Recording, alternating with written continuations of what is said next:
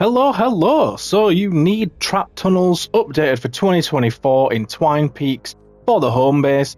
Let's get those built then. We're going to start with the east direction. If you do find it useful, please do be sure to let me know in the comments and subscribe. So there's only one spawn location for the home base, which is just behind this ridge over here.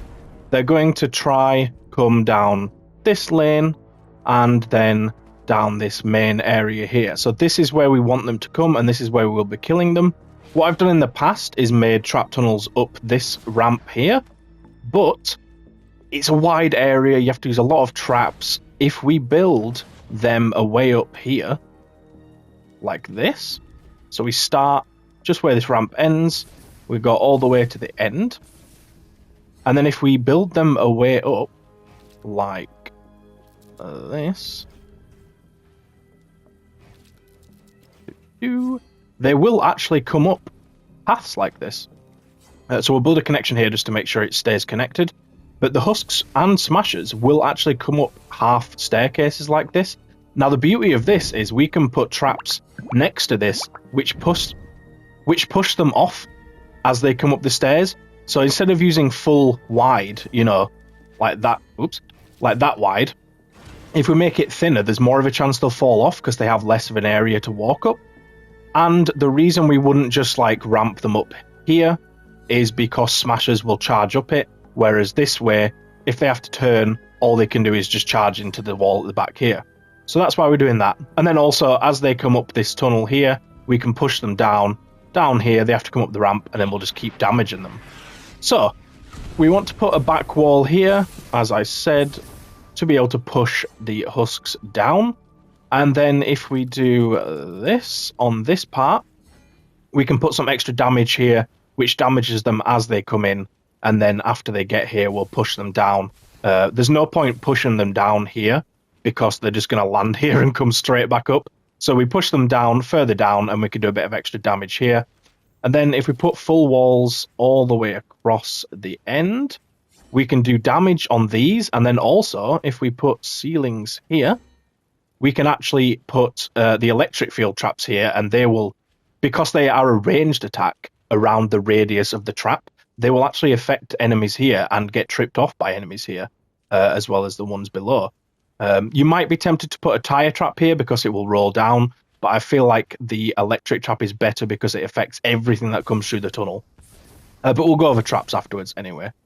So that's your traps for here.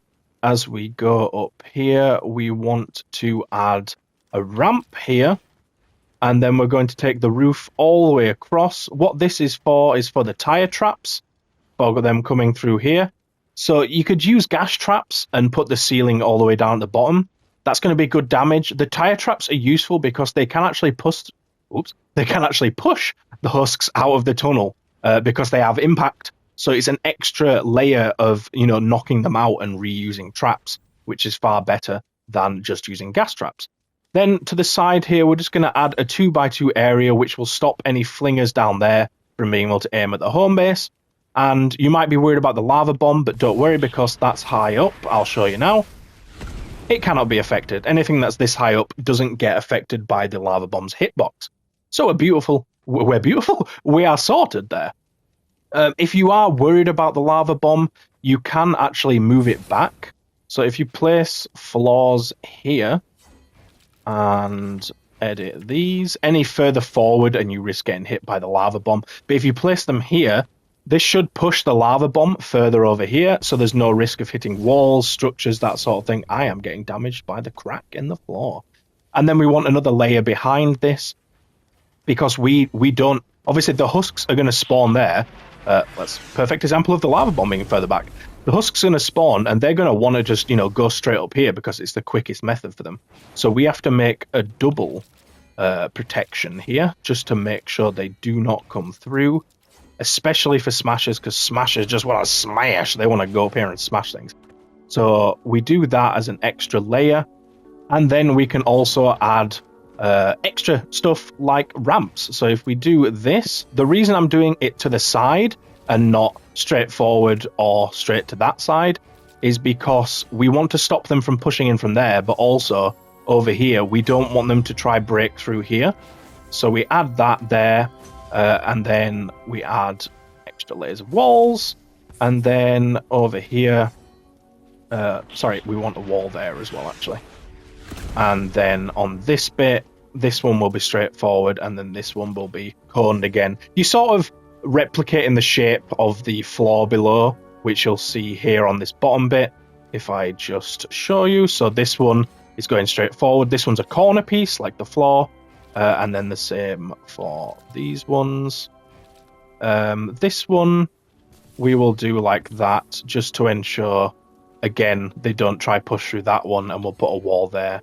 We can put walls surrounding the cones here, and then at the back, I think it should be enough. I don't think we need walls on the back of these cones as well.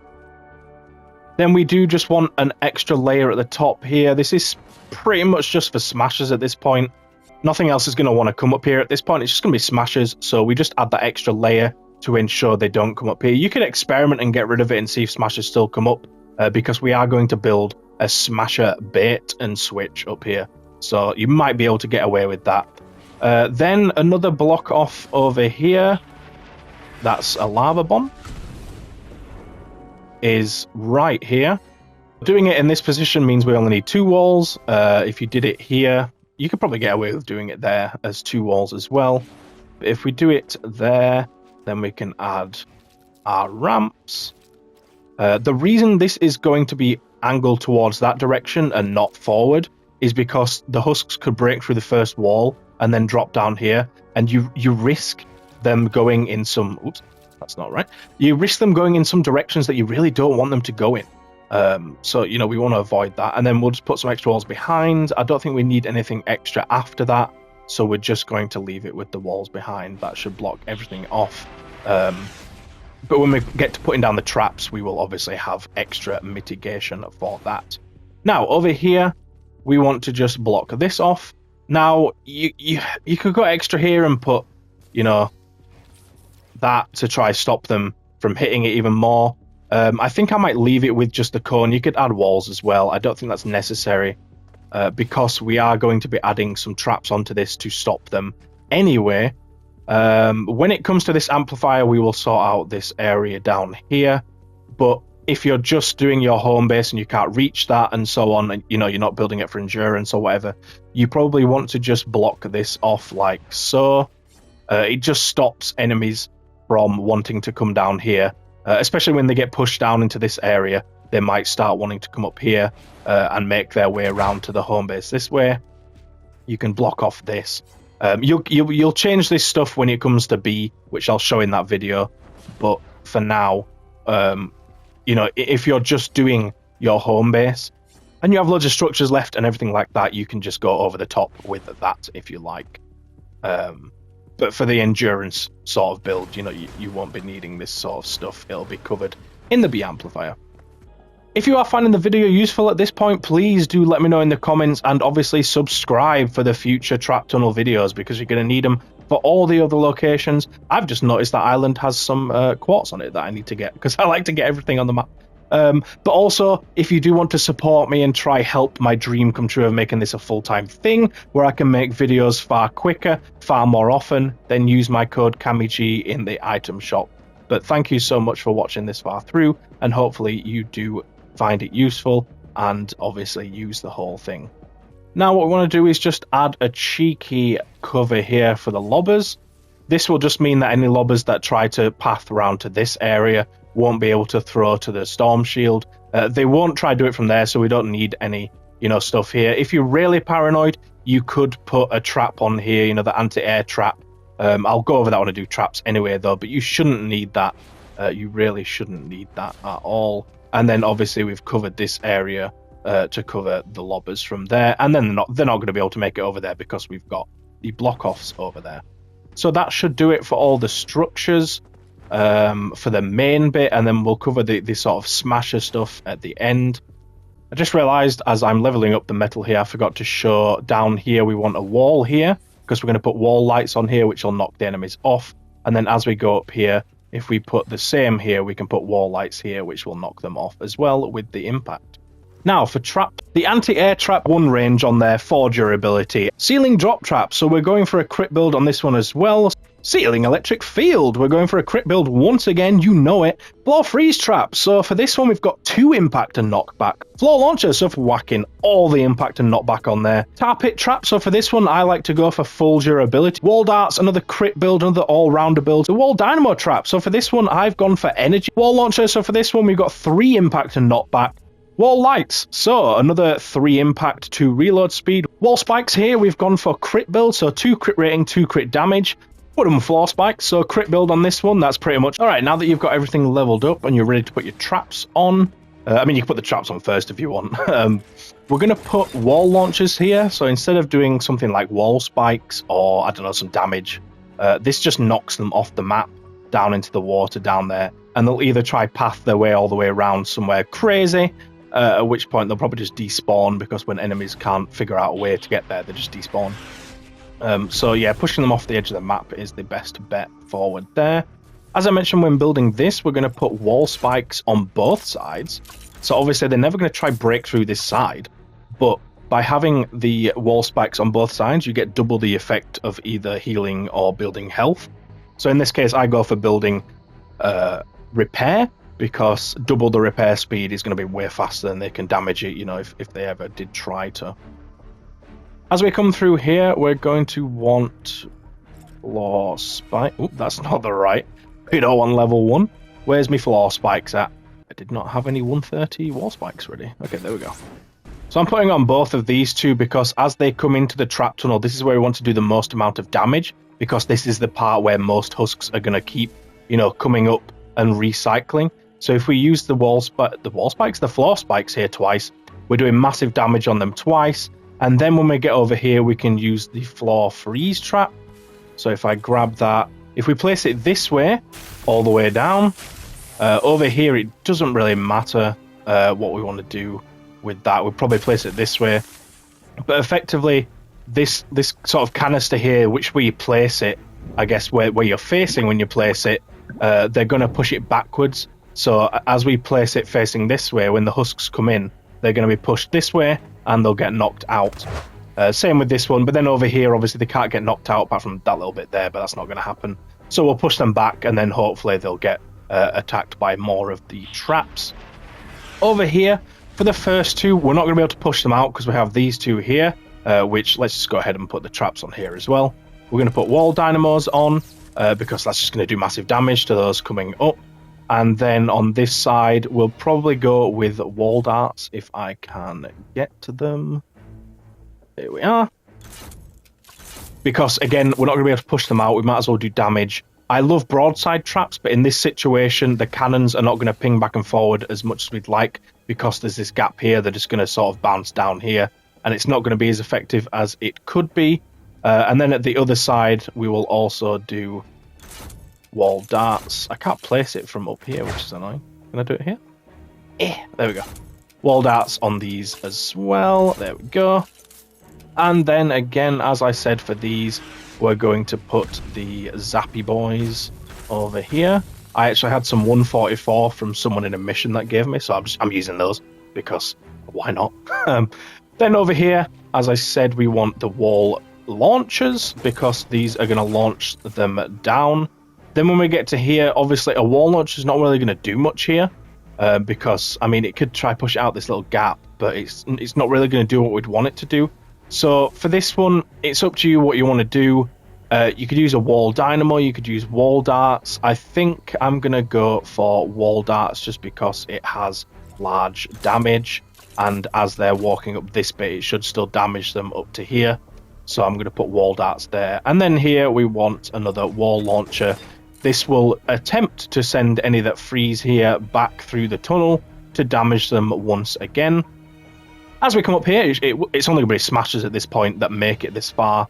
We're going to use the wall lights to stun the smashers and push them back. They will fall off, and then they'll have to go all the way back round again, which is just beautiful stuff. And then we'll do the same here. Again, it's going to push them down. And if they make it to this point, don't worry, we will cover the build we do here to sort of bait and switch the smashers But we still have some traps to put down. So we've got tire traps that we want to put down on this thing. So, similar to... I've got 144 as well. Similar to the ice traps on the floor, the canister is going to determine which way the trap pushes the enemies back, as well as just which direction you're facing when you place it. So if I'm facing this way when I place it, the enemies are going to get pushed back that way. So for the first one, we want to push them back, so I'm going to put it that way. For the second one, we still want to push them back, so I'm going to put it there. Then when we get to here, obviously we want to push them out here. So this is backwards. I'm going to place it facing this way, and we do that up here, and then at the end one, I'm going to place it this way. This last one's not as important because they're going to sort of cut this corner, but it still might, cover the area and push them back to this one, which will then give a chance for this one to push them back out here. So that's the traps for the main trap tunnels, and I think that covers all of the ones that are placed down, apart from down here. So, wow, that nearly killed me. I forget how much damage that does. You don't need traps on here, I don't think. You could put the wall spikes if you wanted. I'm going to go without, and I'll report back if I get absolutely smashed, but I really don't think you need anything on those, because they are just going to want to go up this, route of easiest method for them. So that covers the traps for this main area. As promised, we're going to do the bait and switch for the smashers. So basically, to explain how this works, Smash's main objective is obviously to smash. So the code of the AI is pretty stupid in a sense that, the devs, I guess, think you're going to build around the base, just building walls around it. And so the smashers are basically just going to sense any builds that either block the husks from getting to the main base or just detect any, structures that are near the main objective, whether it is the home base or an amplifier. So what we can do is we can just sort of build structures around the top of the base, which isn't actually connected to the floor here. And the smashers will see it as something that they need to smash, and we can use that to lure them around a different direction, and basically just loop them round, keep knocking them off, keep slightly damaging them, and it just keeps them busy. It's basically just a way to waste their time. Basically, what we're going to do is we're going to bring them up across a bridge up here, which we're going to go 1, 2, 3, 4, just to the side of the center of this, and then we'll bring it forward to here, and we'll do a little more fancy stuff over there. I'll show that in a second. But as they come across, as the smashers come across this, we can knock them down. So if we do this here, this is all we should need, because there's not going to be that many smashers. But the reason for this is if it was like this, they could walk in the center. Whereas if we do this, we're forcing them to walk in this shallow bit, this really thin sort of corridor. And then when they get impacted by the wall lights, they're going to fall down. If they were sort of here, they'd just sort of stumble to here. So that's the reason for doing that. And then obviously we need the walls for the traps to go on. Now, you might want to reinforce this, because obviously at that point, the only thing keeping this up was this floor. And if they break that floor, you're screwed. So we're going to put this wall here. You could also connect it, I don't know, a bit further down, but I think that one wall should be enough.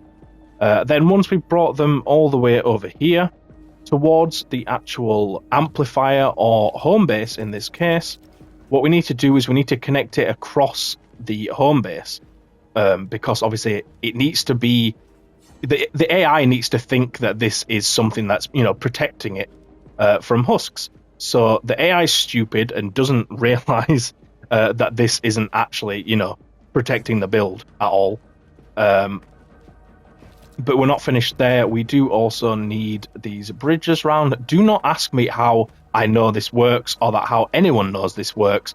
This is just one of those weird coding AI things with the enemy AI that just doesn't really make too much sense. But if you think about it a little bit, it's like, oh, they just did it, to try cover all cases. So if we build the base in this way, now the smashers think this is something that's, really protecting the base, even though it's not touching the ground. Like, they're stupid. They're so stupid. But they will go up to break that structure up there, so they're going to go all the way up here, all the way around here, and across, and they're going to try, you know, break all this stuff. Now, they're never going to make it this far because we obviously have the light traps here. Now, if you're really, really paranoid, you could do an extra one here or, you know, 2 here, but you're going to get so few smashes that I really don't think you need it, and you've got 2 light traps. It'll be enough impact to knock them off. So we'll just go ahead and level all this stuff up and then put the traps on again. As we see the last few pieces reinforcing the metal. No, I'm not going to do the whole thing, David Amber. So now that we've got it level 3, I mean, you don't need to do that before you place the traps, obviously.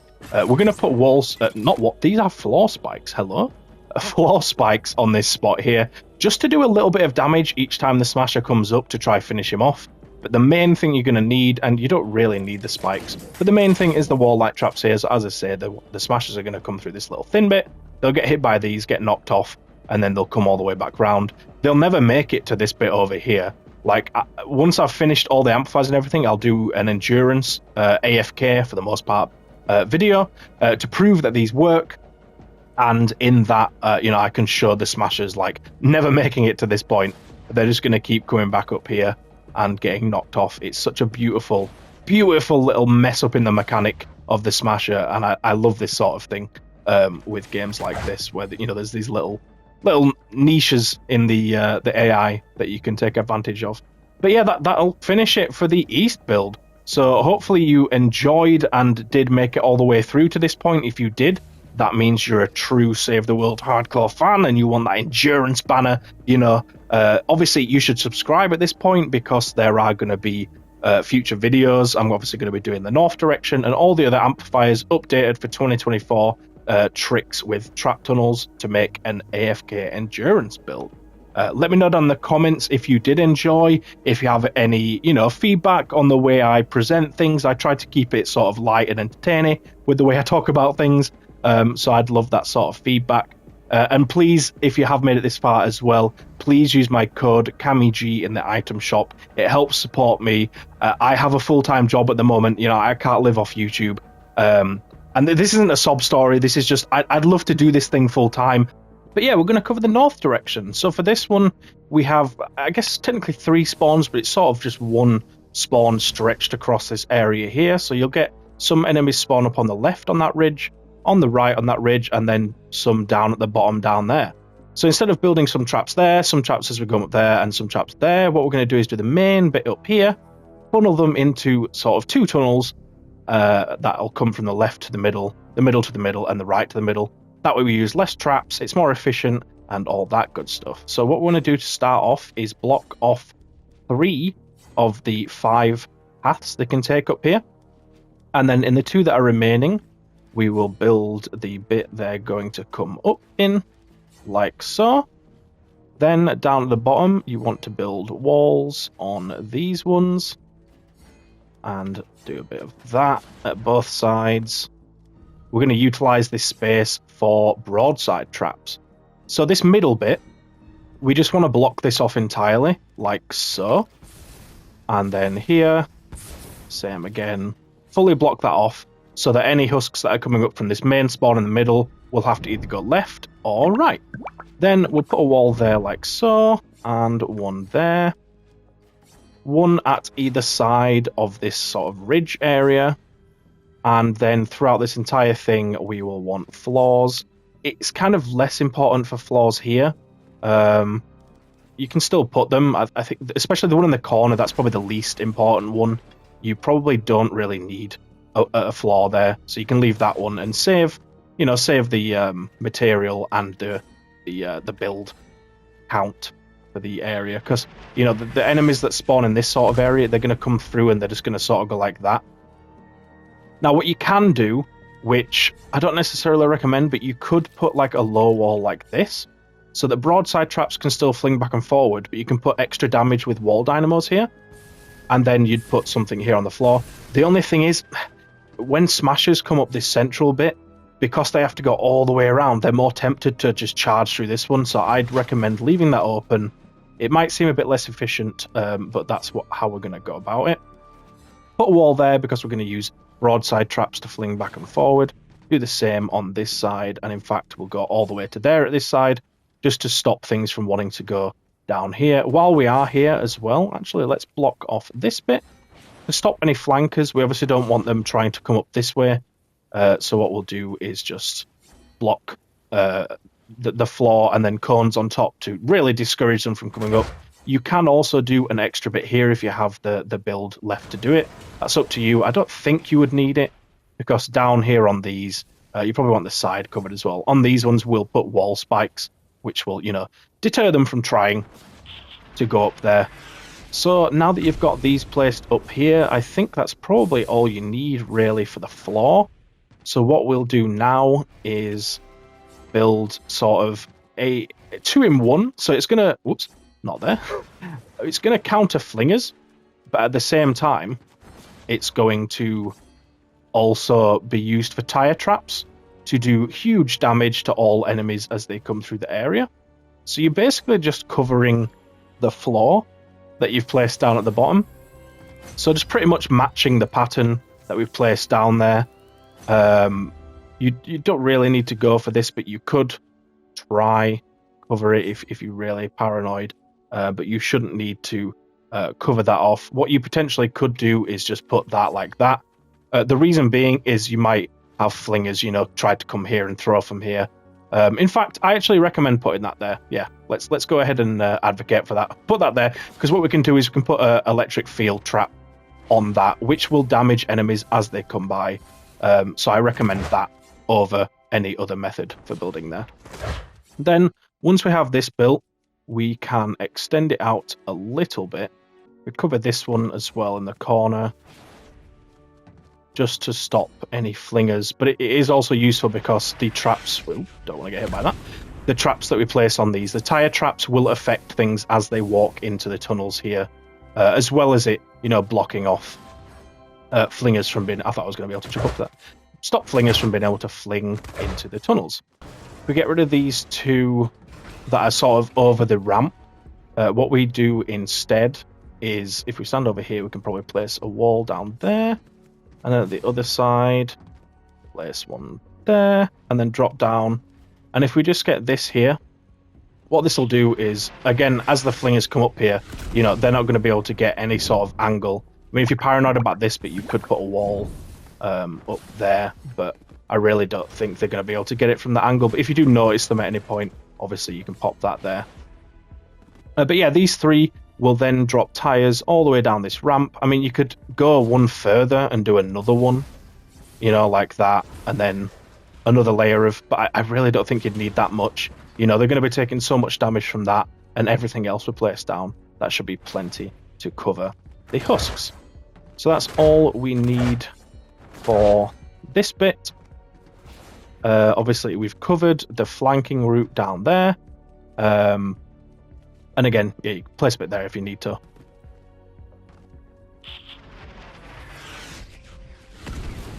Now all we need to do is cover the flanking at this side. So all we're going to do is just where our trap tunnels end here, we're just going to bring walls across, down across here, and across here. So, not too many walls needed to cover that area. And it's going to stop anything from getting through. If you're paranoid about this little gap here, I don't actually think the husks can make their way through it. I don't think they're smart enough. But if you want to just add an extra wall there, just to be 100% secure, go ahead and pop that there. But that should cover all the build needed for that. And I'm going to go ahead and show the traps for this. So if you know what perks you want on your traps and stuff, you can just skip the next section. But as I show that, I'll level up the metal and then we can go ahead and place our traps down. So now that you've got all that placed down and you've potentially leveled it up, or you haven't, you don't really need to level it up before putting traps down, do you? We've got all of that built. It looks absolutely beautiful. So we're going to start over here with the blockade. So we're going to put wall spikes down here. I've gone for healing wall spikes. You can put it on the side. What you can actually do as well, if you really want to, is you can get under here and put it on the back side of this, because then it'll have like the double the repair speed. I don't really think you need it for this because you're only going to get the occasional, odd husk come out here to break it, at which point by the time the next one comes, it's going to have fully repaired. So yeah, I really don't think you need that there. But it's up to you how you want to go about that.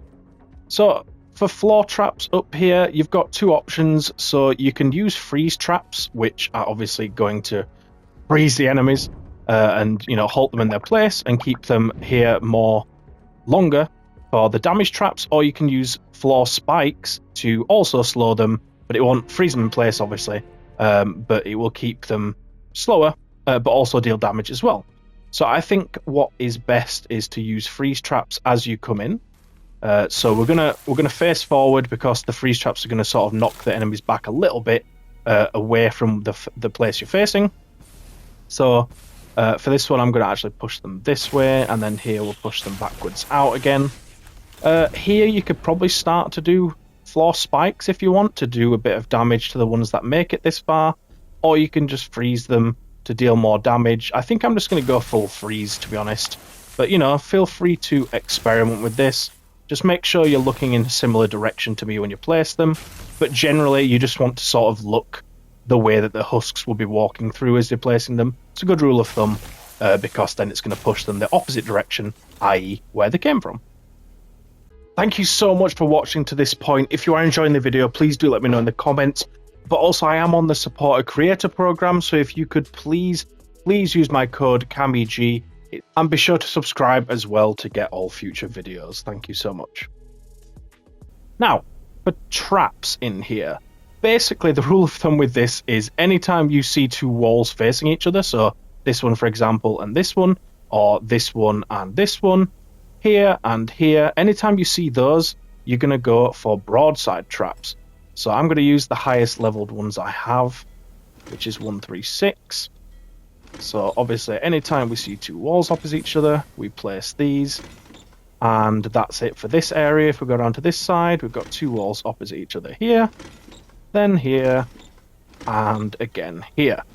Now, some advocate for wall darts, but personally, I think the broadsides are far better, especially when you have two walls opposite each other like that. Then, the only place we're going to use wall launchers here are these right here, if I can find them, because these are facing such an open area here, so anything that comes up here gets frozen, is going to get knocked all the way back down there, and then it'll have to come back up again, get hit by the tire traps, and then the broadside again. So again, at this side, we will put wall launchers there. And then for any remaining walls, you don't need to put traps on these front ones. That would be overkill. You could put wall darts here if you want. I don't think you're going to need it. I'm not going to put any there, but it's up to you. Then I think for the rest of them, wall darts should be good. So that's going to fire all the way out there, right? And then here, it's going to hit them to go up. Broadsides here wouldn't be useful because it would shoot out the cannons. They'd bounce up, potentially go out there, or, you know, I haven't actually fully tested it, how it works on an angle like this. It might be useful to, you know, give that a test. And then at the top here, we can put wall darts. The only thing that's making it to this point is smashers. So that's the reason we haven't built anything up here. We've got this, which is the smasher bait and switch, but the only thing that's going to make it this far up is smashers. You'll see when we finally get the, you know, testing and proof that the Endurance AFK build does work. So you can put wall darts at the top. You probably don't need it, to be honest, if you don't want to use the extra trap. But I'm going to put it down, and that should cover all of those. Then, as I mentioned when I place these, we're going to put ceiling electric field here.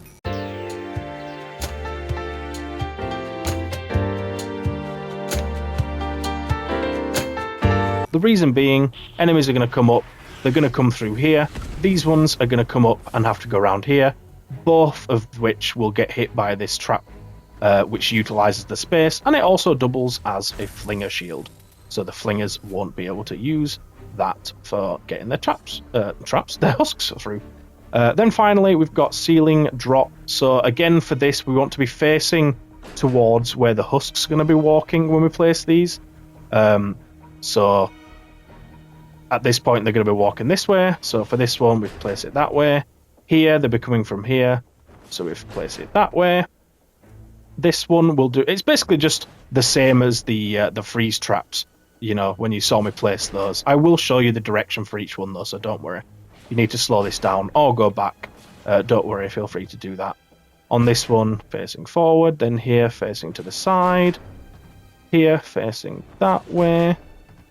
here facing out, here facing out towards where they come from, and then finally here, there. And then we do have 3 more down here. All 3 of these are going to be facing the same direction, just towards your home base, even. And that's all those covered. There are these 2 here, which I did actually forget about, I'm not going to lie to you. Both of these just want to be, again, facing your storm shield. I'll go all the way over here and do the same. And that covers your traps. So all those traps are placed, you're good to go. Yeah. Now, I think the only last thing to cover is to show you how to build the Smasher bait and switch. So I recorded this for the other video, so either you can go watch that video and watch it there, or I'll show it here as well for anyone that needs to see how it's built. And, you know, we'll show that. But yeah, thank you so much for watching to this point. Now we can start with the Ridge amplifier. So this is my amplifier A, so hence why I'm doing it next. Doing them in order. So all the amplifiers in Twine have names, because you have to place them all down. It just makes it a lot easier, because everyone has different letters for them. Yeah, this one's called the Ridge amplifier, so it's just to the west of the storm shield over here. Now this one's nice and easy. We've just, well, I say nice and easy. It's simple would be the better word, because we just have the one spawn round the back down here on that lower area. There are a few lava bombs, so if I go over here, there's one. As you can see, that's right in the middle here, which would be the most direct route for these guys to come up. So what we're going to have to do is block off this area. I believe there's another one down here somewhere, but I don't think it will trigger just after the other one has. And then obviously we have some spawn here, which will come up this ramp. We've already blocked off this area here when we did the home base build. So what we'll do is we'll bring these guys over to here. And then a bit unorthodox, but it's just so much easier. We can't build on here because the lava bomb will destroy it, and it's super awkward to build trap tunnels on that sort of ridged area. Oh, there's the amplifier name coming from. So what we'll do is once we get them up here, we're just going to basically bring them up here type thing. And then once we've got them up here, we can, you know, send them towards the amplifier. So obviously, there it is again. Perfect timing for me to show it off again. We need to deal with this first. So what we can do is what we've done in the past is sort of block off this area with floors, and then if we build these, whoops, we did this with the home base, but to control where it goes, basically we can build like such, and then walls. This will also act obviously as a blocker for the enemies. So what we're doing is just effectively doubling up the floor and walls as blockages, and this, the way we do this on the floor should move the lava bomb. I can hopefully show when it triggers again, but we're going to do what we've done in the past as well, where we get our can I show it? There you go. See how it's moved a bit further back before it was over there. So if you're having issues with this, you can load out of the game and back in, and that should sort your issues out. This game can be a bit buggy and messy with that sort of thing, so do bear with it. But this should sort that. Obviously, as I said, it's going to stop enemies from wanting to flank as well. Just a classic block off. You might want to add an extra one here. That's going to be in the wrong direction though. Let's just switch that to there. So now we've got all this blocked. You can go ahead and do another layer behind this. So if I do this, now that we can, one more over, sorry. Now that we can actually, probably don't need that one. Save the structures. Now that we can build in terrain, back when I did my original, where's that landed? Over here. Okay, just heard it coming in. But yeah, back when I did my original trap tunnel videos, we couldn't actually build in terrain, so it's a little bit easier to manage things now. But then over here, if we just build a floor over this thing, like so, then it will obviously stop the enemies at the very top end. If they were able to, say, you know, make it past this wall, they'd have to break through the floor. So it's just another layer, another level that they'd have to break through if they, you know, did want to make it through. So I'll just continue with the flanking here because, I mean, we're here. Let's just do it. So if we add one there, probably want a wall there as well, just to block them from squeezing through. And then a final one here, where we're going to make the top Whoops, if I can actually make things. We're going to make the top a flat cone, and I think that should be enough. They can't really go anywhere else. So those flanking covered. As I said, we've got this bit covered flanking wise here, and we've blocked that off. We've pretty much done all the blockages that we can and that we need for the time being. There's just one up here we'd want to block. So you can either go from the bottom, as we've done before, you know, like this, with the floors and then the ceilings. But because the spawn is down here, I think these walls may just get destroyed by the spawns. So I'm going to just do those, and then we'll put walls at the top. But what we can do here is we can put traps on these to zap anything that does want to come over. I mean, you can still put the walls down and, you know, see if they stay. You put it around the bottom and put the wall spikes on. It's not that many resources, is it, to place those down? Now, if you are placing the bottom ones, though, by the way, get rid of these top ones because you won't need those as well. Another lava bomb there, just to... That was the other one. I knew there was another one, but I don't think you can trigger them at the same time. So test it? Yeah, can't trigger that one. Sort of a joint spawn timer on that. So as I said, this is the path we're going to be leading them down, and then we'll stop just before... whoops, no, that doesn't need to be a floor. What we're going to build here is similar to what we've built for... I think there's a wall there either. So where we're... You know, we can put wall traps on these all the way around.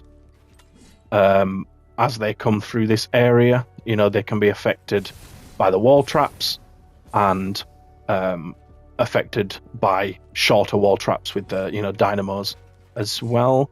So it makes it super efficient. And then the ceiling traps as well. We can use ceiling electric fields. And then if we do low walls here, as I say, we can put wall dynamos on these all the way through, and then you want to add your blockages like so, just to stop stuff. You could probably put one here. You probably won't need it though, because what we're going to do is we're actually going to put traps here just for any smashes that do make it to this point. We don't want them to charge back into our trap tunnels. In the odd circumstance that they do that, we can put traps on these to stop it. You can put an extra layer up here for blocking if you want. I really don't think you'll need it, so you should be fine with that. Over here we'll want another low wall, because we don't want the enemies dropping into our trap tunnels. Obviously we don't want that. This can be a full wall. Oh, I didn't mean to make a window. Don't want that. You shouldn't need a wall there with that, and then we can continue the ceiling going around. So over here, as I said, we're going to have to bring them up to the path here with stairs. So you could either do it, whoops, you could either place them there and, you know, just sort of continue this ramp up, but we'll get less area for traps if we do that. So we're going to build it here like so. We can't do it here because there is a lava bomb in this area. So there's very limited to what we can actually build here. So we're just going to build, you know, what we can and then continue up here. Like so. If we do this, we can once again utilize these short walls and utilize extra traps on that. Then for here, we can get here, but any further down, as I say, will get destroyed. So this is all we can build for this area. If you do have issues with this, like, we can place a floor trap on this, but sometimes, you know, if this ramp goes, they can't get up that way now, and they're going to have to break through this. Not bake, they're not bakers, they're not on Great Kickoff. So what you can do if you're having that issue is just go for either, you know, a single ramp at the right or the left. Either way should be fine. I am a bit paranoid, to be honest, so what I'm actually going to do is do that. And you could probably put a floor trap of damage, you know, floor spikes, something like that, and it should affect them as they come up the stairs. This trap at the back will definitely affect them as they walk up. A good reason to use the right-hand side of the path. But that just stops any you know, classic Save the World awkwardness from going on there. Now, at this point, you could do another open bit here where we, you know, have extra traps, but I'm actually going to close it off because this 3 long area here makes a perfect area for broadside traps. So I'm going to close that off. Now, over here, It's up to you how you want to do this. If you want to save resources and save traps, you can block off one side. You probably want to block off the right side because the husks will levitate to the right side to come up here because obviously the amplifier is on that side. But I think I'm going to go for just traps throughout pretty much the whole thing.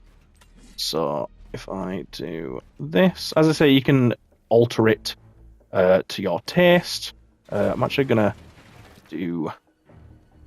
no, we'll leave that one as a full wall. Here we can do that for a dynamo, and then a full wall, and then here we'll do dynamos, floors. You can put ramps up here as well, and put floor traps on them. It's a bit overkill. We didn't do it with the main home base. I'm going to leave it for now, because I really don't think you'll need it. Over here, let's see what I want to do here. We can do full walls. Full walls at the top. We can do a dynamo in the middle. Oh, that's not what I wanted. Dynamo in the middle. And then at the back, if we put full walls, and then here, full walls, we can get some wall darts on those. Ceilings on both. Now, most enemies are going to come up this side, but any enemies down here that do spawn in this area are going to levitate towards the left-hand side. The reason I'm building on both and not just blocking off is because it will save some of the durability on the right traps, because obviously some are going to come up here. But it's completely fine to just block off the right side and save yourself traps and such. That would perfectly work. There's nothing wrong with doing that. Now for here, what I'm going to do is utilize our classic method of extra traps. Up here, you can do the same sort of thing, but you're probably going to want to block these properly in this sort of area. What I mean by that is properly stop them from wanting to get out like this, just to fully enforce to them that we want them to stay in our trap tunnels. You don't need to go too over the top with these. Like you probably don't need the full walls at the back. Just the cones would probably serve as enough. And as I say, you can get rid of this right lane, and then you'll need less at the top here. But the way we're building it for now is we want, to make sure they get as much damage as possible as they come up. Now, you notice we've got this large area around here. What we can do is, well, actually, no, we'll leave the walls, sorry. But what we can do is place the low walls like this. Get rid of the floor, because we won't be able to do any damage with the floor trap. But now we have this massive area that's going to have so much damage dealt that the only thing that's going to make it through is smashers at this point. And even those might not make it to the end. It depends on the wave, obviously. Because, the higher the wave, the higher the enemy. Now that we've got those placed down, we can start with a smasher shield. So obviously we have that lava bomb down there. So if we built ceilings over this at 2 blocks above it, it could get destroyed. The ceiling, that is, by the lava bomb. I need to edit this just so it's like this. So what we can do is over here. Just realised I missed the walls off the front of that. Sorry about that. I thought it was looking a bit strange. Yeah, we want those front walls just over that, and you can also put these in as well. Carrying our grid method. I don't know how I missed that. Sorry about that. Must have got sidetracked with something. But now we've got it placed down, we can get this going, and I don't think you'll need another one to the left, but now that we've got to this height, we can put down ceilings that we can put our traps on. So obviously, I've just shown the lava bomb fell, didn't destroy this, because it's 3 blocks up, it can't be destroyed by that. Now, once we get to this point, we are, well, the floor's gone down 1, so at that point, it's, on the ramp, it's alright height, but for this bit, we're going to need to lower this down. So if I just sort of get that there, then what we can do is carry on these, and what we're going to do is just over this entire thing. It's up to you whether you want to go to this bit or not. I'm gonna do it just to cover basically down there where they might be trying to break through. These ceiling traps will obviously damage them as they do that. Another lava bomb because it's Twine. It wouldn't be Twine without lava bombs everywhere. Now it's up to you how far back you want to go with this. It's not overly necessary, but we are obviously building an AFK build here.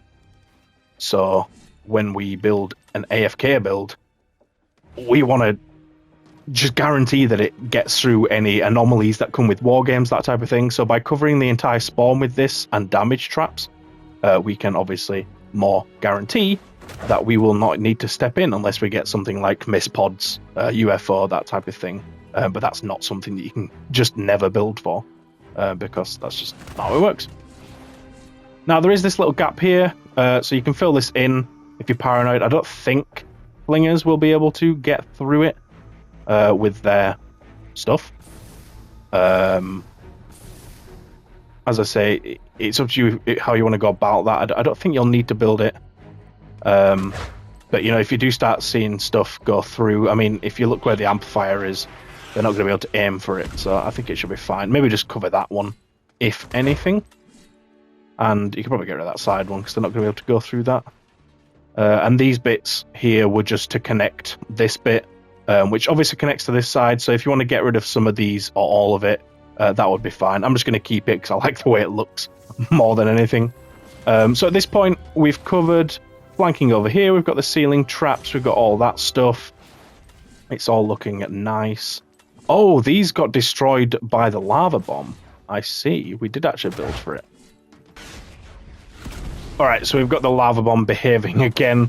So what I've done is I've just made these flat, you know, instead of angled. And the floor, I previously had it like that towards the back. I just made it towards the front. Just got that mixed up the wrong way around. That should be working now. I didn't have to load out and back in either. It did shift once I got the lava bomb to spawn again. Right, so now that that's behaving and all that stuff, we built all the, you know, stuff to block them from making their way around and flanking and so on.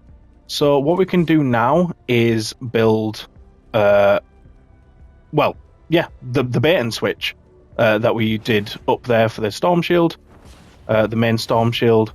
So we're pretty much just going to replicate this build, but on top of this instead. Now up here, we used this raised bit to, you know, start where they go up.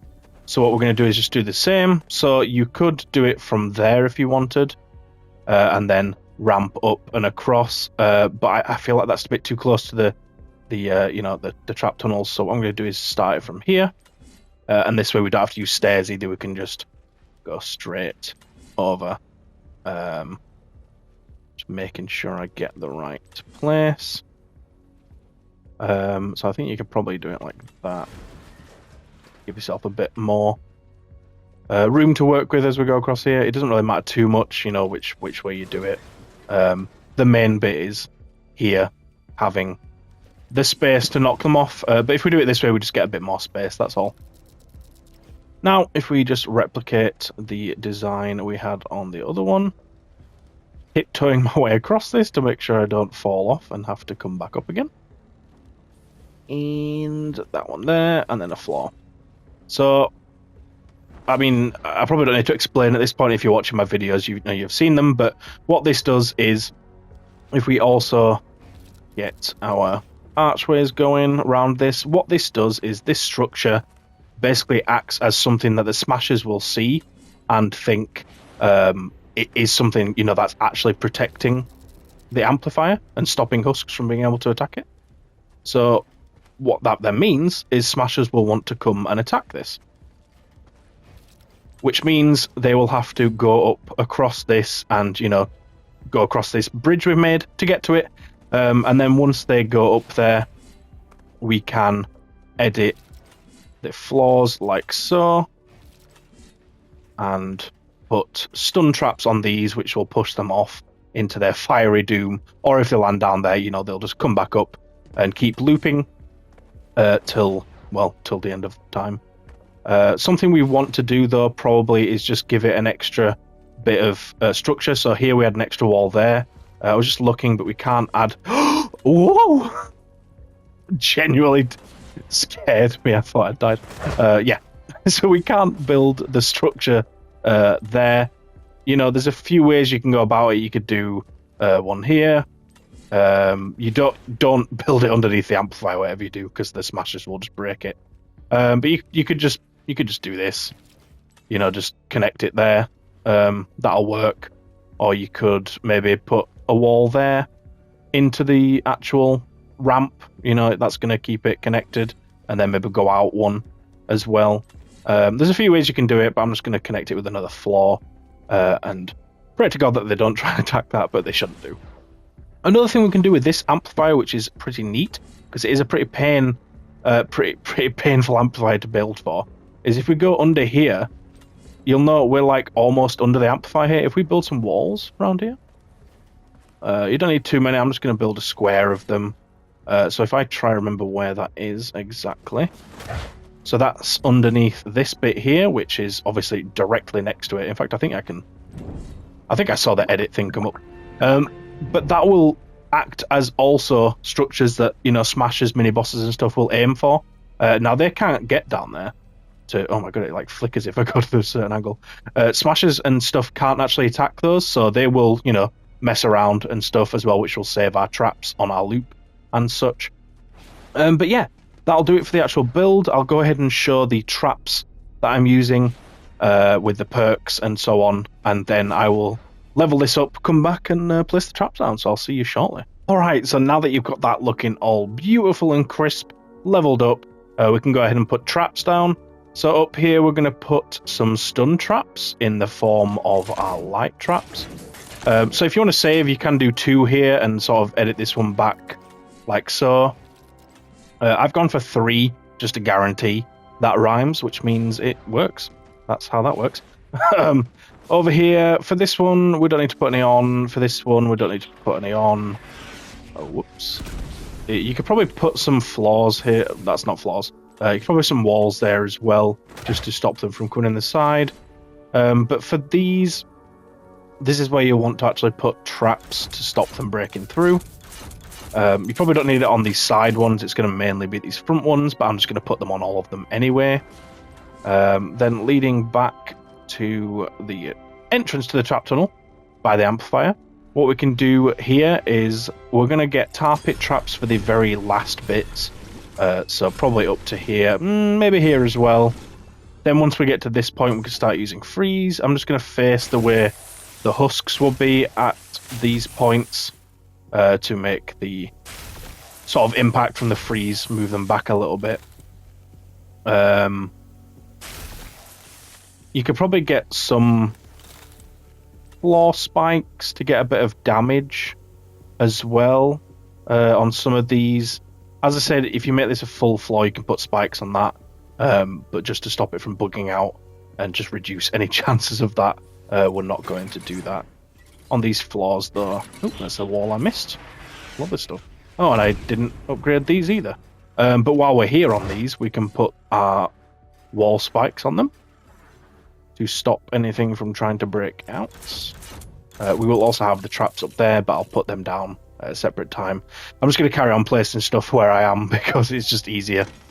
Broadsides on these, and then dynamos. Not on both sides because they're not going to come up the other side. But yeah, I did end up changing this. I just realized I didn't mention. I've blocked off the side. It's just easier because then up here, if you look, we've got far less to have to use up here as well. It just saves resources. I decided to change it.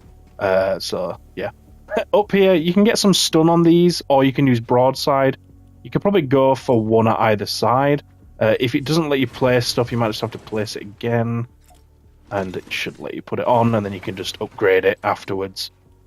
It's a bit annoying, but at least we can place walls there where we couldn't before. I didn't even check to see if I could put them on there. I just broke them. That was potentially stupid because I'm gonna have to come back and level it up. But at least we can place traps. So yeah, I'm putting one stun on the side and then damage on the other side. As we come up, we want wall darts at the back, which let me get those equipped. Same there. On the sides, though, we want broadsides because that is, pinging back and forward here is going to do so much damage. Just making sure I didn't miss anything. So broadsides here. For this one, it's a bit too far for broadsides, so I'm going to put wall darts. Then on this one, we can put a wall launcher. So let's put one of those. That'll push them back down. Meaning that, they go through all the damage again, basically. I think this is the only one we have the ability to place on at the moment. So I think I do have some 144, actually. I must have used them all up. Make sure we face this way as we place it. Then once we're up here, there's no real need for tire drop. On this one, though, we will place one there. At the back here, we'll place darts. As we come up, we could do damage on the side. We could stun. There's a few different things we could do. I don't think this wall's going to be too much use, so I'm just going to put a stun. In fact, actually, I'll put it on that one. But yeah, there's no real point putting damage there. It's not going to do enough, I don't think. But on the sides at the top, we can do broadsides, which will then bounce and trickle down. At the back, we can get wall darts, if I can place them. Once we're up here, we can get broadsides on all the walls that are looking opposite each other. For the most part, these ones are probably best just doing wall darts. And these ones as well.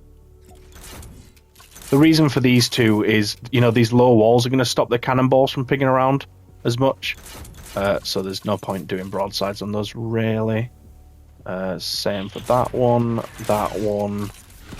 and yeah, that one, sadly. I love my broadsides, but yeah, it's not going to be as effective up here, so we're just going to do wall darts on all of these. I am just hopping around these trap tunnels like nobody's business, aren't I? You could do some stun on these if you wanted to, but I think damage is the best way to go. Then for all these low walls where they are, actually going to affect enemies as they come through, we want to get these dynamos, get absolutely huge damage going in this bad boy. We like it. We like it. Then, for the ceiling traps at the sides, we're going to go for the zap ceiling electric fields. These will obviously damage enemies as they come through the tunnels, which is what we want. Not on that one, but in this whole center area, I'm going to put zaps because they will affect, such a huge area. But this one, I'm just going to go for gas. Because it's not going to zap too far over. There's no real point.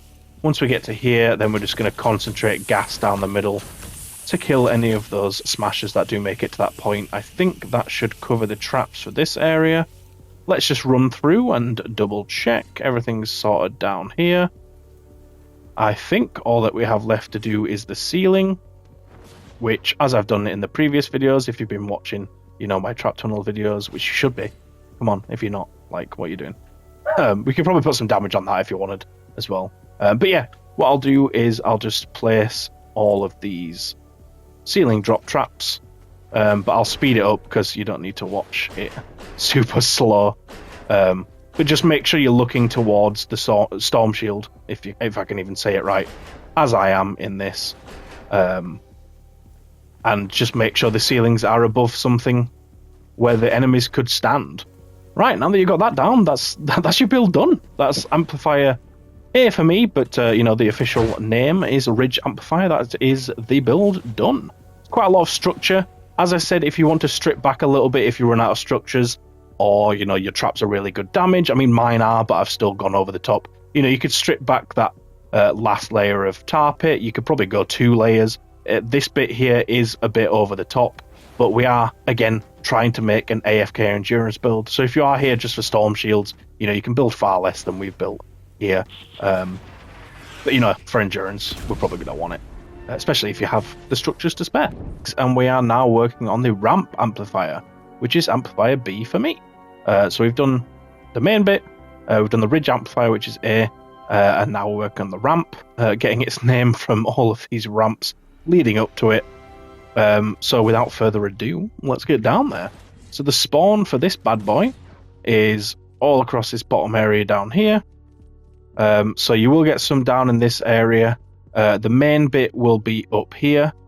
So what we'll do is we will block this ramp off here, stop them from coming up here. You probably don't need to go too over the top with it, but that's just, just to make sure they don't try and get up there.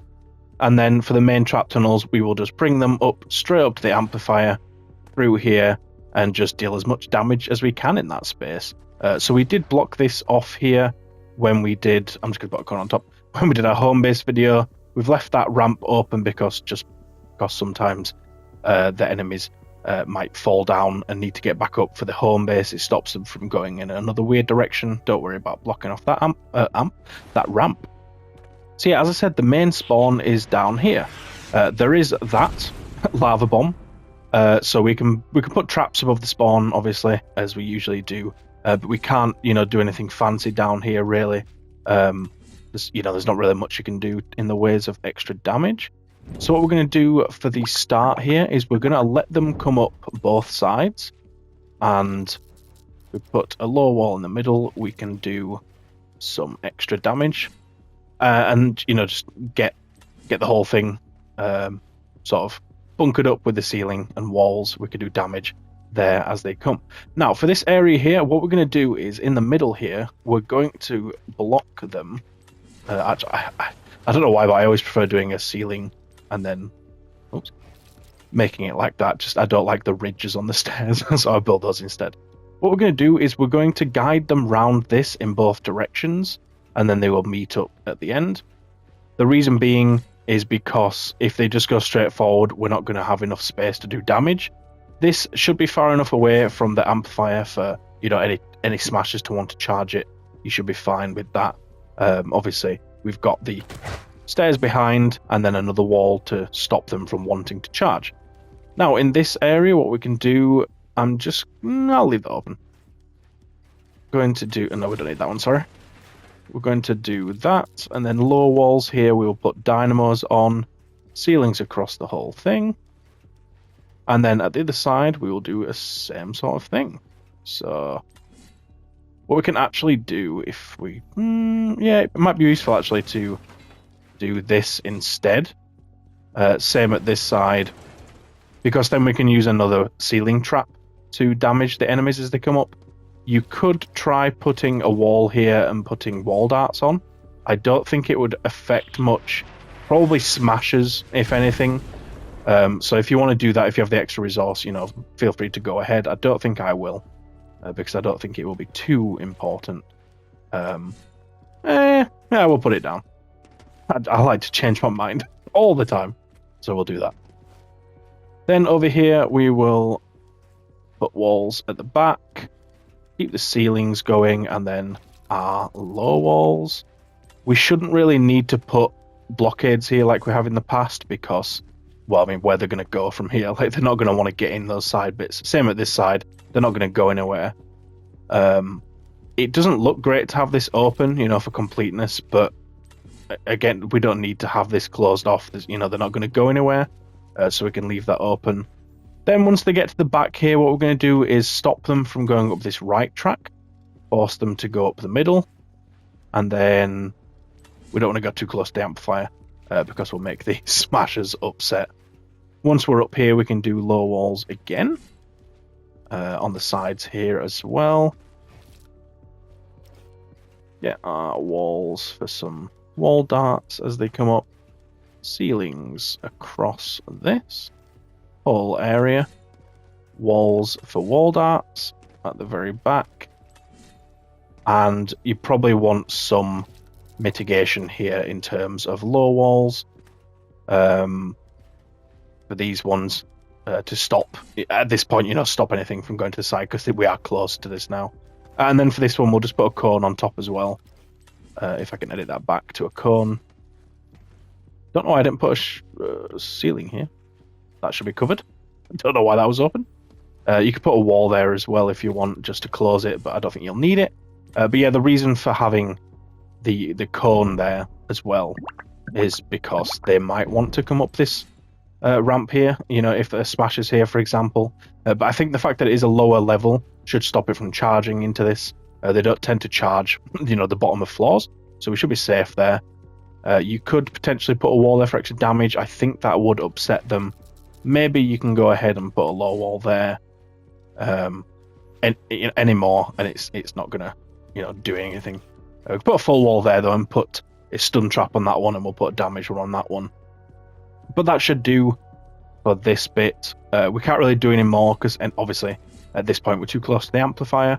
So if we did build anything, I mean, you could try put extra walls or whatever, but if you get any closer, the smashers might get a bit upset because they like to do that. So now that we've got all this built, it's looking lovely. So we do have the lava bomb there, which means we're going to need to build up like this before we build our floors down. Just going to do that. Whoa. Right. Now we can build the ceilings and it won't get damaged by the lava bomb. We're just going to come over to this area where the ramp is, and that's where we'll stop it. You might want to carry it on just to stop flingers, if anything. But we probably won't put damage traps on it because on the ramps it's not going to affect them. Although the ramp might be alright because they'll be a bit higher up. So we'll carry these traps across this entire spawn area. Again, that bit's lower, so we would have to go down again for that. So what I'll do is, instead of doing that, I will just continue this bit over here. Around about here is where we probably want to stop, because at this point... Ooh, there's another lava bomb there. But the ceiling is high enough up that it won't get affected. And then if I put one there, this one just covers, obviously, the bottom. Where they might try to break in, we can put some damage on that at least. But you shouldn't need to go any further left for this bit.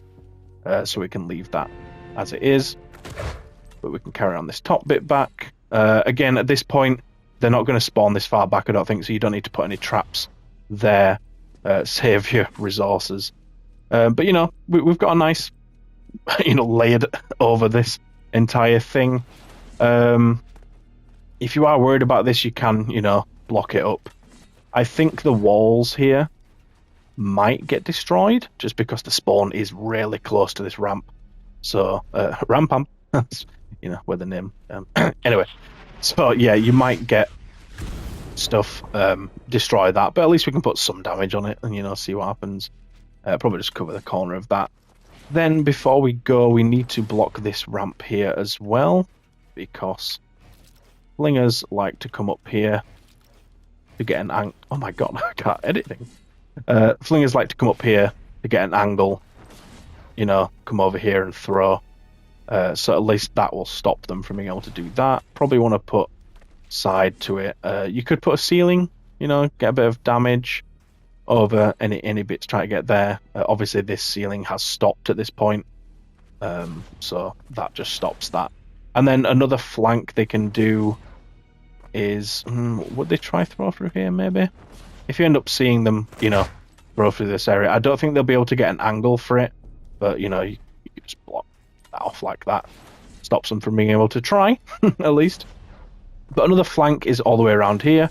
You see here, we can't walk up this bit obviously, but this bit here they can walk up, and they will try flank from here. So, we could have built this on the video for that amplifier, but what we'll do instead is we'll just build it now. So covering just the 2 blocks that they could walk up, and then if you do that, you could probably go as far as doing it like that, but I think that should be enough. Doing it like that. Then walls, if you're really paranoid, you could put extra behind, but I don't think you'll need it. The wall should be enough, and then if we put ceilings, we can put a ceiling damage trap, and that that'll roll down, and that'll kill anything, because those types of enemies are quite weak, and there'll be very few of them, so that'll deal with them. So in terms of flanks, yeah, that's pretty much covering most of it. You can block this ramp to stop any last bit coming up. I really don't think you'll need that, because again, we've blocked that flank, so where they're going to come from. They should be fine at this point. The only thing left you can build is the smasher bait and switch for this, but I'll build that after placing the traps, because you might already know what you're doing with that from the other ones we've built. So I'll go ahead and level this up, and then we can go ahead and place our traps and stuff. So I'll see you in a second. I did just briefly forget to show that these floors here, we want to place these because we can put tar pit traps on just to stop any smashes at this point going back into the tunnels. We obviously don't want that to happen. Thank you so much for watching to this point. If you are enjoying the video, please do let me know in the comments. But also, I am on the supporter creator program, so if you could please use my code CAMEG, and be sure to subscribe as well to get all future videos. Thank you so much. Alright, so now that you've got that leveled up, everything's placed down, we can go ahead and put the traps down. So starting obviously closest to the amplifier, makes sense to start here, because this is where we start. So I'm going to do tar pit traps on these, and all the way in this area. On the walls here, we do wall dynamos on the low walls, because that's the only trap we can use. For the ceilings, we want ceiling electric field on the outside ones. On this one, on the ramp, we're going to go for tire drop trap. Yeah. Gas on these two ones just to deal massive damage as the trap tunnels finish off. And then we'll go for wall darts on the side, because these will... Well, this one might not do as well because the cone, you could probably leave that one without wall darts on. But we can put wall darts on that one as well. Or you can try edit the cone in a different orientation. It might get one dart come through, you know, whether that's worth it or not for you. I'll let you decide. Up here we can get ceiling electric field to zap across and into this whole area. In fact, let's go ahead and put these down as we're working through. We can put one there, which won't affect as much as we'd want, but it can affect enemies when they're here. At the sides here as well, just the whole way around pretty much in that area. Now, for the rest of the ceilings, it gets a bit difficult to decide, because for this one, for example, I think we'll go ceiling electric field, because this one will affect, the enemies there, the enemies there, there, and so on. This one in a corner is pretty useful, and this one as well. In this area, it probably makes sense to use gas, but ceiling electric field would also be useful. I think I am going to go for gas, though, on those two and these two. In this one in the middle, it probably makes more sense to go for ceiling electric field, because this will zap to, enemies that side, enemies stood here, and then the ones going up there as well. For the walls up here, we want to stun close here. It's not going to let us, so we're going to break it, put it back down, and that should now let us. Beautiful stuff. Over here, we can put some damage. No, we can't, because it's not going to let us. But now that we've placed it again, it will let us. On the low walls, you guessed it, wall dynamos, baby. Throughout this whole thing. Look how much damage we are doing here. Smashers might make it through, because, especially in the higher waves, obviously, they're going to have a lot more health, but that's going to do a lot of damage. Then once we're out here, you can put wall darts on these ones. I don't think they're going to last very long. I think the spawn will destroy them, but at least it's an effort, right? On this one, it's up to you how you want to do this. So you can put broadside on all 4 of these, or you could put stun trap on some of them to sort of, make the enemies linger a bit longer. I think I'm going to go pure damage on this. So I think I'm going to... It's not let us place them again. What about this one? No. Weird little bug that. Save the world at its finest. Why would it be any different? I don't know. On this one up here, we can put a wall launcher, if I can find them. That'll send the enemies back out. Obviously, we don't have one at this side, but at the very end we can, which will send them flying all the way back down here. Then, for most of these walls, we're going to do wall darts. For this one, though, I'm going to do broadside, because that will ping back and forward and also increase the impact counter, for this. For the rest of them, as I say, we'll do wall darts. This one's not going to hit anything. This one might get the top of the smashers, and then the rest wall darts.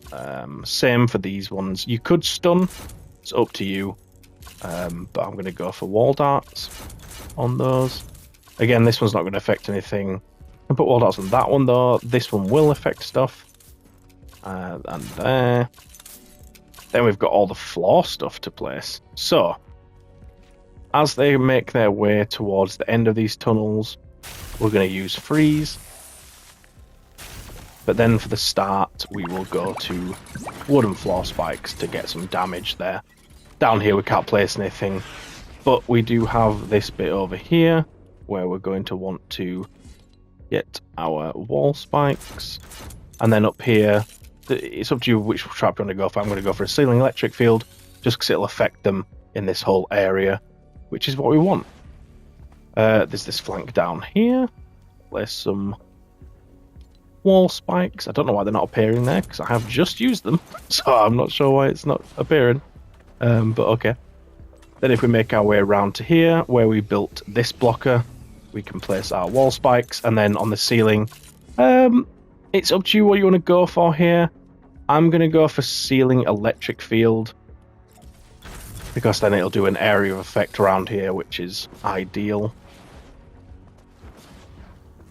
I think that should cover everything then. Yeah, that should be all the traps in this main area. So we've just got some ceiling traps down here, the tire drop. So these are all just going to be tire drop. So as I've done in the past, I will just fast forward this bit and generally just looking where the amplifier is as we place these. Awesome. Now that they're all placed down, I think that covers everything. So this amplifier can be a pain. I mean, we haven't had too much room to work with the trap tunnels here. Obviously, once they're up here, they're at the amplifier. But we still need our smasher bait and switch. So as we've done with the other amplifier and the Homebase, we make a ramp up that leads to above the amplifier, which will make the smashers want to keep going up and knock them off, and they'll just keep busy while the timer runs down. So if we lead them over this way, like so, and up here, if we bring them over this area, we can then drop them all the way down there.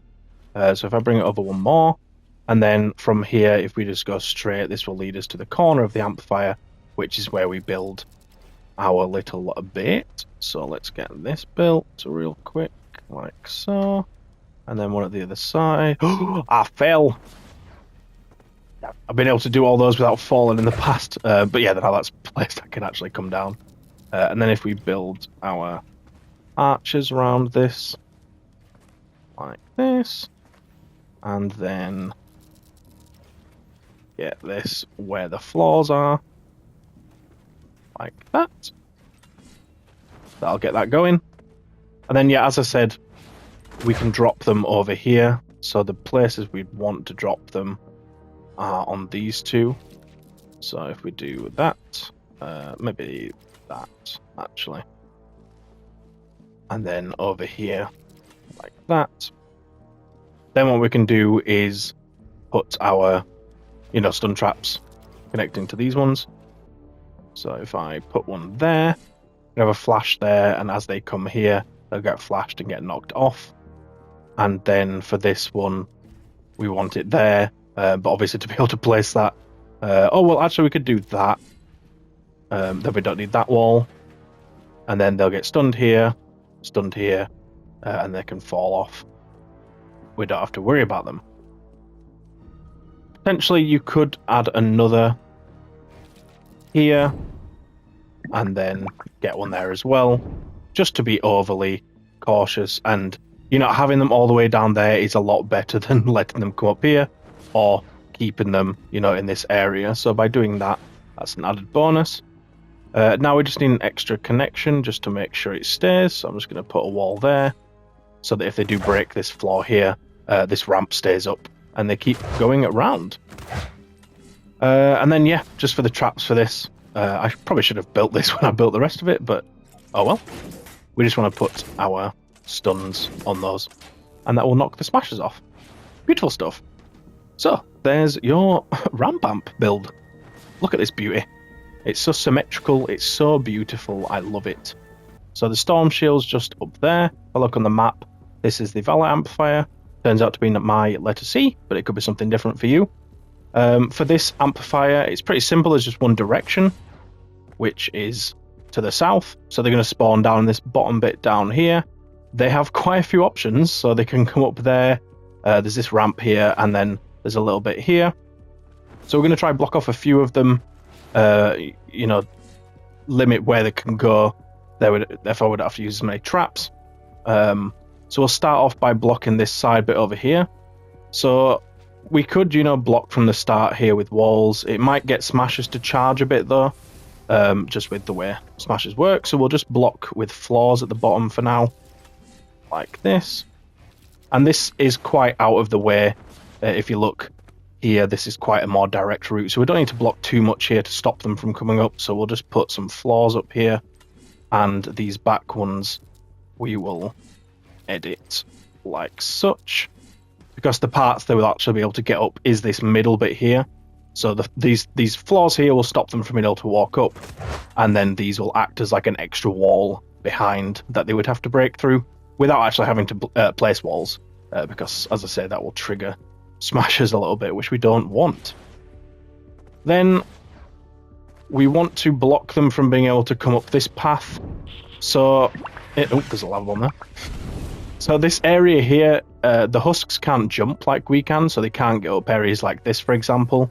They can only go up these raised platforms where it's a bit smaller of an incline. So this one, for example, they can come up. So if we block this one, and then if we do the same as we did at the other side, like this, we now make it so that they would have to get through a wall as well. And then if we place walls like this and just some cones above as well, because this one is a bit more direct, obviously. If I stand over here, that's where I'd want to go if I was a husk. That'd be quicker than going over here.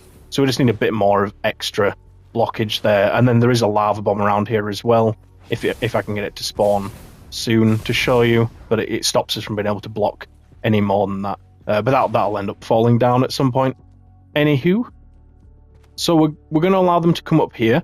So if we place a floor here, it will mean that the only place they can come up is left, which makes them have to walk a bit further, as opposed to allowing them to come up there. So we can't place a floor here because they will end up breaking the floors. So if we leave it as there, as it is, and we can sort of bring them around like this. See if I can get this to spawn. Yeah, there it is. It's in this area here. So obviously it stops from being able to build too much stuff there, but at least we can get some stuff. So yeah, they're going to walk up here. We can place a wall here as they come up to damage them. Probably put one there as well, or there. We don't need to do too much stuff though. But we're just going to sort of bring them round and do a bit of a zigzag. Now this bit here we can use as a bit of extra damage, like that. These will be full walls. Same here, we can sort of do a little bit of extra damage. You could do it here as well if you want. So if you build, well, you don't need the floor, but if you put the wall there, you could get wall darts shooting through this entire thing. And then if we do a low wall here, and then ceilings across all of this, as usual. We obviously want the the ceiling damage. You could make this a low wall. I'm keeping it as a high wall just so we can get wall darts to fly through. The ceiling trap we put here will affect them when they get into this area, so it is positive in that regard.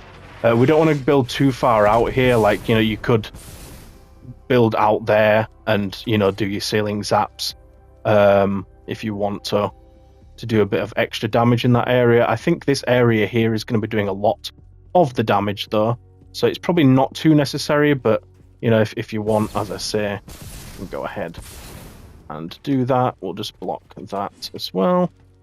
Get our ceilings. That'll be a full wall. And then at this point, we'll probably just leave it. We could probably block this just to stop stuff from wanting to circumvent the trap tunnels by, coming around any other way. It'll just stop them from doing that, and maybe an extra wall behind just for an extra layer. But yeah, at this point, we don't really need anything, because the only thing making it out of this is going to be smashers, and then they're going to go around our bait and switch as usual. So this will be the main tunnel. You know, this is where we're going to kill our general husks, and we can get, you know, more damage here with ceiling traps, that sort of thing.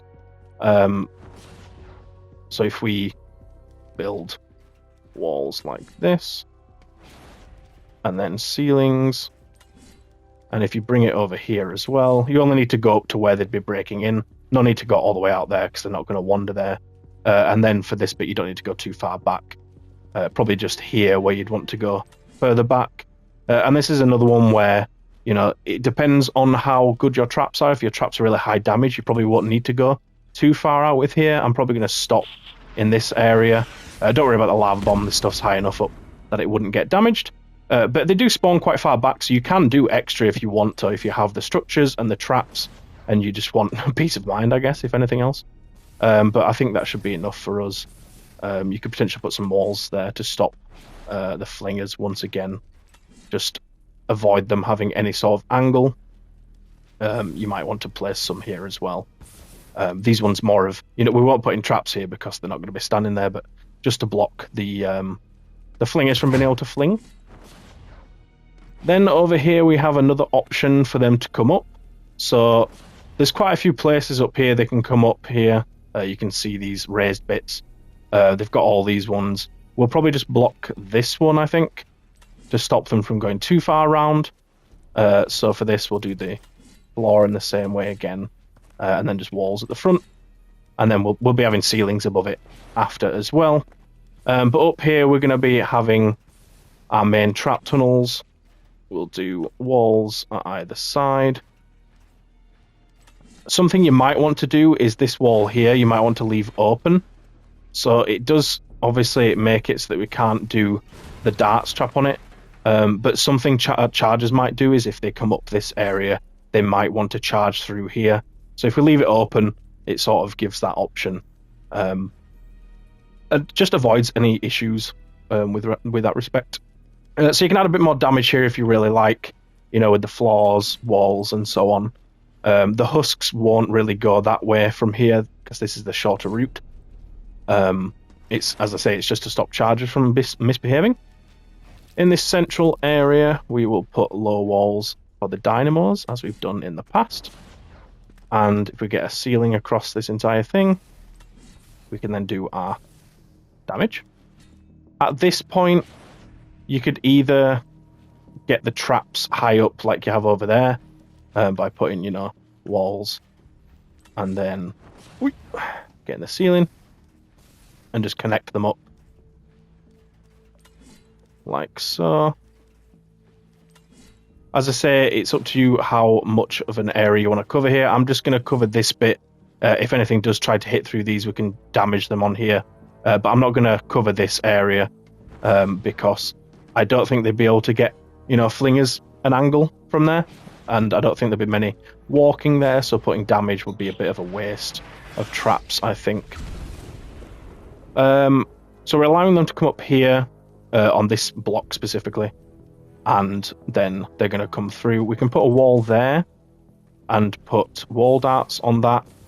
If you put one there, you can put wall darts on that one as well to cover this sort of area, because if you put one here, they're going to, you know, want to come up here and then not actually be able to get through. So to avoid that from happening, we'll leave it like that. The ceilings are all covered. You can put extra floor here if you want. Just bear in mind that if you place it here, for example, you're stopping them from being able to walk up here and so on. So there's not really any point, because, you know, if we did put that there, they're going to come up here. They're not going to walk to the side and go across that. They're just going to go that way. So there's no need for floors there. The only thing you could do at this point is another wall. And then they're just generally going to avoid this area. But we can put broadside traps. And you could also get some more low wall for wall dynamo to add to the damage. But that should be plenty. And then from here, we can just let them come out of the end of the tunnel and walk up. As I say, it's just going to be smashers that would make it through and have enough health to not just die from the very beginning over there. So we're not too bothered. If you really want to, or if you're seeing issues, put walls there, put wall darts on those, and then, you know, we can get a ceiling up here across this and put more ceiling traps. But I really don't think you'll need it at this point. it should be fine. As far as flanks go, I don't think they can get up anywhere apart from here, but we will be covering this when we cover the amplifier down there. And then at the other side, I believe we've blocked everything, so they shouldn't be able to get up anywhere. Lovely stuff. So all that's left to do before we place the traps is to build the bait and switch for the amplifier. So what we can do is, we've got a nice high bit up here where we can start from. So if we build out, and then if we look down here, there's a nice little bit down here we can drop them off. Just go like this instead. And then if we drop them on, say, how do we want to do this? Like this probably. And then these three would be the ones we stun them. Then when they're stood here, they should drop all the way down. But I'll show that in the traps. Just briefly, just to show where they'll fall. So obviously they're going to fall down from that block there. Now, they would fall into lava, so what you can do is just build a little carpet for them to fall on. That way, they won't just die straight away, because then new ones will spawn and go through our trap tunnels again. Instead, they'll live, and they'll come through these tunnels all the way back up to the amplifier, like I am doing here. If I can remember the route back up. I think it's just up here. So this is quite a long route, obviously. It's going to take them a while to walk all the way up here. And that's just time, wasting in the endurance, which is what we want. And then they'll come all the way back up and go across it once again. Now, we do need to add a little bit here for the bait to make sure they actually take it. So if we build around, same design we've done in the past. And then once we've got that, we can get our archway round like so. All the way around. Then if we get a thin wall connected where the floors are, just like that, that'll do it. Now, the only thing you might have here is they might try charge across here because it's quite close to it, and the smasher could, get there before falling down. If you just place a floor here and put a tar hit trap, making sure I get the name right, that will stop them in the tracks, and then they'll go across the bridge. To also potentially just give the bridge a bit more structure. There's a few places you could, do that. You can either sort of add more floors here, or do... Oops, I thought that was a full wall. You do that, and then it's connected down here. Smashers might break this, so if you do have issues with it, just, change it up. Maybe put the floors here to give it a bit of extra structure. But obviously, if we didn't, and this floor got broken, the whole thing would break down, and then the smashers would just go for the base, the trap tunnels even, which is not what we want. So yeah, now that you've got all that stuff placed down, I'll level it up, and then we can place the traps in, and I can show you the trap perks and such. So I will see you shortly. Alright, so now that we've got that all placed down and leveled up, we're ready for the traps. So we can start from closest to the amplifier, make our way outwards. So for here, this towards the end of the trap tunnel here, we're probably going to go mostly for damage. But at least in these back rooms, we know we want to go for wall darts, and then wall dynamo on the low walls. For this one, you could put a wall launcher here, although I think the only thing that's really going to make it here is smashers, so there's probably not much point, because it's not going to be enough impact to kill or push back a single smasher. On most of these walls, we're probably just going to do wall darts, because there's not really walls to bounce stuff off of. But there are some we can do broadside, so for here, for example, we can do broadside across. I have added this wall here, just to the entrance. I'll go back a bit just so you know where it is. But just over here, I've built that wall. That way we can do a double broadside, which is lovely stuff. Just looking for other places we can do the broadsides. This is not too many, which saddens me, because I do like my broadsides. But in this trap tunnel over here, this was designed by myself for broadsides to go on the sides, and then wall dynamos in the middle. The order of the traps in this thing's going a bit whack, but don't worry about that. Then for traps, we'll start with wooden floor spikes. Then we'll do 2 freezers. And then we'll finish with two. Oop, that's 106. Doesn't matter too much with tar pit, but we are entwined, so we might as well use the top. Then for the ceiling, we'll do ceiling electric field. So I'm going to save my top ones. The reason we're placing these down here and not gas or, tire drop or anything is because these will apply across both sides. So as something walks past, it'll get hit by this one, this one, this one, this one. And so it'll get maximum damage that way. On these two blockages, we want our wooden wall spikes to heal them and deter anything from hitting them. Wall darts on this wall and this wall. You can get wall darts on the other side. You could put wall darts on these two. I'm going to save it though. I don't think it's worth it because it's going to take up more of our structures, and we do need them in twine. In fact, some of these we might eventually get rid of, but at least if we place it for now, we can get the best possible trap tunnels. We're going to do wooden floor spikes through here, and then when we get to here, we'll do freeze, and then tarp it right at the end. Now that we're back where we started, we can do gas here. So, for those ones, and then ceiling electric field for the sides to affect inwards. See where else we want to do. Probably in this square area, we'll do ceiling electric field on all of them, but we'll switch back to gas for that one, where it's just a single. And then on the way in, we'll do gas as well. Here we'll do wall darts, as well as there, and there. The rest of these low walls, make sure you get your dynamos placed down for the maximum damage. Then I think that covers most stuff. Let's just walk through and make sure everything's got a trap placed on it. I think so. There is the blockage over this side though. We don't need wooden floors or wall spikes even on these, because they're not walls, so we can't. So that should be fine. So now we can place the ceiling traps, which are going to be tire drop traps on all of these, and I'll just speed this up. But yeah, we're just facing the amplifier once again, as we always do as we place these. Just making sure it knocks the enemies back into spawn. Alright, once we've got those placed, we can head on over to our bait and switch for some traps. So on these walls up here where we have the thin walkway, which you can extend if you want. So what I mean by that is you can make this flat just to give it more space. I'll leave it up on this side though, just to connect to the walls. I think they will potentially connect to these, but just to risk, or avoid the risk, I should say. We'll leave that connected, but then get wall lights on all these.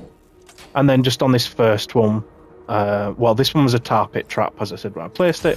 And this one we can do, it doesn't really matter what. It's a freeze or a damage. It's up to you, whichever you have most of, I guess.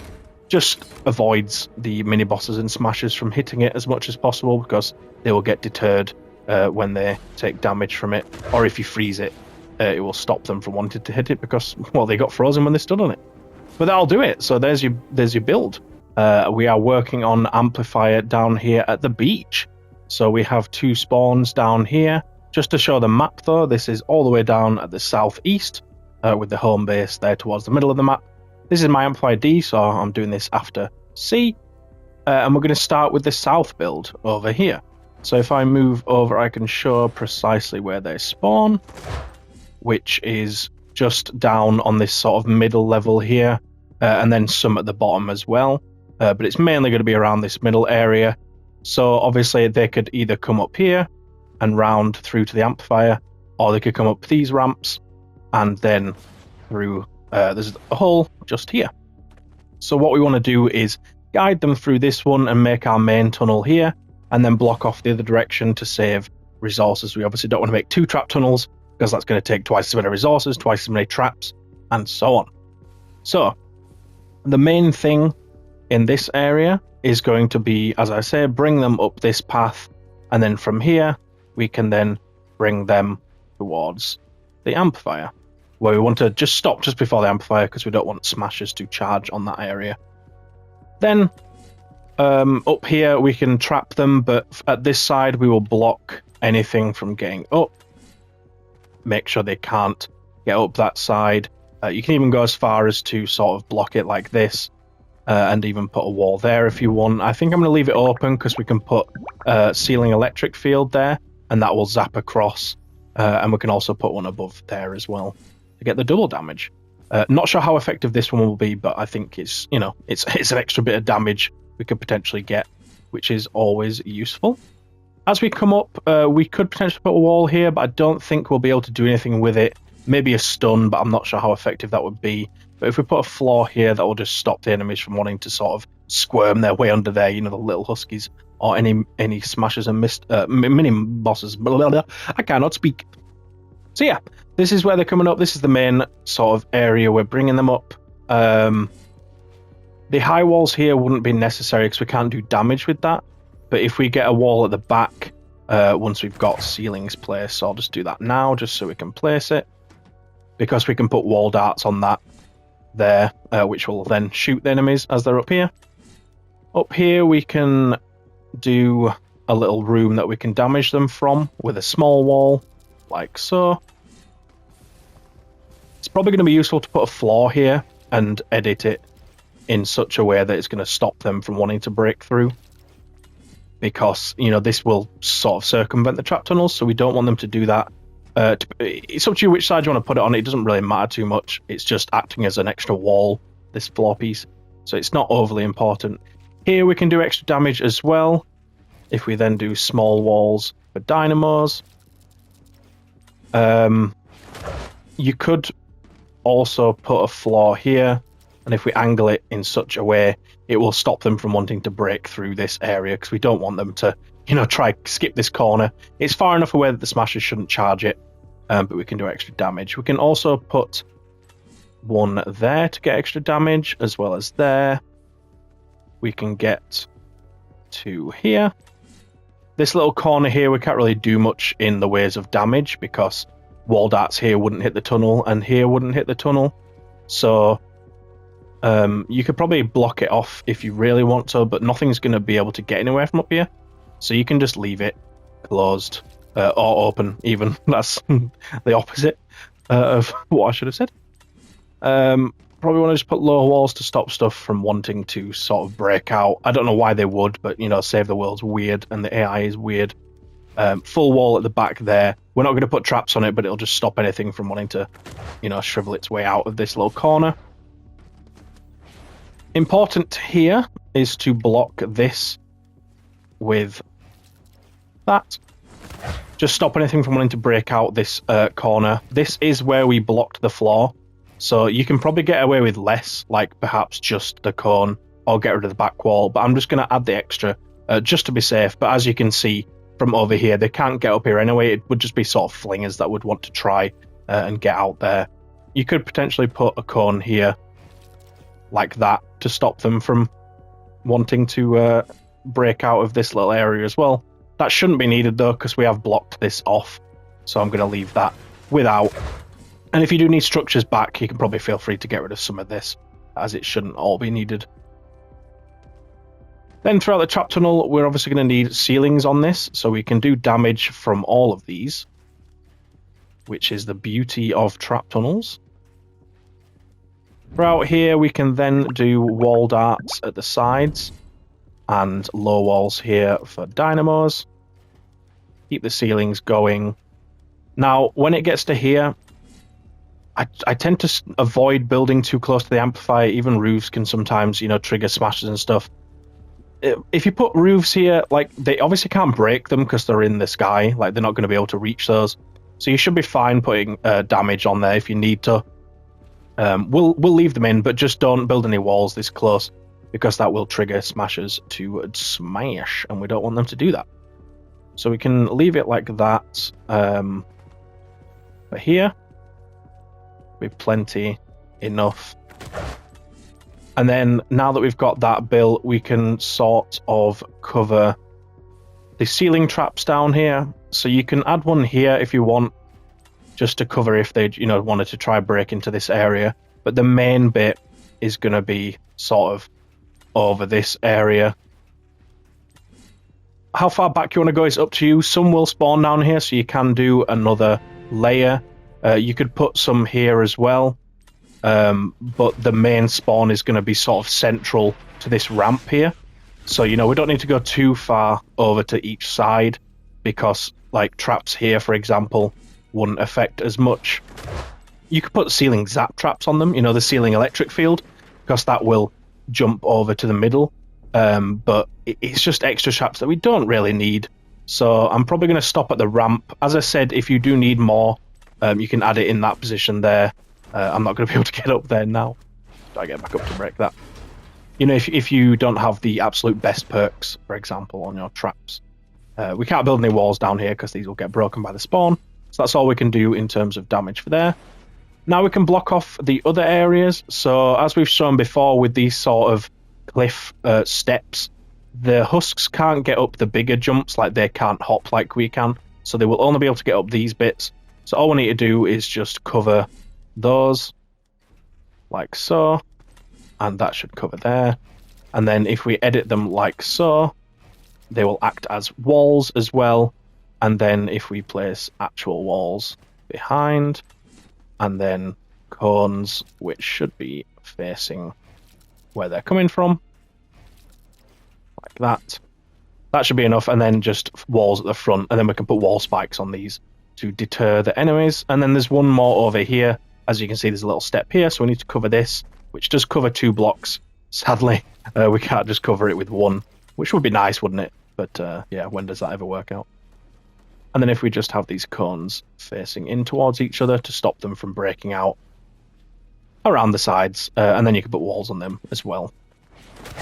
You probably don't need the ones at the back, but, you know, we're going a bit over the top with it, and we can probably add any more additions here when we come to building the east direction, so I'll just leave it as those for now. So I think that does it in terms of block-offs. Now we just need a lobber shield, which we can start from up here and build up.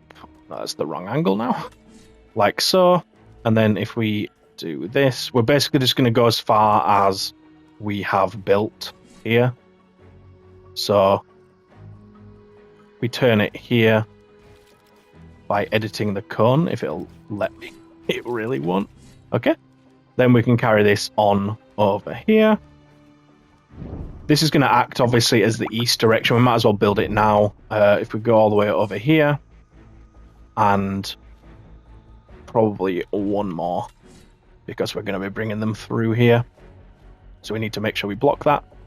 And then if we bring this down,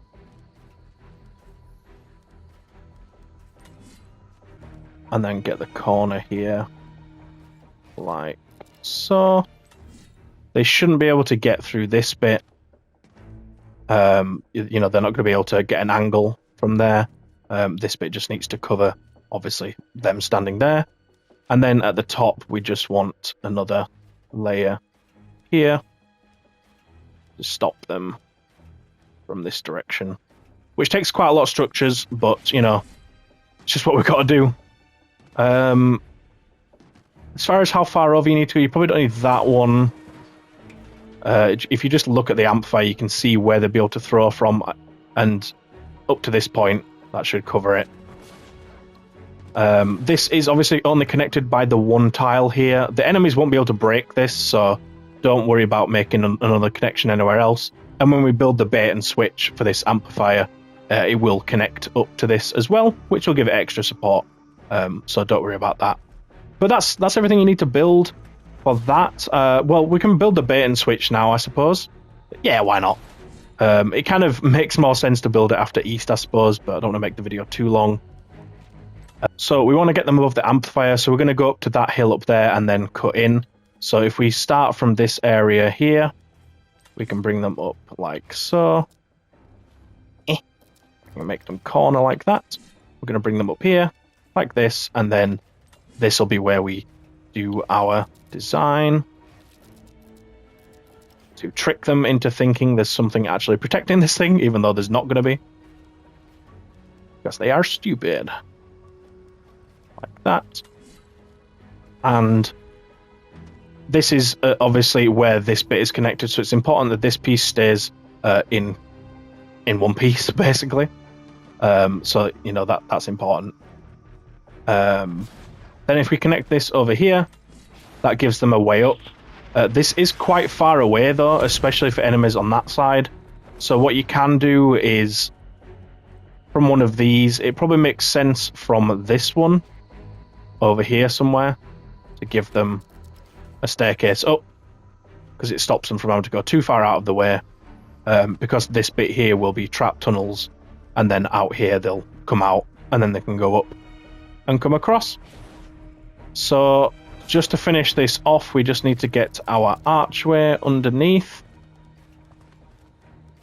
to make them think we are stopping the husks from being able to get to the amplifier. Trick them. The bait is set, and then the switch is over here.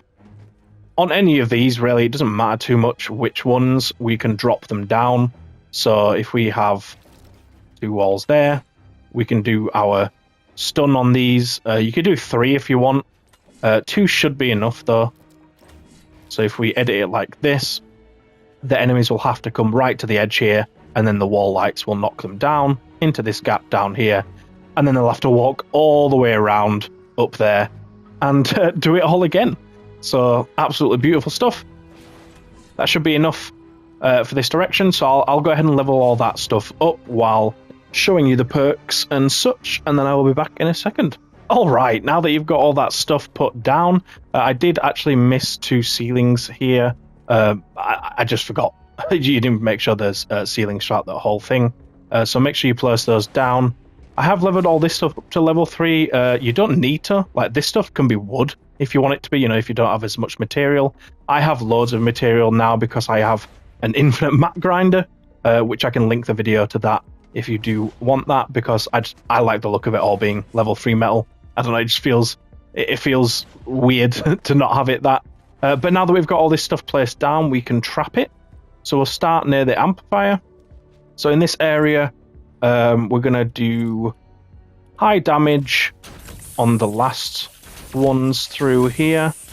And then at the side, we want ceiling electric field, because those will zap over into the middle. The last floors here want to be tar pit. The last 2 will do wall dynamos on these low walls, wall darts at the back to fire in the trap tunnels. As we come through here, these are all going to be broadside. This is the best traps to put here. It's just a fact. Try argue with me in the comments if you want, but that is the best trap you can use. For the floor, we're going to then do freeze to this point, and then for these ones, we can do wooden floor spikes. You might be able to get away with some... Oh, I forgot to level that one up. You might be able to get away with some floor traps here. Like I said, the spawn is quite close here. So, you know, you could even try put walls here with broadsides on. They might disappear. I'm going to leave them in for now, though, and put wooden floor spikes on these. And, well, you can even do it on the sides, actually. You know, like that, because enemies will walk up like this and go diagonally. I'm just going to put it on the middle one, though. And then, as I say, we'll put broadsides here. That will be really effective damage, which is, you know, always useful to have. You could do wall darts on these ones, or you can use stun for propane tanks to, you know, try and make them to drop the propane tanks and you know, bulk them all up and spread them out a little bit if you can. I think honestly, it's up to you. I'm going to go for damage with wall darts. But if I do end up testing this and changing it, just obviously check the description, because I can put any updates and such there. Can't put anything on this side of that, but on the other side, we can put wall darts. As they come up on these walls, we're going to do stun on one side. So I'm going to use wall lights and then broadside on the other side, because this will still bounce back and forward. This will stun them, keep them in place for a bit, drop propane tanks, all that good stuff. Under here, we can get a ceiling electric field. which, as I say, I'm not sure how effective it will be at zapping across, but I'm hoping it will do a little bit at least. This one here can be sealing electric field to zap inwards as well. In fact, you can do that here as well and put a sealing electric field. I left that blank initially because, you know, it's covering just this hill here, but we can do damage with that, which is useful. As we come through in all these little pockets at the side, we'll do sealing electric field. Throughout the middle here as well, actually, we're going to do sealing electric field. The reason being, like, this trap here, for example, will affect, you know, everything here to here, to here, and to here. Because it is an area of effect, it will zap them all, which is what we want. You know, we want these to just damage everything. So it makes sense to do that. On the low walls, wall dynamos.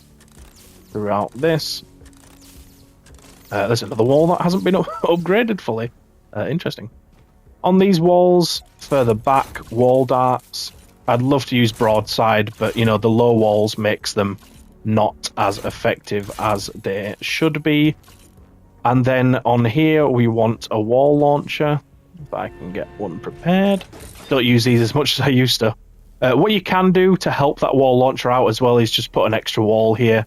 Whether it be a small wall like that or a tall, thin one. Either way, if you do end up seeing charges smash this, though, it may happen to some people. It affects different people differently. Just get rid of that. But it just gives them a bit extra distance to be hit by that as they come up. Then through here, we can put wall darts here, which will affect slightly through this cone.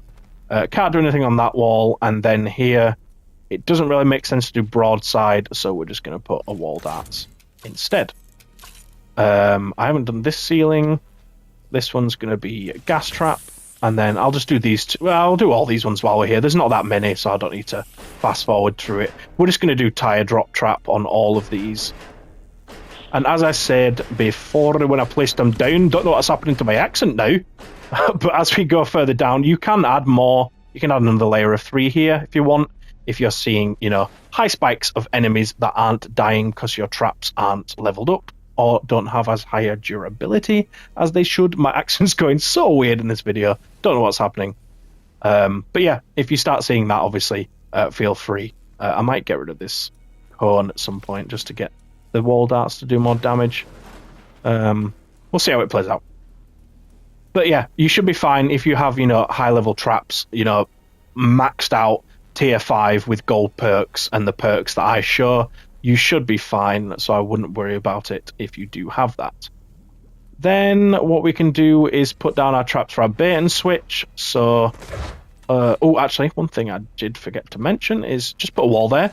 That way, if anything does destroy this floor, this whole thing doesn't break down. But speaking of breaking this floor, we can put wooden floor spikes on here. It should deter anything, you know, mini bosses, smashers from breaking it. Because they're getting damaged by it, they won't want to destroy it. They'll want to just move on and get away from the damage. So that's the only thing we need there. Then over here, we want our stun traps to knock the enemies down, the big boys. Knock the big boys down. Over here, we should put our wooden wall spikes on these, which will damage the enemies. You shouldn't need it on this side, but I'll just place it on all of them anyway. It's useful for healing them, if nothing else. You know, if it's not actually going to deal damage to the enemies because they're not hitting there, for example. Then once we've placed that, that should be everything placed down. So that's all your traps for the south direction. And then we can go ahead and do the east direction. On beach amplifier east direction. We built the south direction. I can link the video for that. Or, you know, if you're just continuing, that's perfect. So for the east direction, they've got quite a wide spawn. So obviously we've got this massive gap down here, and they can spawn on that side, over there, or on the left down here, just below this ramp.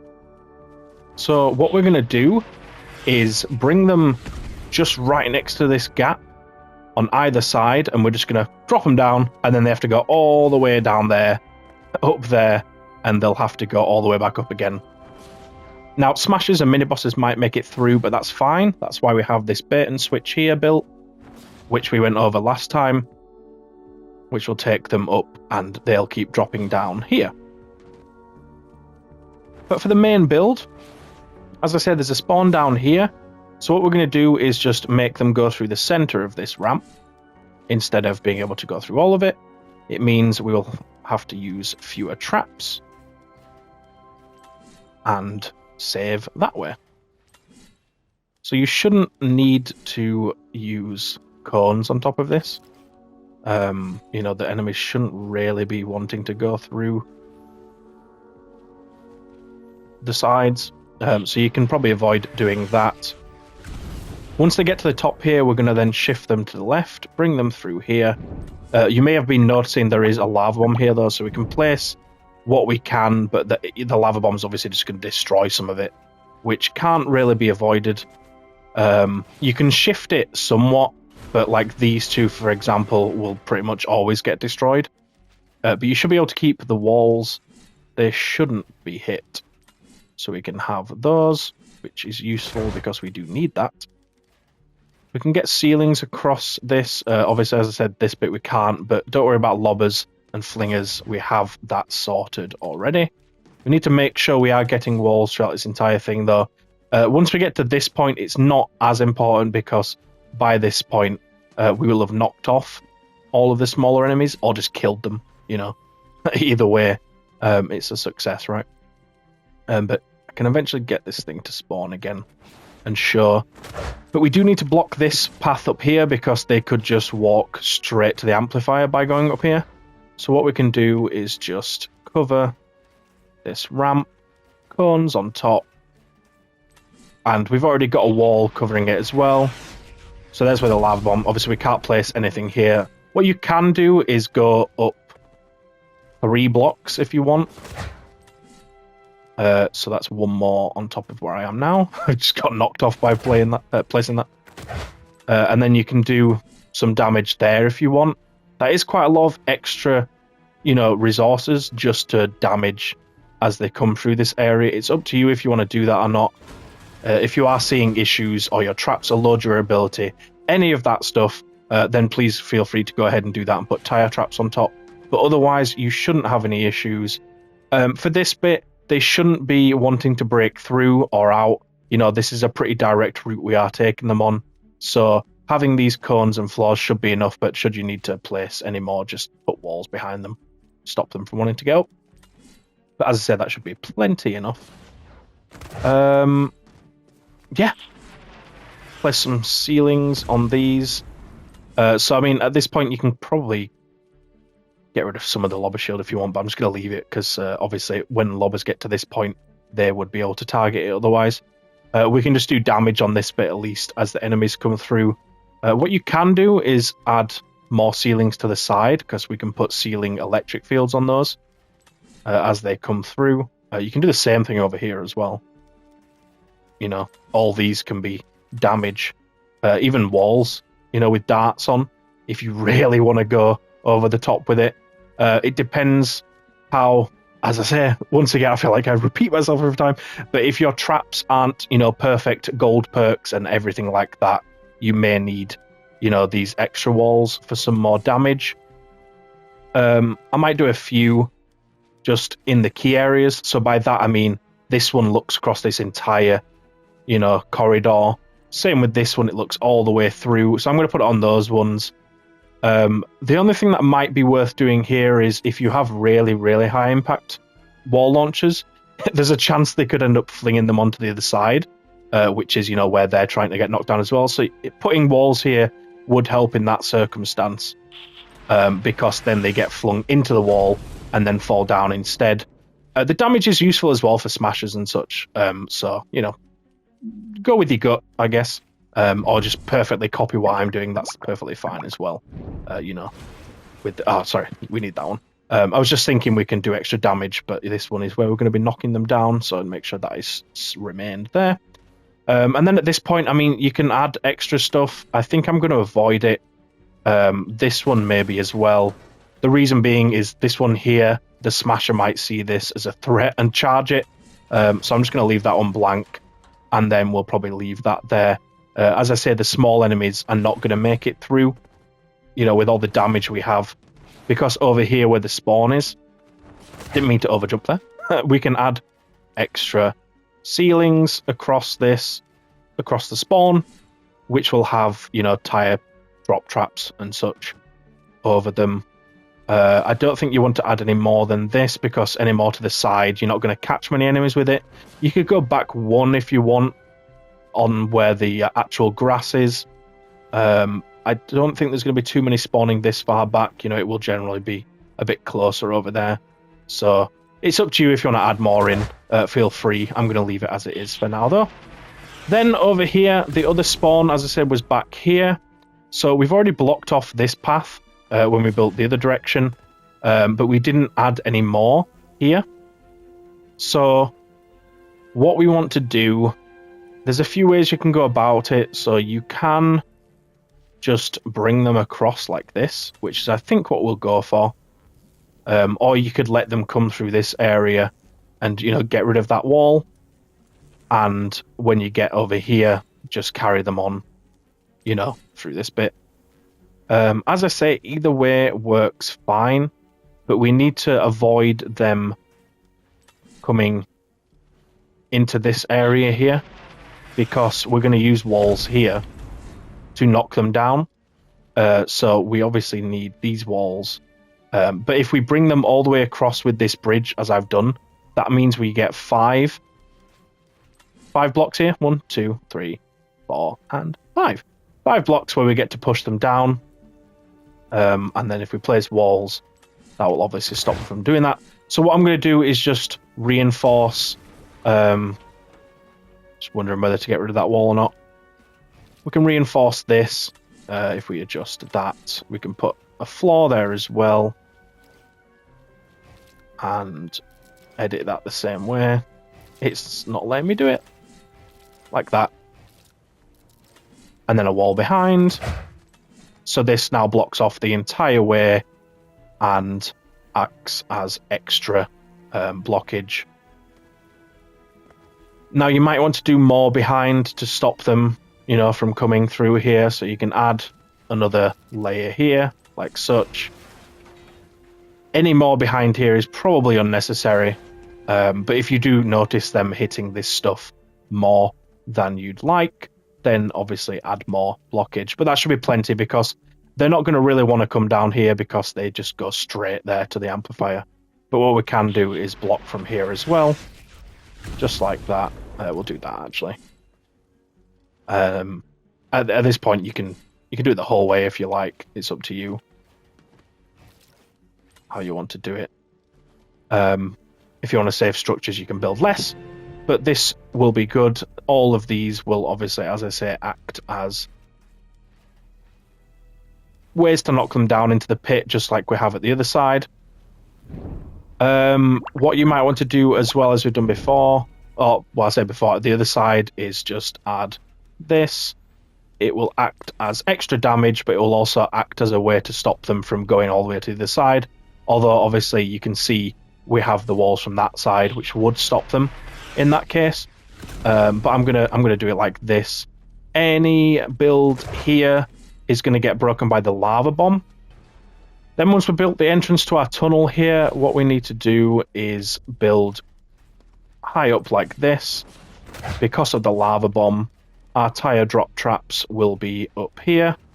But because it's 3 blocks up, they won't get damaged by the lava bomb. As always, it's up to you how much you want to place here trap-wise and how far out you want to go. I'll probably leave it like this. Any more is probably overkill, because the main point of this build is to drop them down here and then have them come back up over there. So, you know, if you want to save resources, you can get rid of some of this stuff. It's probably not all necessary. Like, you probably don't need any of this stuff. But I like to kill as much as we can in spawn, and then the rest will obviously come through here and get dropped down. So at this point, you can add, you know, your walls like the other way here if you want. Just don't add ceilings, because this is where we're dropping the mini bosses and smashers down. So if you place a ceiling here, they won't drop, they'll just go on top of it. You don't really need the walls. You can probably place one there if you really want. But then at the end, you don't need it. You can connect this up fully here as well at this side, and then we'll place a tire trap on it, a tar pit even. Always get them mixed up to this day. But now we'll follow down here where they would go. So they're obviously going to drop down here, and then the way they get back up is beautiful stuff. Right up there where that ramp is there, you can just see it start on the grass. Now, if you want to make their lives more difficult, you can sort of add walls as you go, so they have to walk in the water. It's probably most important on this one, if anything else, right there, because then they'll have to go through the water. You can do it again, you know, wherever, over there. They might try squeeze around there. I don't think the AI can pass through there. It just makes them take a bit longer.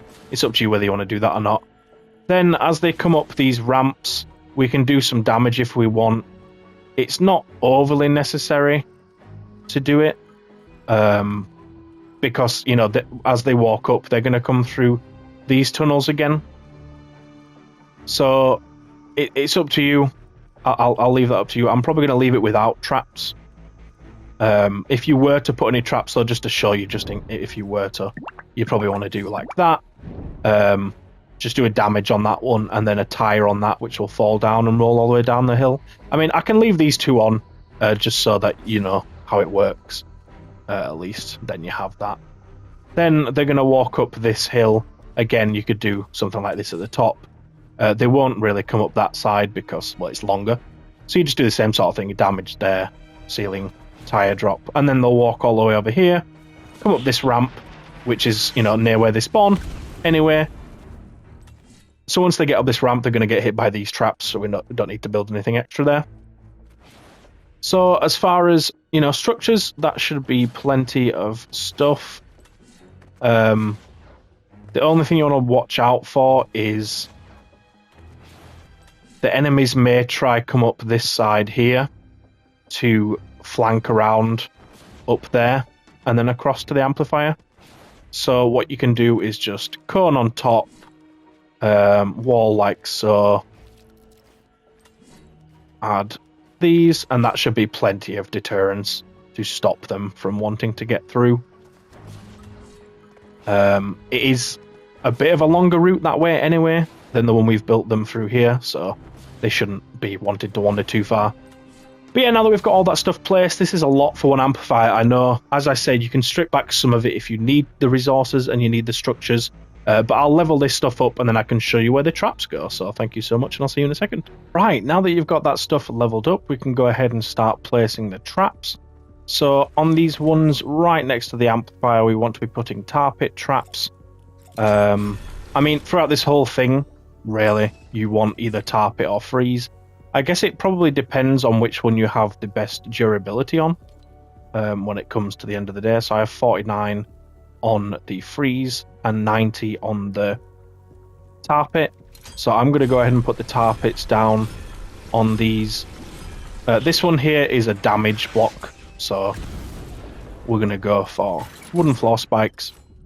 I just added these wooden bits just so I can access and upgrade the walls.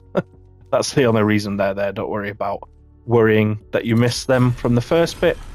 Then tar pits through this thing as well.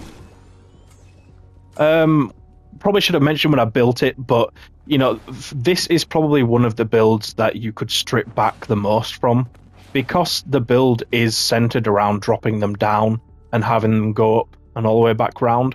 It's less important that we deal loads of damage. So, you know, if you do need resources and structures back when you've finished all your other amplifiers, this is probably the one you want to start with and take away some of the traps over spawn, take away probably, you know, some of these walls. You can just have one layer of walls to stop them from flying all the way across. You don't need to put too many traps down in these areas, that sort of thing. You know, as I said, this would be the area where you would want to save. But for the time being, I'm just going to leave it all in because I do really like damaging the enemies loads. But yeah, enough chatter. Let's go ahead and put more of our traps down. At this point here, it's only really going to be the big boys, you know, mini bosses, smashers, You probably don't even need that wall, to be honest. Here, I'll just go broadside, because it can do impact and it'll bounce back and forward. But, you know, as I said, you don't really need it. These floors were placed anyway for the bait and switch we built, but ceiling electric field to zap across. Throughout all these, I will do that's gas traps even, and then the one away will be the ceiling electric field. As I said, these are you can probably do without the actual traps here, because the main idea is just to drop them down. But I'm just putting them on anyway, and we'll see how many we have left once we've built them all. Ceiling zap traps, electric fields to affect inwards on these ones. We'll do a tire drop on this one. And then everything else from here we'll do gas in the center. That one can be a ceiling electric field as well. These floors can be wooden floor spikes. Just wondering where that led. See where the enemies might be wandering off to. Now that we've placed the traps and stuff, we can get rid of these floors. I mean, you don't need to build them, obviously. In this area here, we can do broadsides because we have two walls looking at each other. And then for this, we'll do spikes. This, we will put a wall launcher, which has disappeared off the list for some reason. On the sides here, we can do broadsides, a wall darts at the back, and we can do wall darts out here as well. But as I said, do pay attention to the description for the video, because I might make an updated version with far less traps in. Once it's been thoroughly tested. You know, they're working for Endurance AFK, but I might be able to skim them down and keep testing and see how many traps I can get rid of, and so on, and I'll keep testing and running it through. Here we can put a wall launcher as well to knock them back out. Over here we can do damage with darts.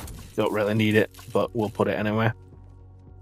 Then at this side we'll do the same sort of thing, so darts on these walls. Ceiling electric field to zap across. Get rid of the floors. And then in the main bit we'll do gas. And yeah, as I said before, you know, the main thing with these trap tunnels is to kill the little guys, right? So just the normal husky husks. That's generally what these are made for. You know, these tunnels here. Smashers and mini bosses, it doesn't matter if they die or get knocked down through this, because that's what the bait and switch is for, right? We don't care if they make it to the amplifier, because we've got that built and mitigated ready. So it doesn't make a difference to us. We don't care at all. So it doesn't really matter. The only thing is with endurance, obviously your trap durability is key, and if we put all these at spawn, they might eventually run out of durability, and that doesn't really matter because we still have the build set up to knock them down. But what you can do is, if you don't kill the enemies, you know, new waves won't spawn immediately until they're dead. So yeah, it depends how you want to go about it. Up here, I said damage on this wall, but you could do a wall launcher, send them out into the sea, give them a nice swim. It's up to you. Ceiling drop trap there to go all the way down. Just make sure you're facing upwards. On this one, there's no point pushing them, not going to go anywhere. We'll just probably, honestly, actually, at this point, let's add more words to my sentence. We'll stun them, and then they'll probably get knocked down again, just to keep them busy. But yeah, I can't iterate enough and reinforce enough that you can probably get rid of, you know, these damage here, the damage throughout here. You can probably get rid of this stuff, and just what I would probably do if you can is just keep these ceilings here with these walls. Get rid of the traps. Make sure you keep the floor and wall here, down that one, and this one. You wouldn't need these walls or ceilings because we'd have this wall to stop them from flying all the way across. And just get rid of the damage. But as I say, I'm going to thoroughly test everything and see how much damage we can get rid of and keep it AFK, because I don't want to give you guys builds that don't work. That's why I am putting all the damage in, because I know it works. And then as I test, I can make these even more efficient. Where we are now working on the pit amplifier down here. So if I go ahead and show the map, this is rather far to the left of the storm shield, which is up there. But you'll know it because of its iconic pit name and design. It is at the bottom of this, huge pit here. So for this one, once you've got everything placed down, you get one spawn, which is lovely to see. Sadly though, it is a pain to build for. So the one direction you're going to get attacked from is west. So over here, there's going to be a spawn around about this area here. And ordinarily, in the past, I have built, for my storm shield defenses anyway, I built them up here and basically guided them across the middle here and then just let them drop down from here. But with Endurance, we can't really do that because we get war games mixed in. We get torn apart, and that just goes across this entire area here and damages all of the trap tunnels, leaving, not full trap tunnels to be able to deal the damage we need to stop them from making it through. So what we can do is block off the sides, and then over here we have a lovely lake of lava. So what we can do is give them some paths across, and then use wall launchers, slowing spikes, that type of thing, to drop them into the lava or over there, and then they can sort of walk back up across here and go again across.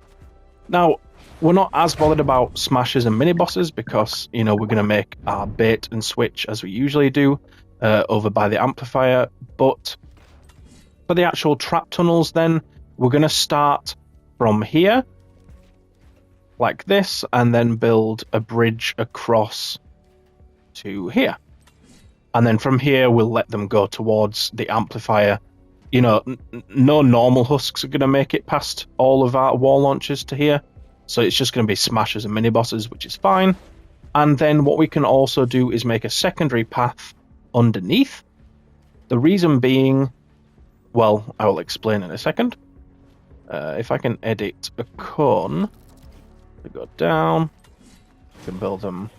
Actually, if we do a staircase instead and build it half like that, either like that or you can turn it inwards here. It's up to you how you want to go about it. Oops, that's the wrong way, isn't it? How do I... like that. I was building it as if I was building it from the top. The reason we can do it like this is because we'll be able to drop them down to here with wall lights as they come down and stun them. You could try do the same thing here and, get a staircase going from there down, and that might work, but if you try to block off here, you're going to get smashers and mini bosses wanting to break through to the amplifier, so we just let them go, and as I said, the normal husks won't make it. But yeah, the reason for the bottom route is the enemies that do survive the drop, by landing on this area here, they will walk up and then they will go to the bottom route, which means our traps at the top will have less enemies coming across them, because these ones that are recycling our way through don't come back to the top, so the durability will last longer.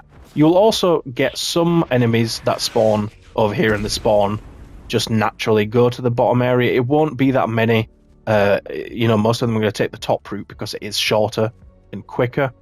So, there is that. But yeah, that's the main tunnel. So we're going to need to put some structures for our wall launchers, of course.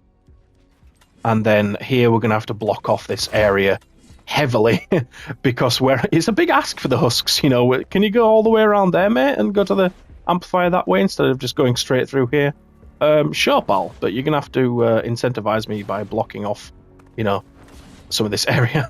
So yeah, we'll be doing stuff with that, but don't worry about that yet. For this here, we can utilize this tile as a floor launcher, as an extra bit to get them to fall in. Oops, I did not mean to switch weapon. I have this edited, so I'm just going to do that. So this is obviously pointing towards the lake, And then if we go through here, we can also get these added, which will act as a natural lobber shield so that they don't attempt to lob as they come through this, trap tunnel area. But the main thing is going to be the wall launchers. In this area, we can also launch them off. And then once they get to this point, you could try drop them by doing this. And you can't really, because obviously we need this open. You're probably best just letting them come straight through and not trying to do anything too fancy with it, and just, let them come. For the bottom, we will need walls here as well to knock the enemies in. This last one wouldn't knock them into the, lava, obviously. It would just knock them over here. So it's a bit less important, but we can still have that to there. Then once they get to this point, you could add a floor just to try give it an extra connection, just in case they do end up breaking the floor at the other side. But this shouldn't, be wanting to do that. But as I say, at this point, any smashers, mini bosses are welcome to just go for the amplifier. We will make a bait and switch for that. But with the main trap tunnels built, we can go ahead and start blocking some of this stuff off, because as I said, we're gonna need to heavily block off this area, because they are really gonna want to break through, because it would be a far quicker way to get to the amplifier.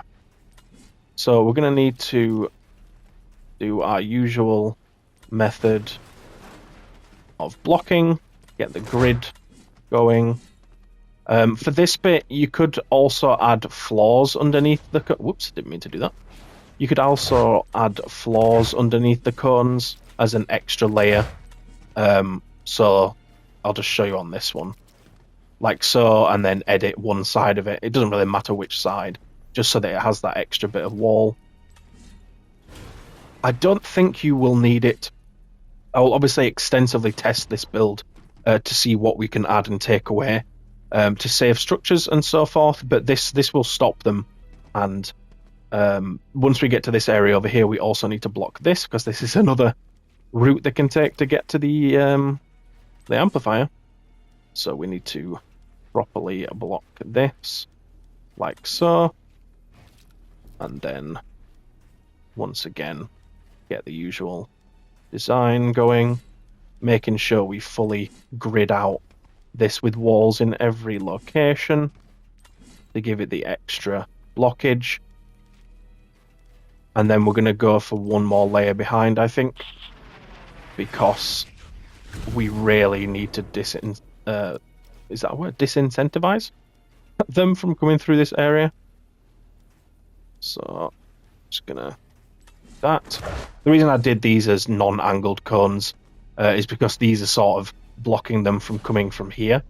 So I'm sort of pointing it towards that, and then once they've got there, this is just stopping them from going straight forward. So I've just, it doesn't really matter too much as long as it's angled one way or the other, or straight forward.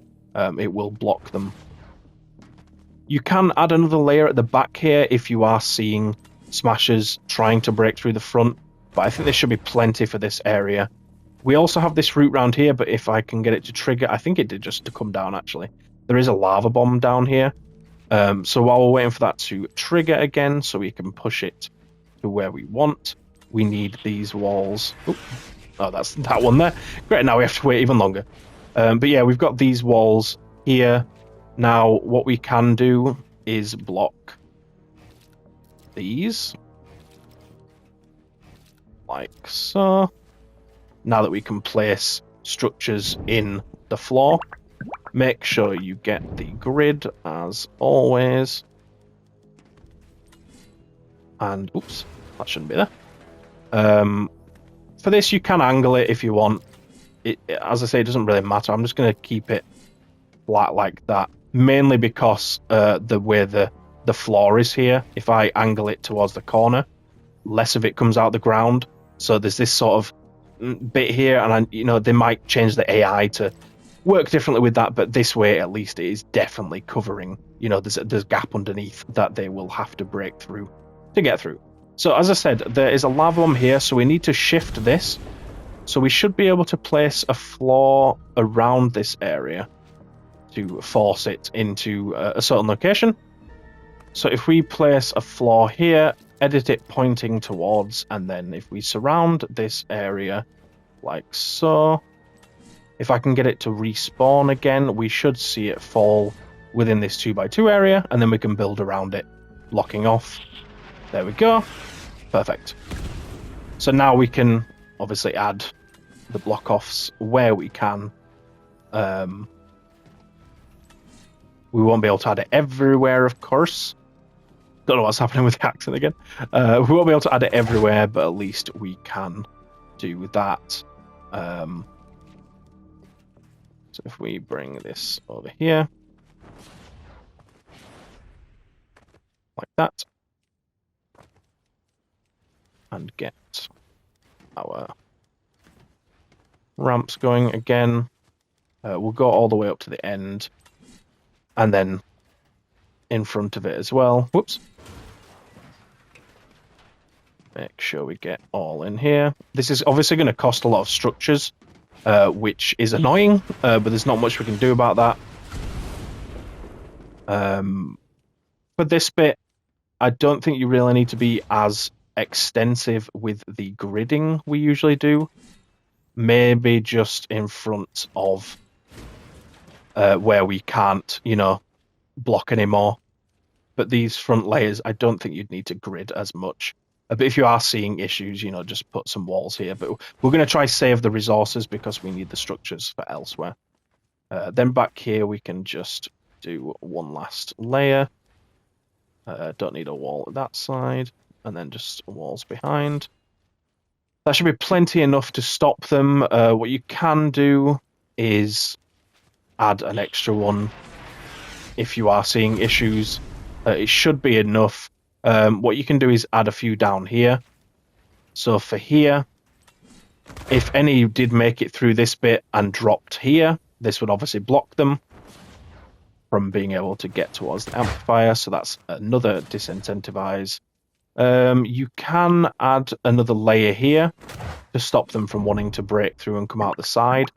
I'm going to leave it open for now. I think it should be fine. But if you do see issues, as I say, some people have, you know, different effects.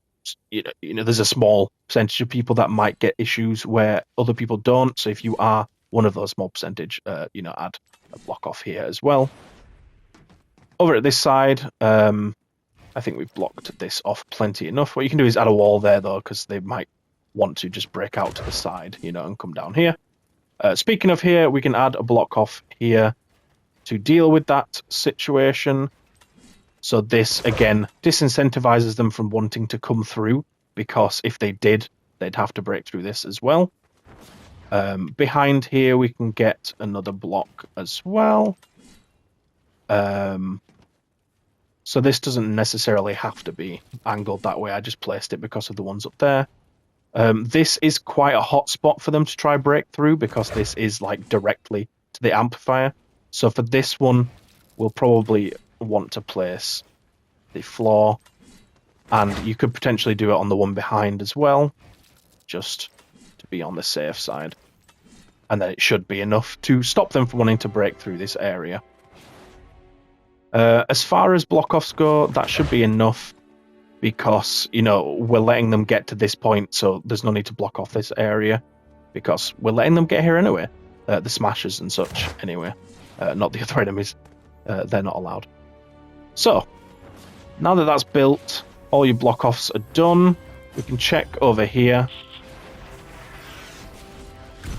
So they could, you know, they could go all the way around here. We'll probably cover this with the devil amplifier when we get to that. God, can't wait for that. So, you know, you can block off this stuff now if you want. I don't think it'd be necessary. It'd be quite out of their way to go that way.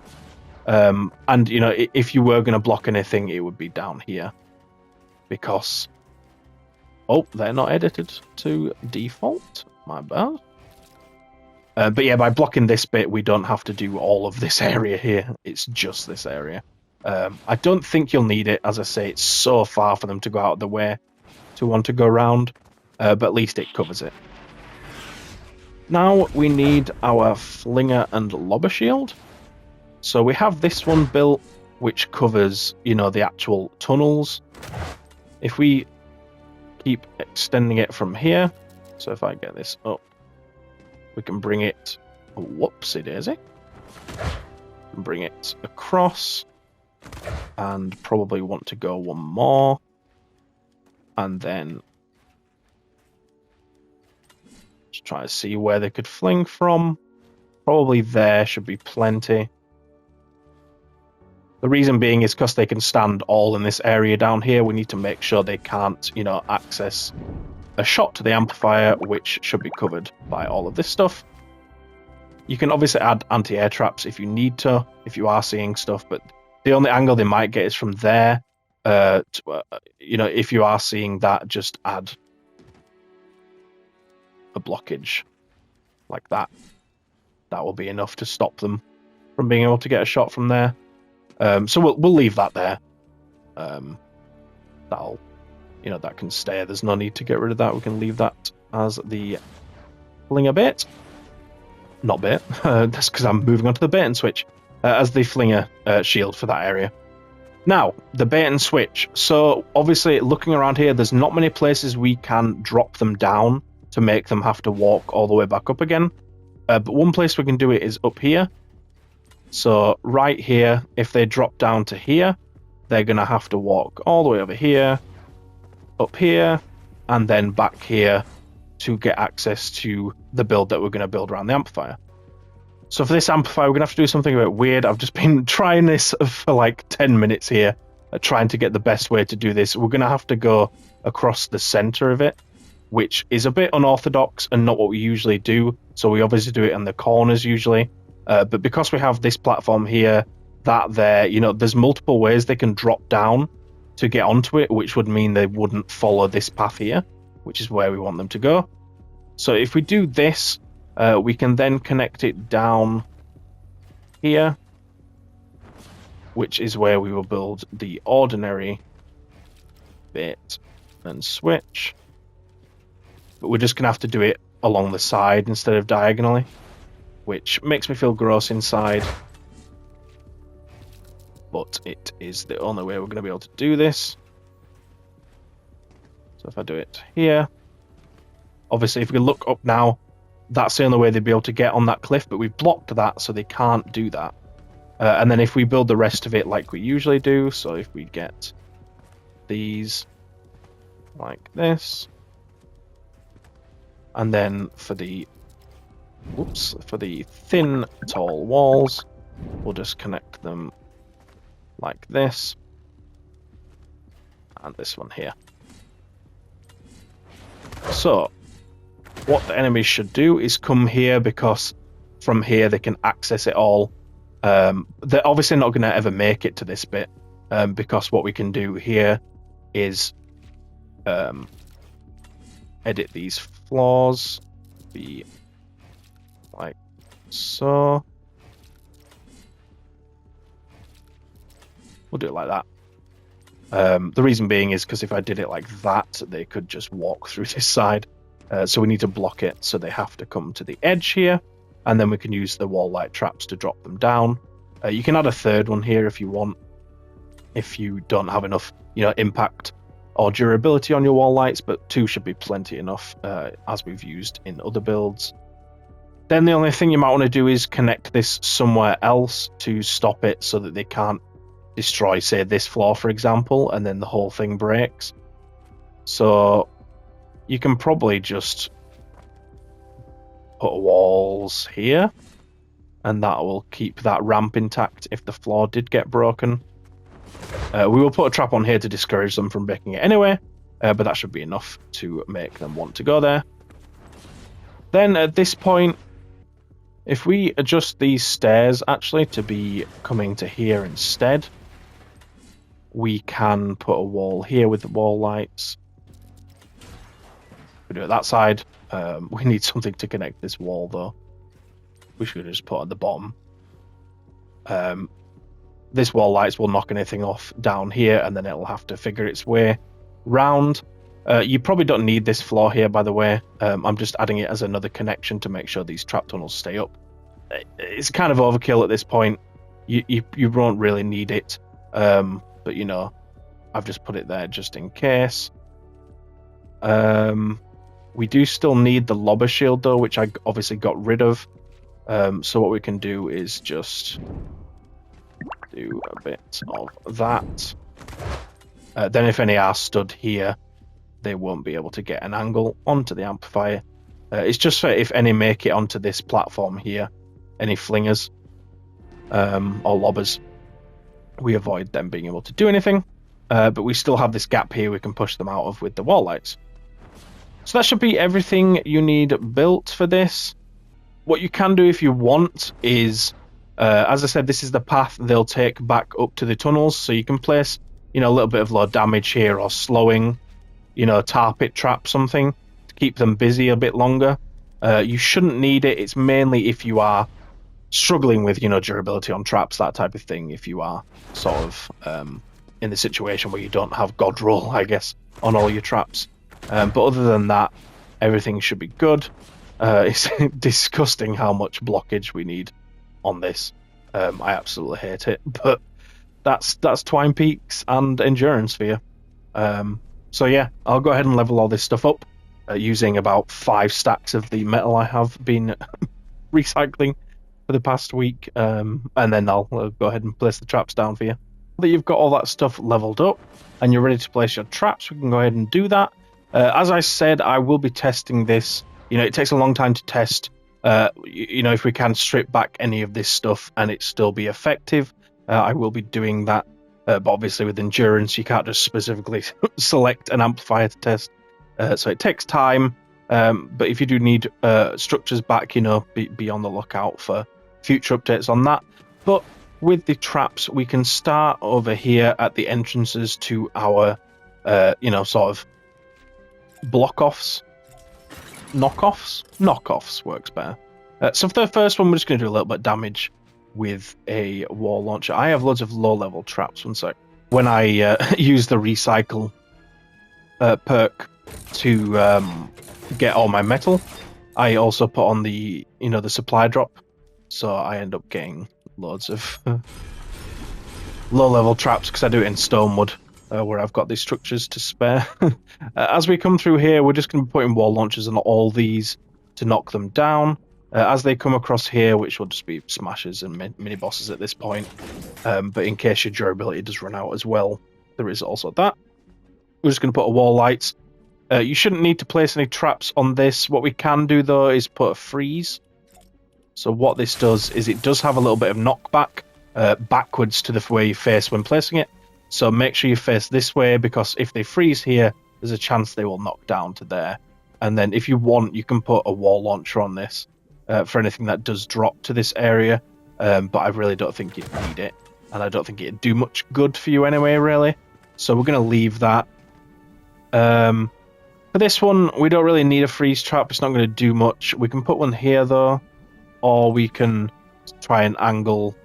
well, we don't need to angle. We could put a floor launcher instead. Or a freeze, as I said. Either way, I'm going to go for a floor launcher, though, if I can make one. Don't actually have one ready. But I'm just going to make it with full impact and knockback. I don't think I showed this in the trap stuff, so I can just tell you there. You can go for whatever perks on it, really. Just make sure you're using impact and reload speed. Durability is not that important, because the only thing making it to this point, as I said, will be the very, you know, miss monsters and smashers. Mini bosses even. Well, smashers are mist monsters. But there you go. Oh, we need another floor launcher building here. But we can go ahead and put wall launchers on these walls while we're waiting for that. And then floor launcher. We could stun them here with some wall lights. Just make sure you don't add any walls or anything to try and make their path longer, any of that sort of stuff, because smashers will go mental for it, and we don't want that. I'm going to use a wall launcher on that one. At this point, there's not too much use in having a wall launcher on this one here, because they're not, they're just going to go to here. So for these two, I'd probably just do some sort of stun to try and control the propanes. If you have a sound trap, that's awesome as well. For the floor, I'm just going to do wooden floor spikes, and then on this one, I will freeze them, placing it looking inwards so that they knock back. And then that should be good. For there, for these walls here that lead to the ramp area, we're going to put the wall spikes. So I think it should just be those three to cover this ramp area. If you start seeing stuff try to break through these ones, you can put it on these as well. But this will be the hot area. It is closer to the spawn as well. So that would be where they would try and target. For wall spikes, anywhere else, you can put it on this one on the back if you want. So the reason being is it will heal the wall if anything does try hit this. We've got damage here, we've got stun, so they shouldn't be really trying to break through here, but it just covers the unfortunate circumstance that they do try. So I think that probably covers most of the traps. As I said, you can put some damage top and bottom of this if you want, or slowing, tar pit trap, if you're having issues with durability on these traps. But they have two routes to go down, the top and the bottom. So they've got plenty of choice, and that should split the durability to make them last longer, which is absolutely beautiful stuff. Then here we just need the two wall lights to stun them and knock them off, to make them then come back round, the smashers and the mini bosses. So yeah, that'll do it for the traps. There's really not a lot you need in this build, because it is knocking them off and making them come back round again. The traps are mainly just the wall launchers and slowing. And we are working now on the bridge amplifier, getting its name rightfully so for the bridges, linking it to the mainland. So we're on sort of this island down here. On the left hand side of the map, we have these three bridges connecting it to the rest of the map. So this might not be your F amplifier, that's fine, don't worry. But we're going to build the endurance build for this, so everything else is going to be placed down, that's what we're assuming. So you're not going to get a spawn up here because of amplifier G up there. And then because we have our pit amp down there, we're not going to get spawn over there.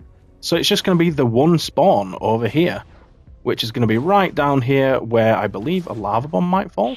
There you go, with a little crack in the floor. So they're going to spawn in this area over here. Now, they have a few paths they can take. So there's the ramp over here they could take. There's this main area here, which obviously then goes straight to the amplifier. And then there's a little hill over here. So what we're actually going to do is, I have previously built them up this ramp here, but you can't get too close to the amplifier because, smashers and mini bosses will break structures. So, we can only really go this far, which isn't a lot of space to push them down. And we can only really push them this side because that's the side that will kill them. If we push them down there, they'd just come back up and keep using the traps over and over again, and the durability would not last. So what we can do is block this main ramp, and then bring them to the side where we can just drop them into the lava, killing them, and Bob's your uncle. That's just as easy as it needs to be. So what we'll do is, instead of doing it close to the amplifier here, we'll bring them up this furthest away bit. And then if we just edit a ramp down, like so, we can then get this area over here going, where we will bring them forward. Now, we could just make a single route here and, have a wall with a launcher on, slow them, and do it that way. But by splitting them into two paths here, where we have a wall splitting them up, we therefore split our durabilities in half, meaning that the traps last longer and you get attacked a lot in this area. So that's definitely what we want. So you've got that placed. This is the main trap tunnel in effect. What we're going to do is, we want ramps on these because we're going to have floor launchers on all of these, which are going to knock them up here, and then it will basically curve them through that down into the lava. Now we will, while we're building this ceiling, we might as well continue it on this entire area, because flingers will survive the lava now, with all the future updates that they've given, because they just hate us, apparently. You can block this one here as well. I don't think they can get a shot to the amplifier. I think it's too close, so you shouldn't need one there. I wouldn't worry about that. But yeah, that covers that area. You will need a small blockage potentially here, because you know that the flingers could stand on these areas. So if we just add a little bit here, I don't think they'll be able to get an angle from here, but if you notice they can. But I'd avoid building it too close to the ramp up there, because they might try come round and jump on the trap tunnels. Now, once we have that built, we can then block off the areas we don't want them to come up. So, as I said, there's this ramp here we want to block off, like so. To give it extra reinforcement, you could put a wall in the middle on the ramp, but I don't think we'd need that. You can also block the top with walls, and if you really want, you can add a bit extra behind, like such. I don't think you'd need the extra bit behind, but we can leave it in for now, and if we need structures back, we can get rid of that. For this ramp here, we're just going to force them to come up this side. If we block this entire thing, the enemies that spawn in this area over there will be more inclined to break round here or that ramp up there, which we will block off in a second. So by letting them come up this ramp but just limiting it to one side, they are more inclined to go through the trap tunnels, not up that ramp, or try go round. So yeah, what we'll do is we'll just block off the one side, like so. Let's put a wall back there as well, and we'll block it with a cone. Build that back up and put a cone on top. Now they're just going to come up here and go towards the objective. We will want to block this entire thing off. You can even go as far as to put an extra one there to make them go around here like this. You shouldn't need that, because we will block this entire area. But before I forget, let's go ahead and block this ramp over here. It is quite important to stop the flingers from wanting to get an angle up here, and even main husks, you know, just walking towards the amplifier. So we need to make sure we block that off to stop them from being able to do any of that. Now, as I said, we're going to block this main hill, so we'll do the same usual method we usually do. We don't need to block that side really, because they don't have anywhere to drop down, but then we can just block off, angling the cones sort of towards the center, because this is the center path. You can make this one forward if you want. It's up to you. You can make it left, right. It doesn't really matter too much. Just for symmetry, I'll make it go forward. And make sure we get our grid pattern in this as well to give it that extra reinforcement. Then add our next layer. The reason I'm putting a wall on this side and not that side is we wouldn't want them to try come out on top of our trap tunnels here. So I'm just blocking that side. That should be enough to stop them. You can probably get rid of the walls in between. If you do notice any problems with enemies trying to break through the front, just add those walls back. I would be tempted to stop yourself from building any further back, because we don't want to build too close to the amplifier, because that may cause smashers and mini bosses to try to get through, because they see it as a threat for stopping us to get to the amplifier. Now, for here, you can add a little bit more blockage, like so, to stop the enemies from wanting to get out. Probably not necessary for all of it. As I say, this one here, you might want to add some blockage. You can probably add the walls as well if you want. It depends how much you know resistance you see. If you don't see anything trying to break through, you can get rid of this, and you probably don't need the whole thing. But we can leave it in just to be on the safe side. I will thoroughly test this more than I already have, and get back to you and let you know if you can get rid of that. It's only 3 structures though, so I wouldn't worry about it. You can extra reinforce this bit if you like. Again, I don't think you need it, but we like to be sure, because obviously we are making this AFK. So we have to be over the top. And speaking of over the top, you can just about get an extra layer here with some floors. You can curl these round if you like, but it's probably going to be best to have it full. And then we can put extra cones central so that they'd have to break through one or the other. That won't be affected by the lava bomb, don't worry, but that means we can't build any further out. But that just gives extra protection, obviously, to stop the husks from wanting to break through. Now, there is one last blockage we need to cover. So right down here, we can simply just place 2 structures like so. You can add another wall as well if you want, if you're seeing any sort of heat here from the enemies, but the wall and cone should stop them. This is very out of the way for the husks. You know, they have to go all the way around there. It would mainly be flingers, and that should be enough of a deterrent to stop them from doing that. So, as I say, this is the main tunnel here, and this is where we're going to be bringing the enemies. And, you know, with this being a build that focuses on just killing them with lava as opposed to actual traps, we don't want to build too much in the ways of damage. So obviously, as I said, some will come up this ramp here, and a lot will come up this side. You can put damage traps on both of these just to filter out any of the very small husks. So we can put 2 drop traps here as they come up. You can do an extra one if you want, but 2 should be plenty. Like I say, we're just literally looking to kill the basic husks just so they don't use up as much of our durability, and then we use this mainly for husky husks. Husky husks is a thing, apparently. And sort of like, you know, flingers, mist monsters in general, that sort of thing. You can do the same thing here. If you want, you can have a wall opposite. You will have to build it up from there, though. It's up to you whether you want to do that, and we can put broadsides. You shouldn't need both, though. And then what we can do is just get this, and then like that. You can put another wall here if you want as well. The reason I put the wall connecting there is because we can put a wall launcher to knock them down here. You can extend the ceiling into that corner if you want.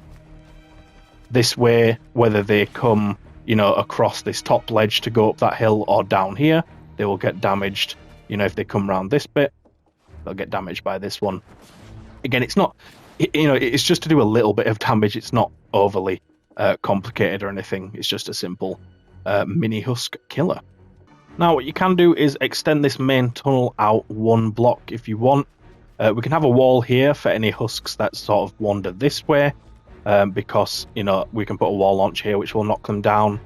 You can put a wall here as well. It's not really going to do much because, you know, we're not looking to do damage here. One thing you can do, however, is put an edited cone here with another floor launcher. That should angle it towards the lava. And then on this one, we'll probably just use slowing to slow down the enemies. Shocking, that's what a slow trap does. Stop anything from being able to attack the amplifier from here. You probably want another lobber shield. Could either continue the main lobber shield we have here, though. Yeah, what we'll do is we'll flatten this bit off because we can do more drop traps to move the enemies as well. And then what we'll do is just continue this. Now, this probably would be enough. If you are seeing issues with flingers, it is quite far away, the amplifier. All you need to do is just get another layer of ramps above. As I say, if they're stood here, you know, this is the sort of angle they'd go for. They would, you know, if they throw there, it's just going directly up. So that should be plenty enough. They might be able to stand here with an angle. So, you know, if you want to just build 2 ramps like that, that should cover that and be plenty. Now that we've got the trap tunnels built, they are ready for traps and such. All we have to do now is add a wall here, because we can put wall lights on this to give an extra nudge off for the enemies. We just need a bait and switch for the smashers. So there's a few places you can build this from. So you could go up here and build it from up here. Build it all the way across to the amplifier. You could build it from over here. You see there's a hill here they can come up, and then you could start it from here. Those are quite far away from the amplifier though, and the end of our trap tunnels are here. So I'd like to build it somewhere around here. So I'm going to start on this corner here, and you can either ramp up here or do a corner of stairs like such, and like that, and then take them across like this. Now, with this amplifier, it gets attacked by the Space Rocks modifier in Wargames, and it can happen twice, and with that comes a massive meteor, which used to not be too much of an issue, but a few spots for the meteor are like over these block-offs, over the trap tunnels, and over the amplifier itself. So if this meteor hits our bait and switch bridge, it would destroy it and give the smashers nothing to aim for.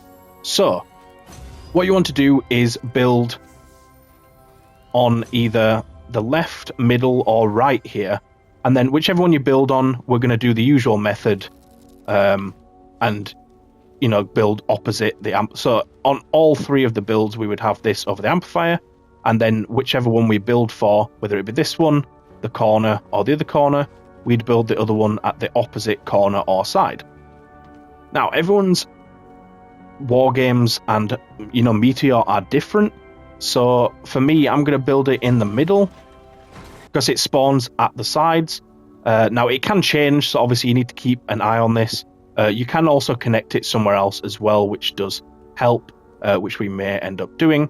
But just to note, you want to check on yours when you run it to look where it can spawn. Obviously, if it spawns in the middle here, just bring it out further to the side or bring it there and do your bait and switch that way. But for me, wow, I've fallen off. For me, hello? I can't... Oh, Jesus. Let me get up. I can't get back up. Oh, who knew you could stand on the amplifier? That's, I don't know why I didn't think you could, but there you go. Yeah, I'm going to build it in the middle. As I said, you can try that and see how it goes. It might be different for you, but we will show an extra mitigation for that at the end. Don't worry, just make sure you stick around for that. Then we're going to do the usual method here where we have the archers at the amplifier and then these thin walls connecting to where we placed our floors. This is the bait, and then the switch. You can do one here, which will put wall lights on that, and then as they come up these stairs, it will knock them into the lava. And then we can do one here as well. Again, as they come up these stairs, that will blow them off, I guess, flash them off into there. And then they will come across. If you needed more, you won't, but just in case they update things in the future, whatever it be, you can, edit like that and place a wall, or just edit one side, place a wall, put more wall lights. The reason being to edit the floor thin is so that the smashers have to walk right along the edge and they'll get knocked down. But we've built it over here, especially because it's over the lava, which means they will die or just fall on it and not be able to go anywhere in the more recent case. So, now that we have that built, as I said, I was going to explain a little further. So the meteor, what you can do is, if you are building this to fully AFK this, you will need to do a few things. So first of those being, you will need to build, I guess, a sort of bait for the meteor. So the way it works is it will target certain areas. Generally, it will be somewhere on here or somewhere over there. You can get it further down there as well, so you might need to build over there. In fact, I'll start down there. So one of the hot spots for this is on this blockage near the top. So what we can do is if we build high up and... Oops. Let's do that. Build high up, build a ramp on this, and then another ceiling, and you can even go as far as to put a cone on top if you want. It's up to you how you want to build this. But basically, we're just building high up so that when the meteor comes down, it aims for this, or this general area. It will hit the top of this and just damage that and leave our blockage unscathed. Now, similarly, as I said, there are spawns for it on these blockages. So, you know, you can do the same sort of thing over here. You'll need to test because it can be different on different people's areas.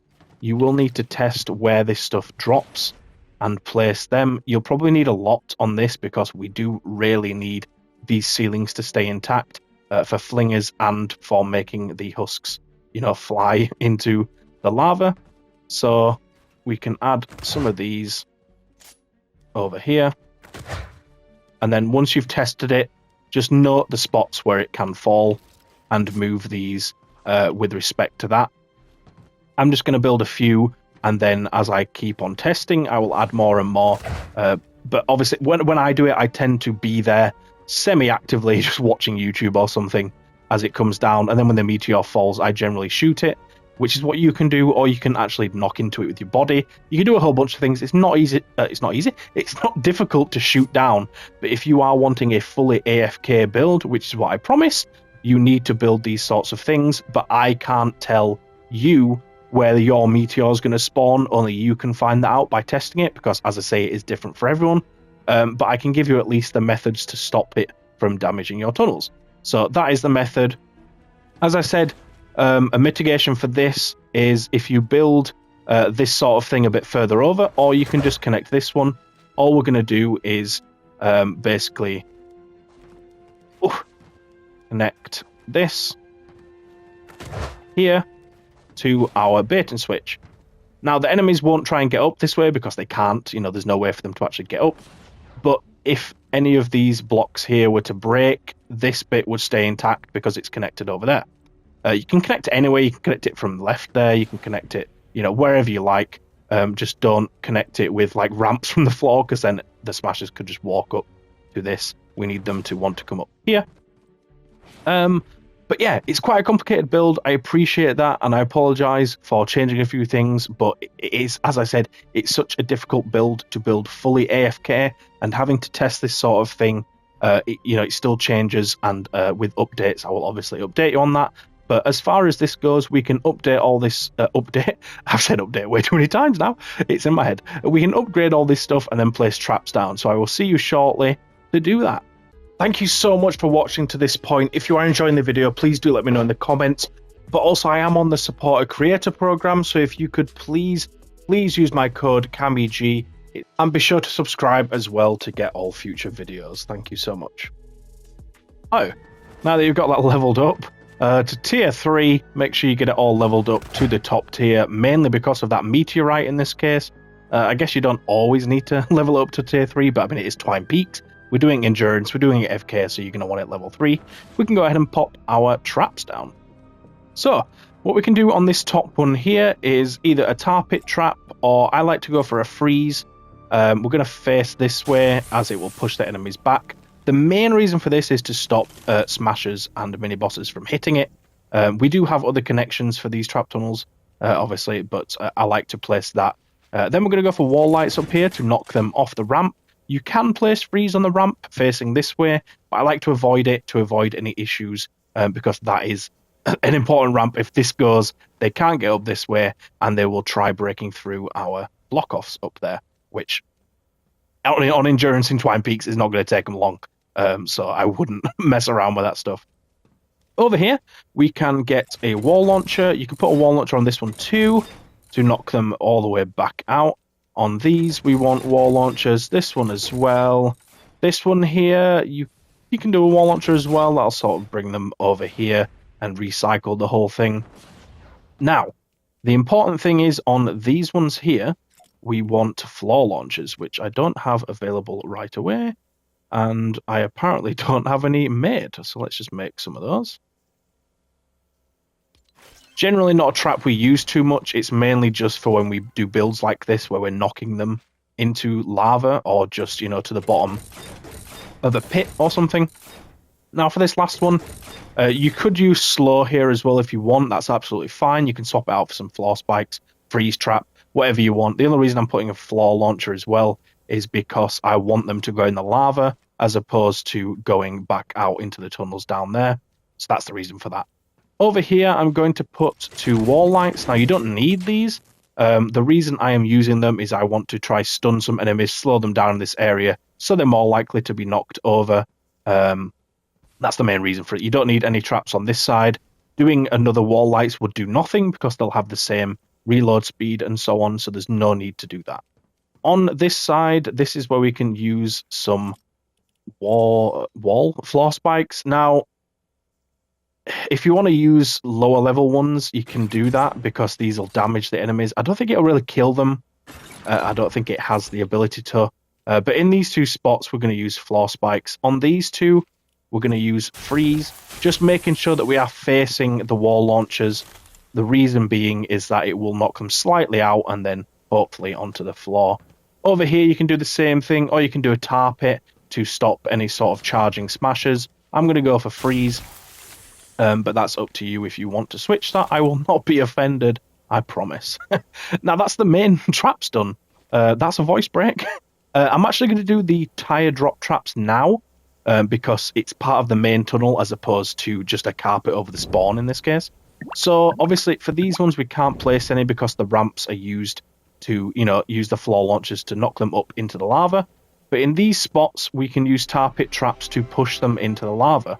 So over here, in fact actually we're not going to bother over there because the enemies aren't really going to be there, right? On this one though they will be sometimes, so we can make sure we're facing away from the lava pit because they will knock backwards into the lava pit. And everywhere around here, at the entrance to the tunnel, we're going to knock them back out. But then here, when we're stood here, we want the tar pit traps to be facing away from the lava. Once again here, away from the lava. Don't need any over the lava pit. That is just to block flingers. So don't place any on those. That's just a waste of traps. Over here, oh, that's a wall I didn't upgrade. Good spot. Tar pit traps on these facing up the ramp so that it knocks them back down. Again, these are mainly just for crowd control and killing the small husks. Over here, no need for damage on these. You could if you want, but I mean, it's not really going to do anything. There's no point. On these, it's up to you whether you want to use broadside or leave them be. I'm gonna use broadside, and then on the ramps, we will do tire on both sides. Mainly on the left is the more important side because they're not going to go up the right as much. Then once they're up here, we will place the tire traps while facing this way, meaning that as they walk, they might get knocked down here. Just have to go a bit further, and then on this one, we're going to put a wall launcher. Jesus, that's a lot of broadside traps. Where's my wall launchers at? Here they are. That'll just send them all the way down here and just gives a bit more time. Bit of, the usual stuff. Now, over here, you can put some healing traps on these walls. With the spikes, you shouldn't need it because we have the block off in front. It's up to you if you want to put them on those. And then over here, we can put them just to make sure stuff can't get out and try fling. Same reason over here, we can just place a wooden wall on this. You shouldn't need anything else. If you do want, you can put a ceiling with a gas trap just to get rid of any flingers, but I don't think we'll need it. And that should be all the traps, I think. You could put a wall launch... Hello? Put a wall launcher on here to send them out, but I think on these two, I'm actually going to put wall spikes to heal and stop enemies from wanting to break through and out of our tunnels. That should be plenty. Now that we've got all those placed down, there's just the traps on our staircase here to knock the smashers and mini-bosses down into the lava by stunning them with light. There we go. I don't know what I'm doing. Yeah, there you go. There's your build. That's beautiful stuff. As I mentioned, you will need to move these to the appropriate locations. These might not be the locations. I think I need to add some, but it's going to be thoroughly tested. As I say, I generally do actually, be active somewhat when I'm doing these endurances, because I need to test things. But for the most part, I do AFK them, and they will be AFK-able. But as I say, you need to test on your build where the meteor is going to land, and then build these above it. Generally, quite a wide area above those trap tunnels, and we need those intact as well to stop enemies from flinging and to make sure they get lobbed into the lava. And then over these blockages is also important, including the one further forward, because if the blockages go, enemies will just go around our trap tunnels, and then you lose. That's what happens if that happens. So obviously you need these. It doesn't have to be this exact design. This is just what I came up with. It just needs to be higher up so that the impact of it hitting it doesn't destroy the bit below. One thing you can do is when you launch into your endurance, you'll obviously want to play as a constructor to get more trap damage, trap durability, that sort of thing. But you can place your base in sort of a centralized location. If you put a floor here to connect these, it's connected with the ramp anyway, but you want to put your base somewhere around here, and then it'll stretch across there, and over your bait and switch, and that will, mitigate the meteor somewhat, but you'll still need these. The base won't be able to do everything for you. You will need that as well. Now we are onto the hill amplifier. I'm just working my way through these in alphabetical order for me. So this is the amplifier all the way at the southwest here in Twine Peaks. It has two spawns, so one to the south, one to the west, which is annoying. I always hate having to do two because, well, it just takes twice as long, and if you've got to think of double the amount of builds. But we're going to start with the west direction over here. So they're going to spawn in this massive area over here, this sort of courtyard. Now, when I did mine, I built damage, but if I just walk over here, we'll see there's a lava bomb. So we can't do too much in this area in the ways of damage. Like we can't, zigzag them. We can't make trap tunnels with low walls to do dynamos and such. So we'll only be able to damage them from here, and that's really not going to be enough. And then, once they've got up this ridge, they're at the amplifier. So what we can do is, instead of letting them come through here or round the other side, we can bring them across over here where we have our lava. And if we push them down like we do in the bridge, then we can just keep letting them come back up and keep going around the tunnel. And it's a much more efficient way of doing things. It's a lot safer as well, which is the most important part. So yeah. We'll go ahead and build the main tunnel first. So what we're doing basically is bringing them across a bridge here that we are manufacturing, and then we'll give them a way up to the amplifier. We're going to knock them down onto here. So what we're going to do is build the bridge here, as I said, all the way across. Then once we get to this point, we can give them a way up to the amplifier. So if we just build a staircase, and then if we put a floor to go across, they can then get to the amplifier. Now, we want 3 walls here, which is what's going to be the wall launchers to launch them down into this hole. Alternatively, you can put ceilings across these as well and have floor launchers, wall stun traps, fling them up across. I find it better to use wall launchers though, because then we can slow them on the floor. Whereas if we use floor launchers, they're going to be full speed. It's nice to combine them, so we can use a floor launcher here, which is what we will do with sort of an angled roof. But yeah, for that bit, we want to do that. Over here, you can put a wall launcher on this side, though, which will knock them out all the way over there. And then up here, we want to avoid building anything around this area. It'd be tempting to put, wall lights or something to knock them off, but they'd probably just land here anyway, as opposed to down there. And we don't want smashers to want to charge that way. So we will leave them like that. Now, we need to block off this main path. If I get the lava bomb to spawn again, I can then safely build this across. So we want to build it up to here, but don't block this bit because the husks will need to walk across there. But we probably won't need any traps there.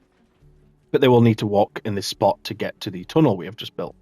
So, once we've built that, because this is such a small space and this is the main path they're really going to want to take, because it's so much quicker to get the amplifier than this one is, we need to really block this off. So what we're going to do is do floors as well. Make sure you block off in between as well, and then point the cones towards the center, because we don't want the husks to get through. Then we will just repeat this a few times. Again, make sure you put a wall in the middle. It gives it more reinforcement. And then a wall behind. And we probably want another one as well. But at this point, you probably don't need a floor. You can do it if you want. Yeah, let's go ahead and build one. So same design as before. Ugh, I want to edit the floor. Should have placed the floors first. I mean, we can get in here and do it, and then place that back down. Just means when we come to upgrading it, it's going to be a bit different. But for this floor, if you edit the corner instead of both, it will add an extra protection from them getting out that way. And then finally, just add the grid walls as we have done for the other ones. So that there should be plenty enough to stop them from getting through. If you're really paranoid, or if you do see them starting to attack it, you can add floors over here and across with cones on top as extra reinforcement, but I really don't think we'd need that. We do want to block this ramp here from both sides, and then a cone on top. Because if they got on top of here, they'd just be able to walk straight through. And then we will be blocking this for the other direction. So we can build it now. Might as well. You may be wondering why we're blocking all the way up to the amplifier here. We're going to do a similar sort of thing and bring them round here and then give them a way up again. We can knock them down, or at the very least we just get more room for damage. But yeah, we're going to build the same sort of thing here. So once we get past the amplifier, I'm just going to build the cones the other way.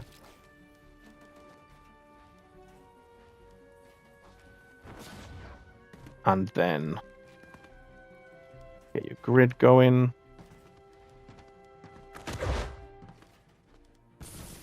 We shouldn't need floors on these ones because the path here to the side is pretty similar distance to this one. This one's quite out of the way, that's why we needed more blocking off there. But we can cover more block-offs here when it comes to that direction. We can just go ahead and block this bit off to stop any husks, especially lobbers and flingers, from wanting to go around and, you know, get to the objective. That should be enough blockage for there. Then what we're also going to do is just where they're coming up this ramp, if we do a wall with a ceiling, you can build the wall at the other side if you want, like that. It doesn't really matter too much. We don't need to put a trap on the wall, but if we put it here, at least we can use it for this side if we want to do anything. But the ceiling's just going to act as a tire trap to slow them down as they come up the hill. We're just going to place one because we don't want to kill them, really, because the whole idea of this is to keep, you know, recycling them round and not actually damage them. Here we can put a wall launcher to launch them down the hole as well. As I said, in this corner we can do a floor launcher with an edited ceiling. You can fling them anywhere really, but most effectively would be down here.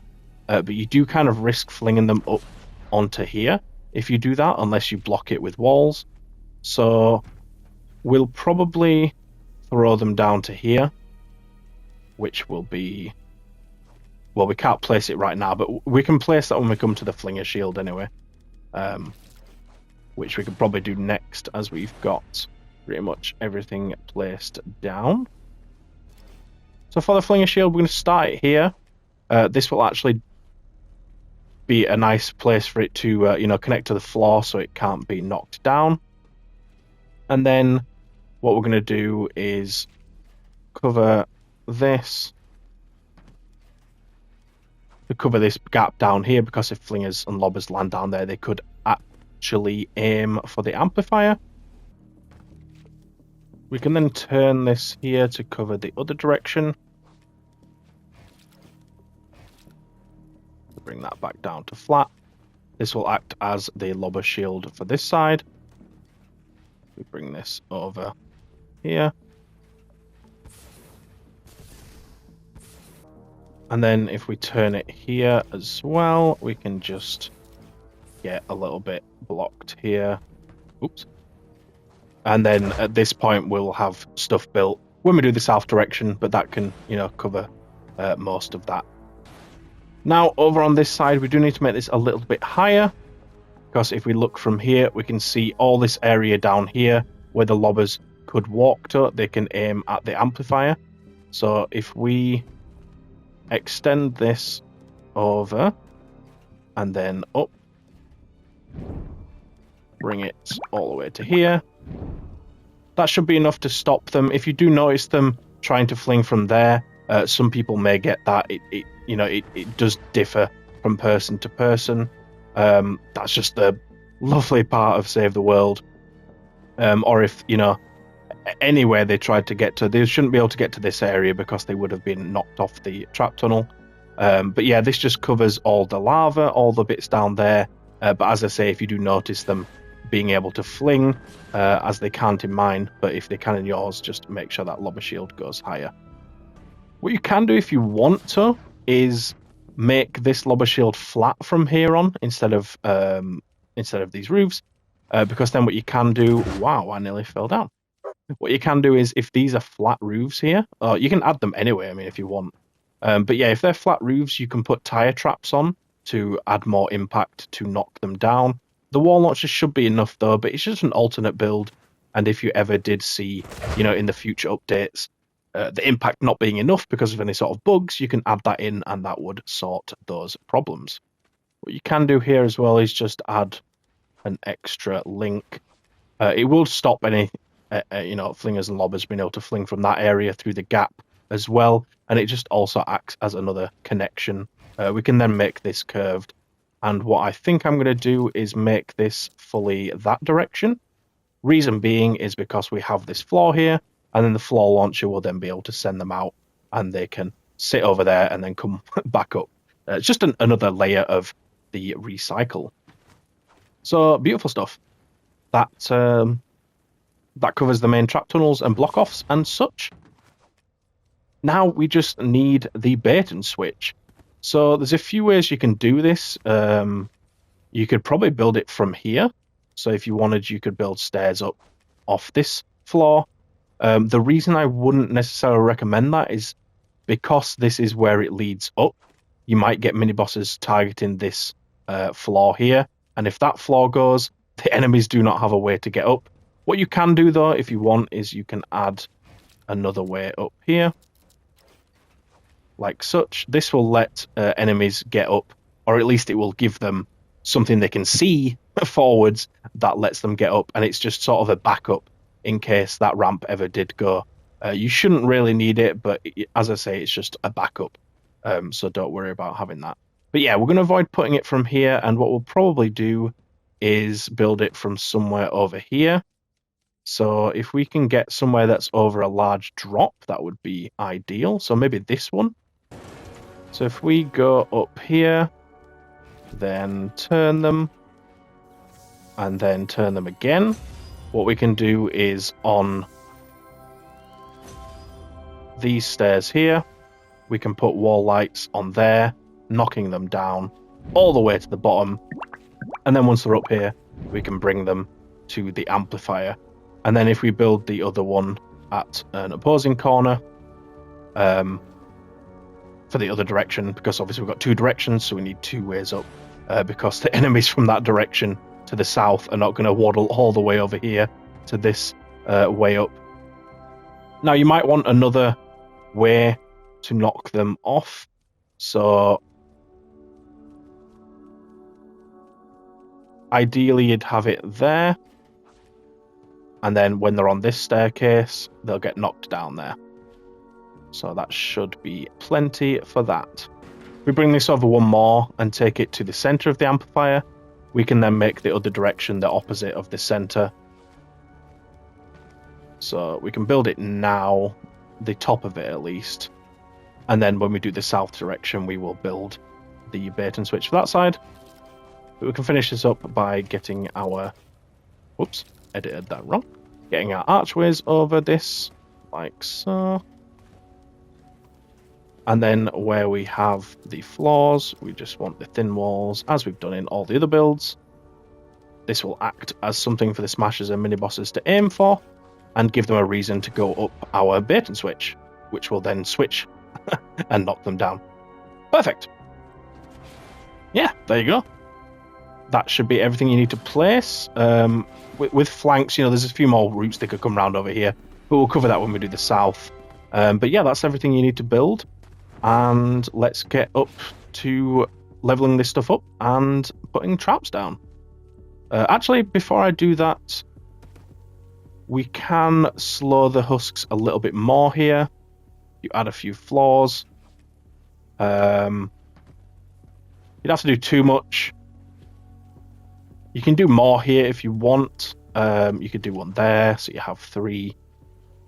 Basically, we're just going to either do freeze or wooden floor spikes on these, just to stop the husks, slow them down, you know, make their life and their journey longer from coming back up to then go through again. So yeah, just a little addition there. But yeah, I'll go ahead and level this stuff up, and then we can go to putting the traps down. Cheers. Brew. Now that you've got that stuff leveled up, we can go ahead and place the traps. So I'm actually going to start here on these blockers. That hole probably wants to be plugged up. I don't think they can get through that gap, but it just looks nicer, doesn't it, when it's blocked up. So we're going to put wall spikes on all of these with healing on. So if anything does try to break through, it will heal up the damage. By the time they get smashed by it, they will, you know, leave and come back and, well, not come back. Over here, we're going to put fire drop trap. Now, you probably want to use a lower level one, to be honest, because it's mainly just for knocking them back. Because we don't generally want to kill them, but that's up to you. Down here, you can either do wooden floor spikes or freeze traps. I'm going to use freeze traps, making sure I face the way the husks will be running out when I place them, because the impact of them will knock them back very slightly, which just gives us an extra few seconds for them before they make it back up to the tunnels. Over here, we're going to use a freeze again with a wall launcher here. On this one, as I said, we can use a floor launcher, which will then knock up, and they'll go flying over there, and then they can come back up. Down this bit, it's up to you what you want to do for traps. You can do freeze, you can do tar pit, you can do wooden floor spikes. All of them viable options. I think I'm going to do freeze on these 2, and then just a tar pit on the last 2 to fully stop the things that make it through the first 2, which is probably just smashes right at that point. Get wall launchers on all of these, and then, as I said, leave this stuff clear. Don't put a wall there or anything, because we don't want anything bad to happen there, basically. Up here, we can put a freeze on this. It's not too important which direction you put it on. I'm going to put it that way, just to knock them away from it, because I don't want them to knock back onto this and then break it, because if they break this, they can't get up. I mean, they have the optional, well, not optional, but the other way to get up, but I don't want to risk any of that. While we're here, we can place the wall lights on the bait and switch. So we have 2 of them. That should be plenty. I mean, 1 probably would do it, but I like to be prepared. Then, I think that's it, if I'm honest. That's the beauty of these sort of recycle builds, where we just knock them down and they come back up. You don't need a lot of traps. If you want, you can add another tire trap here. If you're going to use low-level ones, like 3-star instead of 5-star, go ahead and put another ceiling. That's completely up to you. Here, you can put a thin wall, like this, if you want to make the enemies have to walk a little bit further, be more likely to be knocked up by the floor launcher. That is up to you. On this one, you can also go for wooden floor spikes, to make it so that they just go into this corner slower, as opposed to just being frozen for this wall launcher. That's up to you. Both work fine. As I say, you don't need to go fancy with it. Just test what works best for you. But if you copy my build exactly, then you should be golden. And then, yeah, I think that covers everything. Obviously, as I said, if you do notice flingers and lobbers trying to get over the lobber shield, just extend it upwards. We've barely used any resources to make this, you know, barely any traps as well, so it's quite an efficient build. That's the beauty again of the recycle builds. I only had to go refill my metal once to level it up to tier 3, which thank god, because it's so far to go to get metal. That's the worst part of doing these amplifiers that are furthest away. You have to trek all the way back to your amplifier or your home base to get refill your metal. But yeah, there you go, there's your build. Lovely stuff. Thank you so much for watching. The hill amplifier, once again, doing the south build for the hill amplifier. So we've built the west over there, and we've got some of the stuff built already for this. So the spawns are just down here. in this nice wide area down here. I believe we are... Oh, there's a lava bomb. Lava bomb free for the top area, just over the spawn, but that's fine because we can use ceiling drop traps and such high enough up that they won't get affected. So there's enough space to do a damage build on this one. So what we're going to do is build them a way up over here, so we can use all this area instead of having to take them up this murky area where we can't really do the best trap tunnels, because it's sort of ridged up, whatever you want to call that. So we blocked off this back bit last time. What we're going to do is just add another layer to this, because we really want to stop them from breaking through. Obviously, we don't want them to get to the amplifier, so we can add a sidewall there as well. And then if we just build... it's going to build it above me. Try building it one at a time so it doesn't do that. And then make sure you get your walls in between these to add that extra layer of security. Now, if you are having issues with this, just place floors like we did on the other side. So just like that, underneath all of the cones. It should be fine, but as things update, things might change and enemies might want to struggle their way through more. So, for this ramp, what we're going to do is we're going to block this side and put regular cones on top. And then walls behind. Wall at the side as well, just to be safe. We want them to come up this side because then they have the furthest distance to travel. So we're going to bring them through like this. This floor is basically going to be their path. And then up here we're going to build... Oh, the staircase is ready. And then this is where they'll go. The only thing that'll make it to this point, as usual, is smashers. Everything else will perish because we hate husks and we want them all to die. So, yeah, let's continue with the bit over here. So we can get the ceiling. Block the side here. Now, you shouldn't get anything wanting to break through here, but if you do notice it, just put cones and walls behind, as we usually do. We can get a ceiling over this entire thing, which one will act as damage, which obviously we want, but it will also double up as a lobber shield. And we've built most of the rest. You can put an extra one there if you want, but we shouldn't need that much damage per se. Then back here we can get some walls going. This one here is sensitive because obviously the amplifier is right there, the letter G. Now, Smash's AI is pretty stupid. It doesn't realize it's on the floor below and that charging this wouldn't do anything.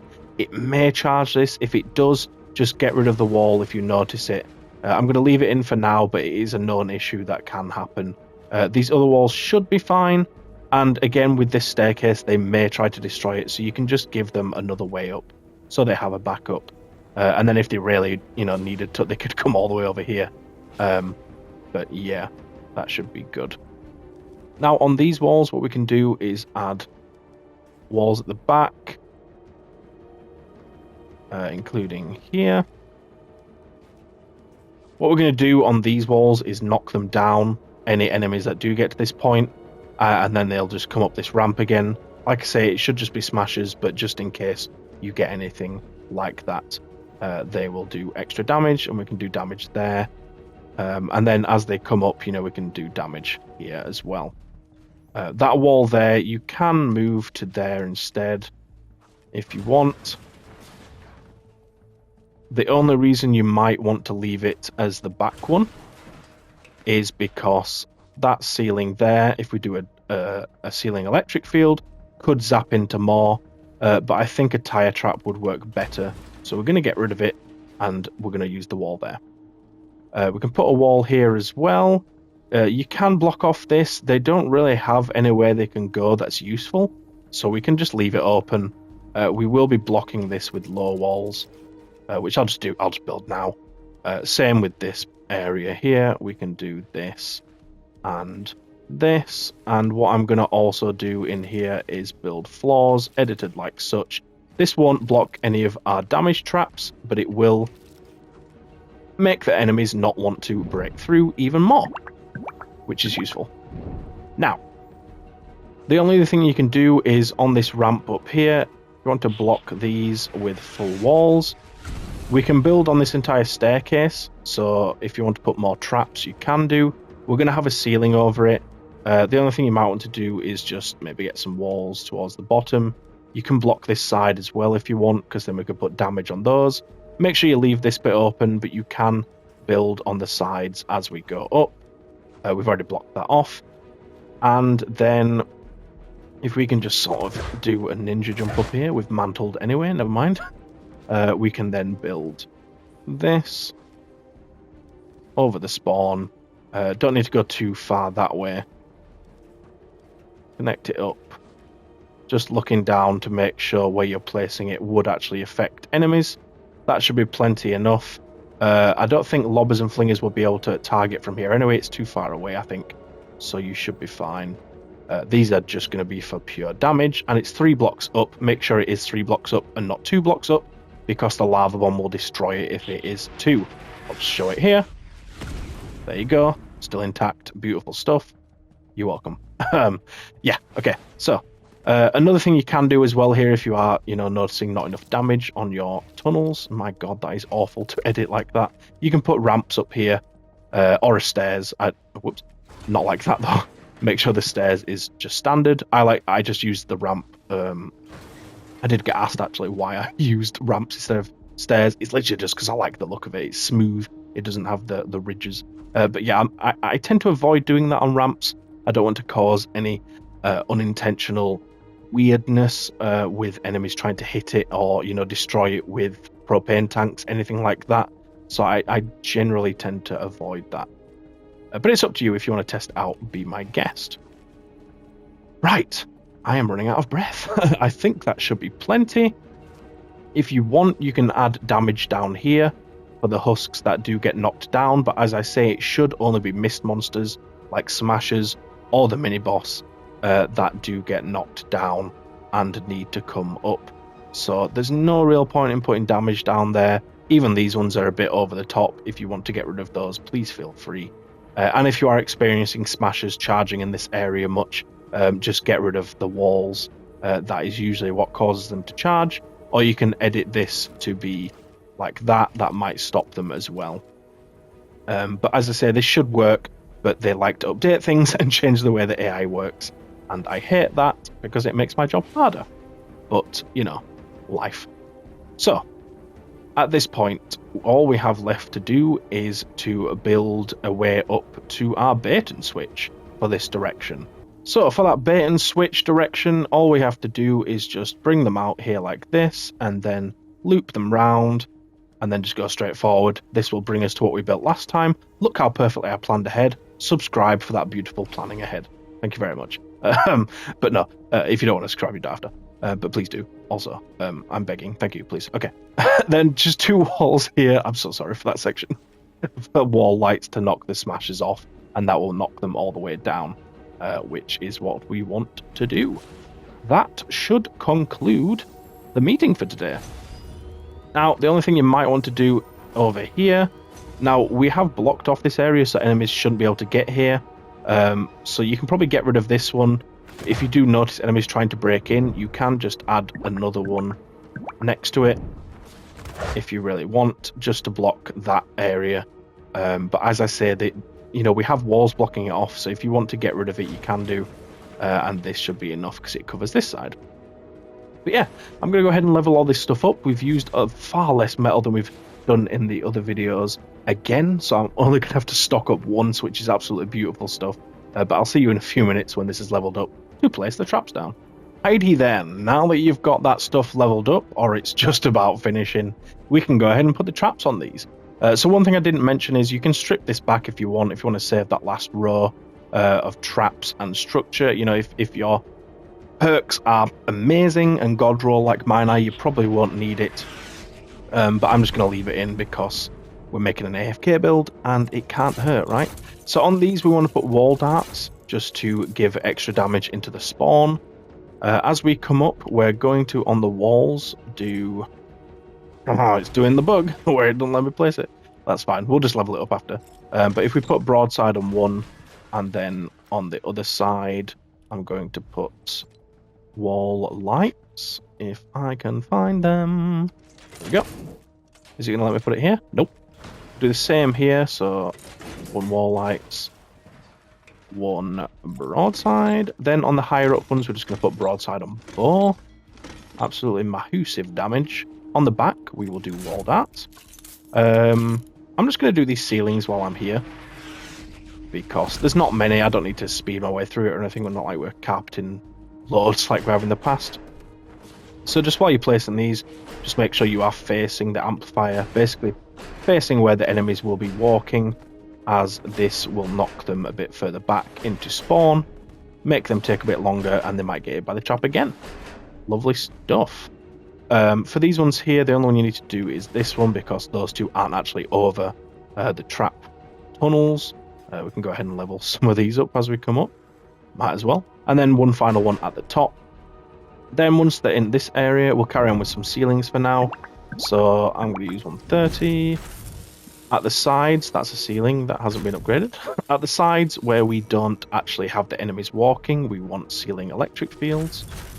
Easy to start with those, because it's a pretty standard rule of thumb. Down the center, we're just going to do gas traps. So down the center here, this one we'll do on a ceiling electric field, just because it covers, you know, this side as well. But then once we're here, we will switch back to gas all the way forward. And as I said, you know, if you need to get rid of walls here, please do. At the back on these ones, we're going to do wall darts. Yeah, I can't place them from there. Oh well. And then same goes for these walls in here. Get your wall darts on them. And these ones back here, these will shoot over the floors we placed. I think this one's two. I think they do go. Do they go 3 or 4 tiles? I think it probably could affect, but there's no need to really. But we'll do it on that one.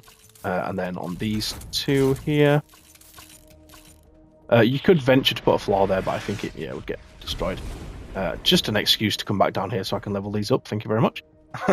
Once we're up here, we want wall dynamos on all of these low walls to do massive damage. All the way through here. Then for the floors, at the start of it, we're going to go for wooden floor spikes. And we'll probably stop here. Now, for this one, I'm going to do... in fact, we'll just do tarp it on all of these. The reason being is this is the area where smashers like to go crazy because of certain walls. As I said, if you do notice them charging in here when you do it, make sure you're far away, far enough away from the amplifier for the enemies not to target you. But if you do notice them, or you notice this wall disappear, you notice its health go down when you check it when it's not being targeted, that sort of thing, just get rid of the wall. But yeah, we can start placing some more stuff. So on these two ceilings, we're going to place 2 more tar pit traps. If I can get my ceiling traps, thank you very much. Like that. At the very top, at the back, we'll do wall darts. On the sides, we will do broadsides. This is going to be a wall launcher, if I can do that. Same on these two. This one can be wall darts, and this one can be wall darts too. You could use a wall launcher on this one as well to knock them back here. It might aggravate them even more though, so maybe avoid that. But feel free to, experiment if you want. On this one up here, we're going to put freeze trap, just to avoid smashers from wanting to break it, that sort of thing. And then finally, we just want our bait and switch traps of the wall lights, if I can get them equipped, on these 2 walls to knock them down as they come up. Beautiful stuff, lovely jubbly, sound as a pound. So, there you go. That's your build. The only thing you might need, well, you don't need to do it, but just to point out that this is the only block connecting all of these ceilings. You could add some more here just to give it more structural support. I don't think it needs it, but just to let you be aware of that fact. There you go. That's the entire hill amp done then. We are very close to finishing. We just have the lava amp down there, and then the dreaded devil amp, which I'm hoping won't be too bad. we are on the lava amplifier down here next to the lava. What a clever name the community gave this amplifier. So this is my amplifier H. Second to last, we just have I over there in the other corner, which is the devil amplifier. Gonna have fun with that one. But at least this one's not too bad. So all the way down here at the center, at the bottom, is the lava amplifier. So for this one, we've just got one spawn because of the other amplifiers we have around it, stopping any other spawns. And that spawn is on the other side of this massive cliff, which, as you can see, gives us quite a lot of room to build some trap tunnels. So the spawns are in this area down here, most of the spawns, and then there is a little bit up here. So it's just spreading across this area. So what we can do is get these guys to join up here with these guys, and then send them down a main tunnel all the way to the amplifier. So the main part of this tunnel is going to be here. So we're going to bring them forward and drop them, but the only thing really getting to this point is going to be smashers or husky husks in the late waves.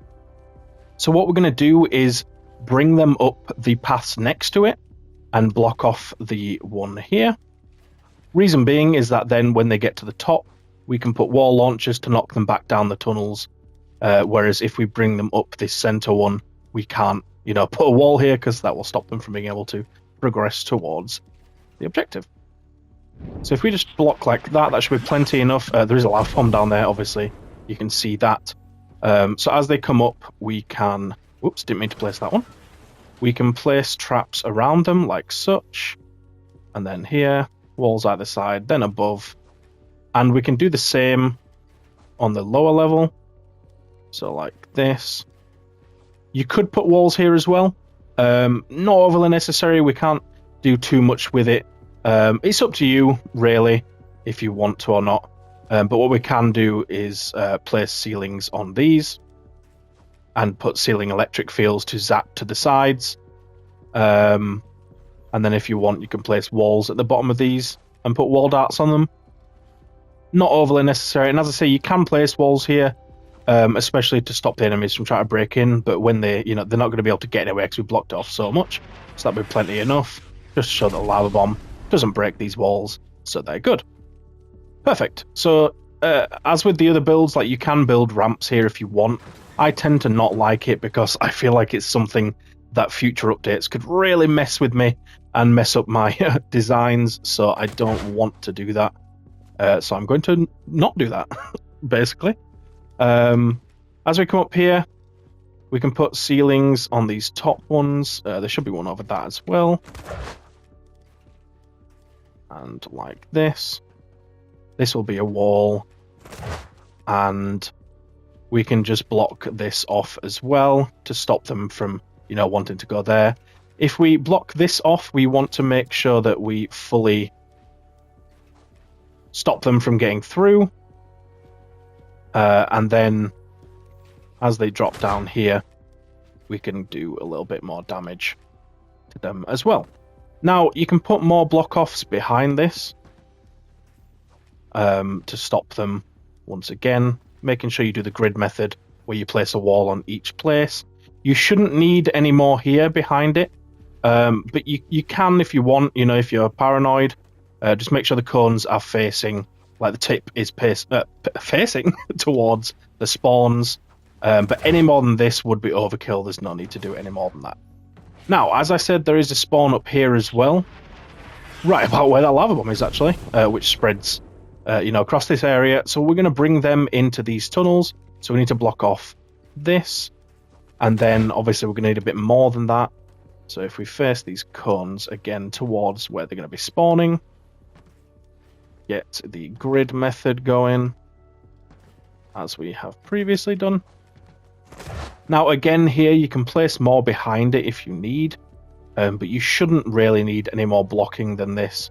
This should be plenty, but if you are paranoid, you can place another one behind in this area here, or if you notice them trying to break through these walls, feel free to do that.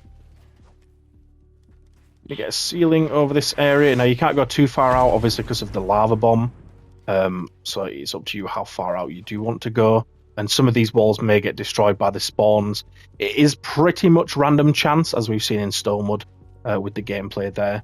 It is fairly unlucky for you to get a bunch of them breaking early on, but gradually they probably will as the tendrils spawn in random places.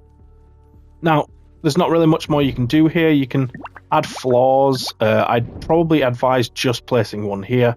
You can attempt to put a wall here and have broadsides, but I think that one especially will get broken by the spawns. So we're going to leave that, and that will be that. So, now that we've got that going, we can get a bit more of a sort of lobber shield. So this bit should be enough to stop this spawn. Any lobbers here, but if you do notice any, you can just put an extra layer here, like so. Then that should be enough, but I don't think you'd need that, but we can leave it on for now, if you are paranoid. Then the main spawn down here, if you'd rather, instead of putting ceilings on these, you can instead carry these ceilings forward, like this. No need to place it over this one, because obviously we're not having enemies come up there. If you do notice them trying to get an angle from there, for example, feel free to fill it in, but we shouldn't need it. We're just going to cover the bottom bit down here and maybe one more further back. Not that one, because that's there's a hill here, so we're not going to be doing any damage with that. If you have low durability traps, low damage, low perks, for example, you might want to go another one out here. You don't need that for lobber shield, but it would just be more damage with traps, but I'm going to leave it like this. I don't think it necessary. You could also go at wider here for these two spots, but you shouldn't need it. But we can place it for the lobbers anyway, and we'll probably end up putting traps on it anyway, just for the sake of it. But yeah, that'll be plenty to block that sort of stuff. Then, as I say, it's going to be like smashers at this point. That's going to make it here. But all we're going to do is just funnel them through like this. We can put wall darts on that back wall, but obviously we can't place another floor because they need to fall here.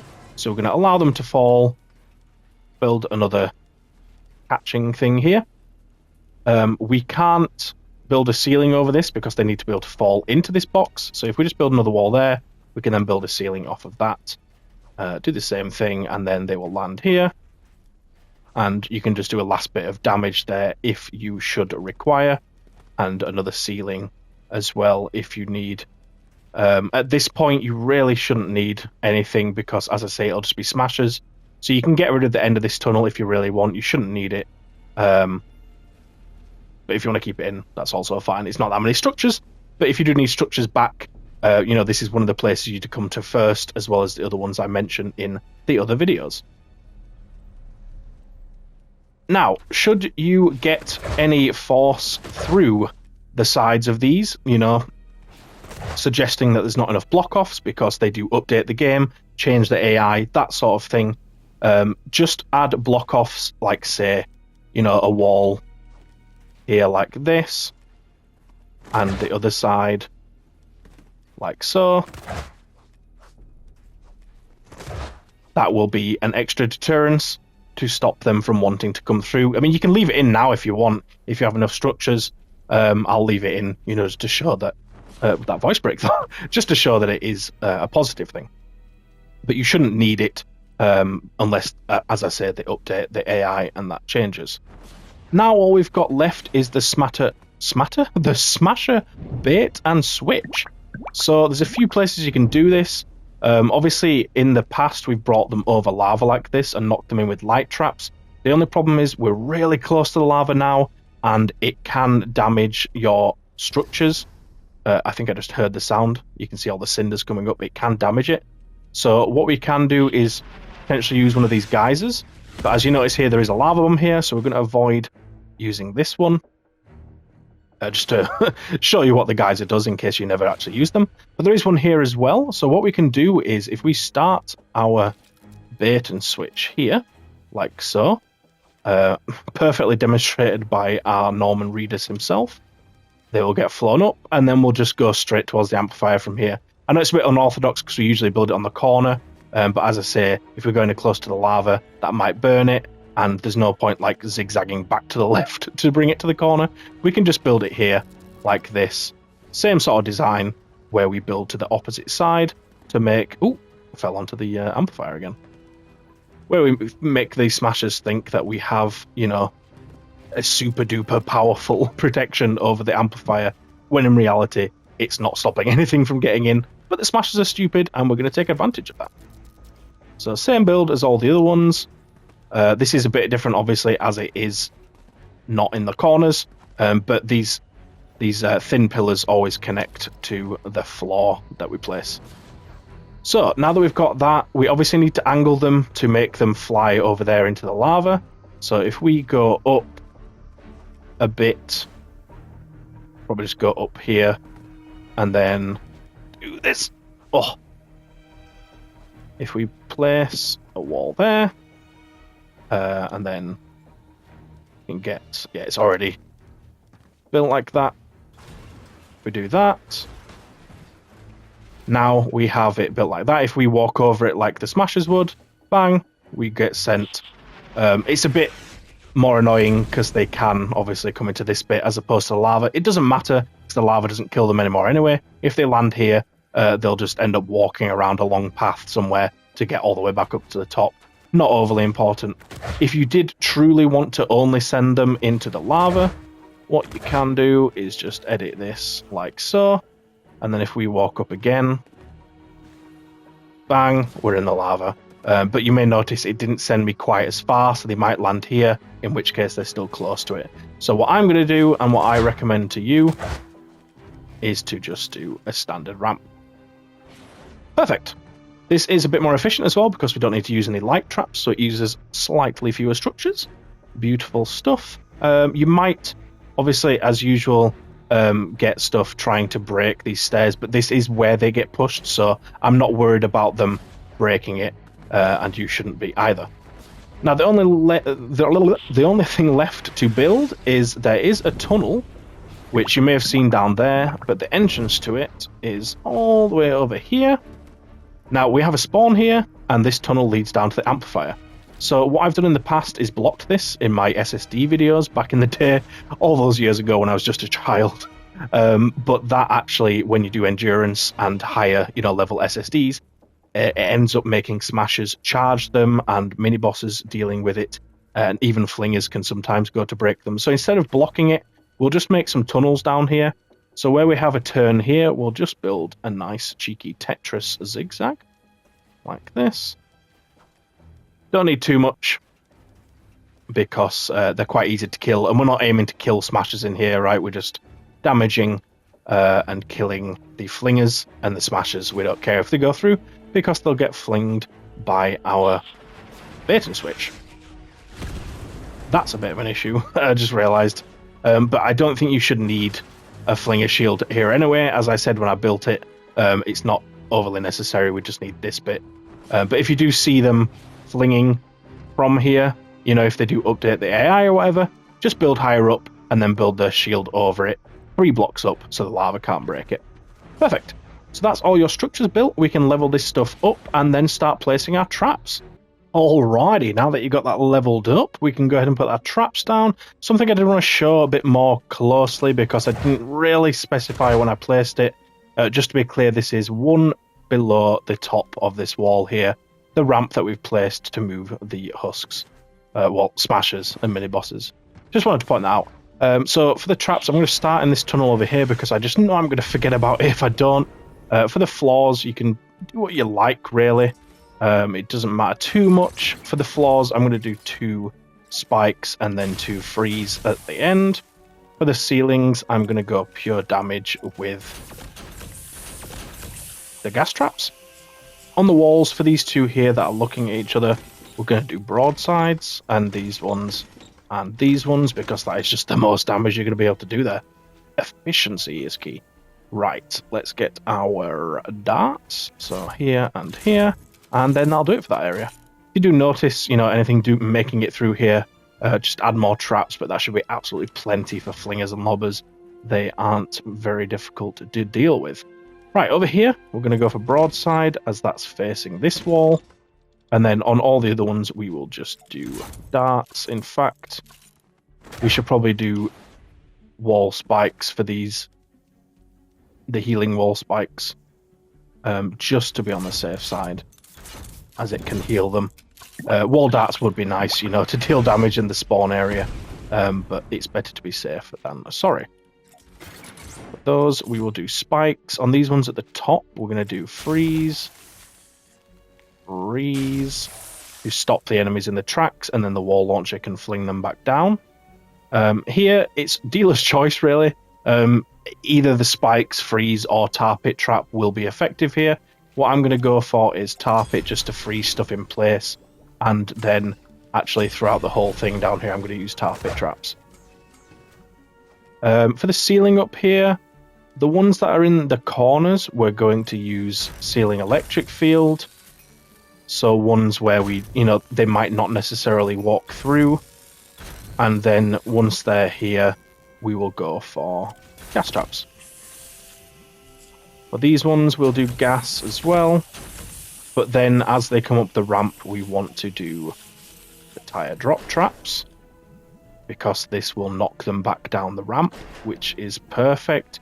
You can do tire drop trap here as well, to sort of nudge them and then knock them down.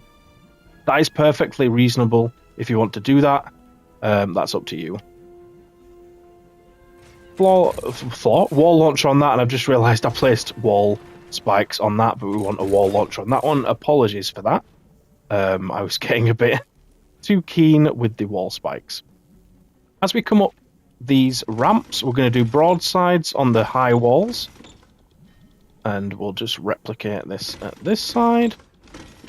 Then on the ones that are inside the floors here, we'll do a stun at one side. It's probably not going to let me place it down first time, though. That's not a stun. I can actually get the right trap. Yeah, it's not going to let us straight away, so we'll just do that. And then it will. And then this one, we'll do broadside. I guess when you place yours, you'll have to just either break the walls like I am. Another voice break. You'll have to either break the walls like I am, place them down, or just place it when you do place the walls. But I appreciate in my tutorial videos, what's the word? I do it in stages where I do the building first and then the traps. We're going to get wall darts to shoot stuff as it comes up. I'm just going to level up these walls I had to place after the fact so that I can pick my metal back up as we go. At the bottom, wall darts on these. And then while we're down here, we can do the ceiling drop traps like so. Not going to speed this up because it's not too many. Just going to try place them relatively quickly, although I am pretty failing here. Just as always, make sure you're facing up, you know, towards the amplifier as you place these to knock the enemies back out into spawn. That should be all of the traps, I believe, for this area. We've just got these walls here. We will do wall darts. On this one, wall darts, and then at the back, wall darts. Gonna finally level these up. And that should be all the traps here. So, once they get into this area where they drop down, we can do a nice tire drop trap to sort of stagger them backwards even more. On the sides, you can leave them without traps if you want. It's not overly necessary to place them. I'm going to do broadsides. The reason being is as they step through, they will trigger them. It might not hit them at first, but the cannons will bounce back and forward all the way down and damage at the bottom. So as I said, you can do without the wall traps there if you want. It is up to you. And then at the back here, we're going to do wall darts as well as on that wall there, if I can just about reach. Then for the ceilings, I'm going to go for gas on this one and then another higher drop trap there. We've got the floor placed already. You could add walls here to do broadsides if you want, but I'm going to save the structures. As I say, it's just going to be smashes at this point. You can do darts on that if you want, but I'm going to leave that without. And then once we're down here, we'll do darts at the front and back with broadsides at the sides. Another tire drop there. A tar pit on the floor. And then once we're in the bottom, 2 tar pits, broadsides at either side. All that's at the back. I mean, again, you can skip this stuff if you want, including this last, area here. You can get rid of it. Reason being is because we're only really killing smashers with this, bottom set of the trap tunnel. And we've built this, bait and switch to deal with those. So if you want to save the traps, you can do. Or if you want to place them all in, that's also perfectly fine. So everywhere else is complete. This is your last stage. Be able to AFK that wave 30 endurance, get all the rewards so effortlessly. So yeah, let's get into it. We're going to start with the west direction here.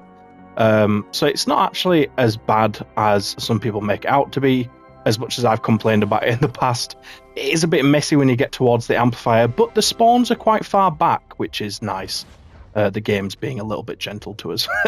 So for the west over here, I'll just trigger this lava bomb there, as it will be useful when I'm talking about how we're going to go about this. So the spawns are across this area down here, a little bit on this ridge up here, and then down here. So it's quite a wide spawn, and obviously there's 2 ramps up, so they can go up that ramp towards the amplifier, or this one here. But as we see, there is a lava bomb over here. So you could make 2 trap tunnels, but there's not really a lot of room to build, because they spawn right here. So you'd only get a bit of damage there. Can't build here because of the lava bomb, and then you build a little bit before getting into this awkward terrain. So the easier way to go about it is to just block them off. Just block them off from being able to get up this ramp, like so. Just fully block this thing. We're going to fully, absolutely demolish any ability for them to get up here. It probably makes sense to put the floors first, actually. So if I edit these... Hello? If I edit these before placing them, like so... Just let that fall once more. Just once we place these down, the lava bomb should be nice and shifted. So this is going to act, obviously, as not only a layer of protection to stop enemies, and especially those smashers, from coming up this way, because, if they came up, they'd have to break through the floor, as well as the extra stuff we're going to put. But it also acts as a shift for the lava bomb. So if I go ahead and get this lava bomb to spawn again, I can show you that it is now shifted into this space over here, and then we can build around it as much as we can to add further block-offs to stop the enemies from going up to the amplifier. There you go. It's now spawned further back. It was around here before.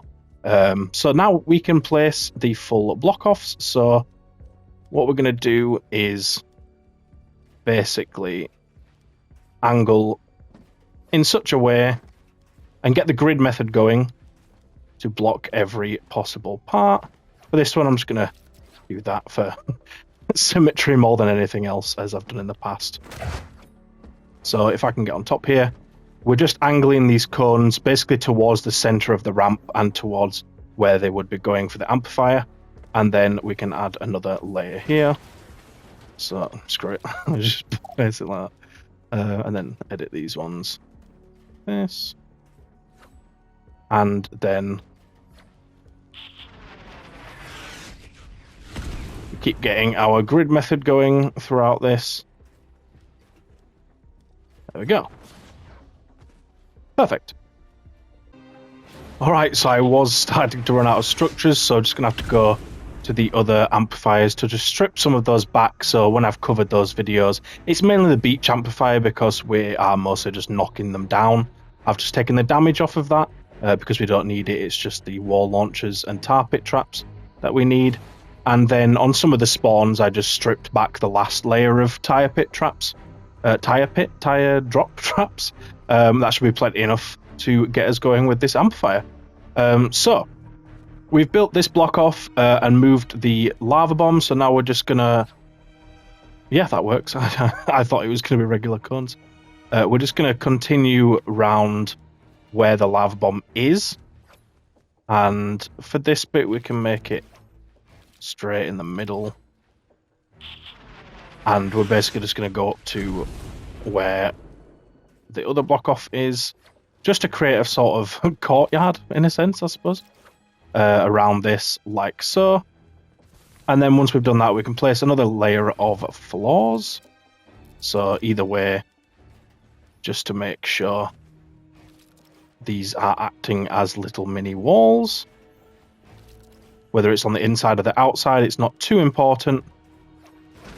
And then once we've got that going, we will get our grid pattern going once more around this in all of these, just to make sure that no smashers want to come this way. Now, again, this is a lot of structures, and as I said, I had to strip back some of the builds, but it's worth it because this is the Devil Amplifier after all. Then we just need, oops, be full floors. I mean, you can have them as half, builds if you want. The main thing is that these are going to block these steps up here, which will act as another layer. So we'll deal with this side when we, build for that spawn. But these are just blocking all these ridges here, so that even if they did break through that, they wouldn't be able to get up here. So then they won't want to break through that, because again, they can't get up anywhere. Now, for the actual spawn, actually there's one more thing over here. As I said when I showed the spawns, you can get spawns up on this bit. So what we're going to do is just lock this off here, and then we can put launchers on this or damage, either way, whichever tickles your fancy. So for the main trap tunnel then, so they're going to spawn at the bottom of this ramp, and then those over here will just walk round. So what we'll do is we'll just limit them to one side to limit how many traps we need. You probably don't need to go too overboard with the cones on top, really. Yeah, you probably won't need the cones as well. Try to strip back on structures now that we are starting to run low. But yeah, we're going to bring them up this left path, because if we do the right one, that's just more incentive for them to try break through over there, because we're making their path even longer. So we're going to help them out and not make it as long as it needs to be. And then once they're up here, we can just zigzag them and then take them all the way forward through here and end the tunnel somewhere around about there. Now, there is a spawn up here as well, so what we can do is just block this, like so. And then if we get another blockade here with the grid pattern, that should be plenty enough to stop them from wanting to go around. Because at this point, this path here is just straight and open to the amplifier. We're not blocking them or anything, so they're going to want to go down this way instead of any other way. It might be helpful to block off that wall as well, just to stop them from wanting to go in and amongst this stuff. We don't really want them messing about there. You can put another blockage behind here too, if you really want to. You shouldn't need it though, the wall should be enough. So once they're up here, we can do our extra damage as we usually do in these. We'll leave this bit. I mean, you can place a floor if you want, but we can place ceilings at least. But yeah, we'll leave this. We can't put walls here because there is a spawn here, so they will get destroyed and, well, just mess things up, basically. So we're not going to do anything with that. We're going to put low walls here to put dynamos on. Keep the ceiling going. As they come up here, we can do damage to them, like this. I can place the other wall. You can place ceilings here if you want to do a little bit of extra damage on the ones that do spawn here. That's up to you. If you do need structures back like I did, obviously, you might want to spare those. We will be putting ceiling electric fields here, which will zap out into the spawn anyway. So there is that. Continuing the low walls here. And then there. And then we'll continue the ceilings at the sides, but we won't bother with the low walls, but we can do full walls here throughout. And then at this side, we can just do one last bit of side damage here. If you have watched my other videos as well, you'll know we had a block off temporarily placed here, just in case you were building this without this one built. But these trap tunnels will kill anything that did try to come around this way for the other trap tunnels, so you can go ahead and get rid of that, get the structures back. Cool. So this is the tunnel the main trap tunnel. This is going to be plenty enough damage to deal with these pesky little hooks. Now we just need a ceiling over here. And then if we just do a little bit around here too, we can probably stop here. There's no need to go too much further. The reason for this little extra bit is because the ones that do spawn in this area will take the shortest route and hug this hill here underneath. So these ceilings will just damage those. As I say, if you have more structures at the end and you want to, you can extend this out a bit, or even, you know, here. But we will just leave it as this for now, because I am wary that I have overextended on some of the other ones a little bit more than I had in the past, as I like to get a bit excited and just place stuff down without thinking of the consequences. So that should be plenty enough build. We're far enough away here that, you know, flingers and lobbers won't target the amplifier from here. The only thing is they can from this spawn. So when I said about the ceiling, now's when we're going to build that, because we will need that to stop them. So if we just do that, that'll be plenty. From here, they won't be able to target the amplifier, and then we can do the damage. Yeah, I forgot about that until I placed it, so that's why I didn't mention it. Awesome. Now we just have our bait and switch for the smashers to build. So the smashers out of this trap tunnel are going to come up here, so we can bring them up and bring them over the amplifier. The ones from this side, it might be a bit too far to go up there, so we can build it somewhere else, or maybe just right next to it. So if we start it from here, ramp up, get to the right height, and then just come over here. We'll go as far as we can, so we'll go to this far corner.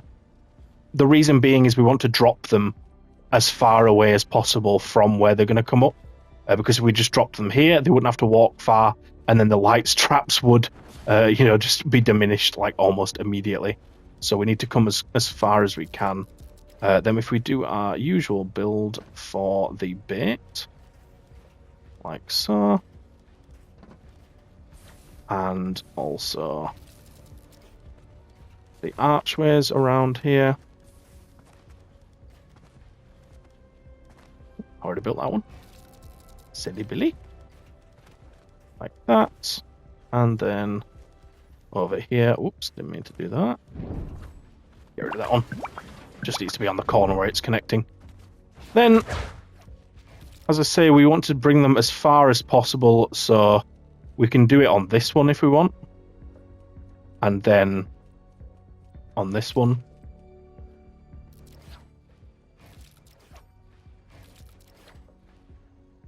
So if we do that, we can drop them here, down there, and then one final one here.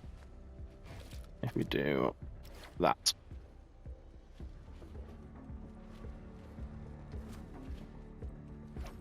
You can do it at the other side if you want, so you could do two here like this and force them to come here and then drop them. It's up to you which way you want to do it. It is a bit risky doing it here just because obviously they might land on the trap tunnels. I don't think they would try to destroy it though. So that's up to you how you want to go about it, but I want to push them as far away as possible. But if you do notice any, funny business with them, just swap that to the other side. Be on the safe side. Awesome. So now that we've got that built, we can go ahead and level all this stuff up and place the traps down. So I will see you shortly. All right, now that you've got that stuff leveled up, I do just want to mention that I was an idiot.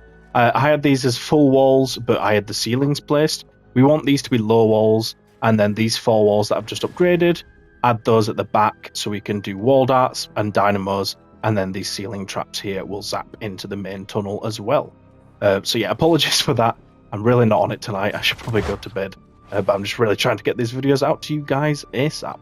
So, for this up here, we want our light traps to knock the smashers down. As I said, if you do see any troubles with them going this side, just change it to the other side.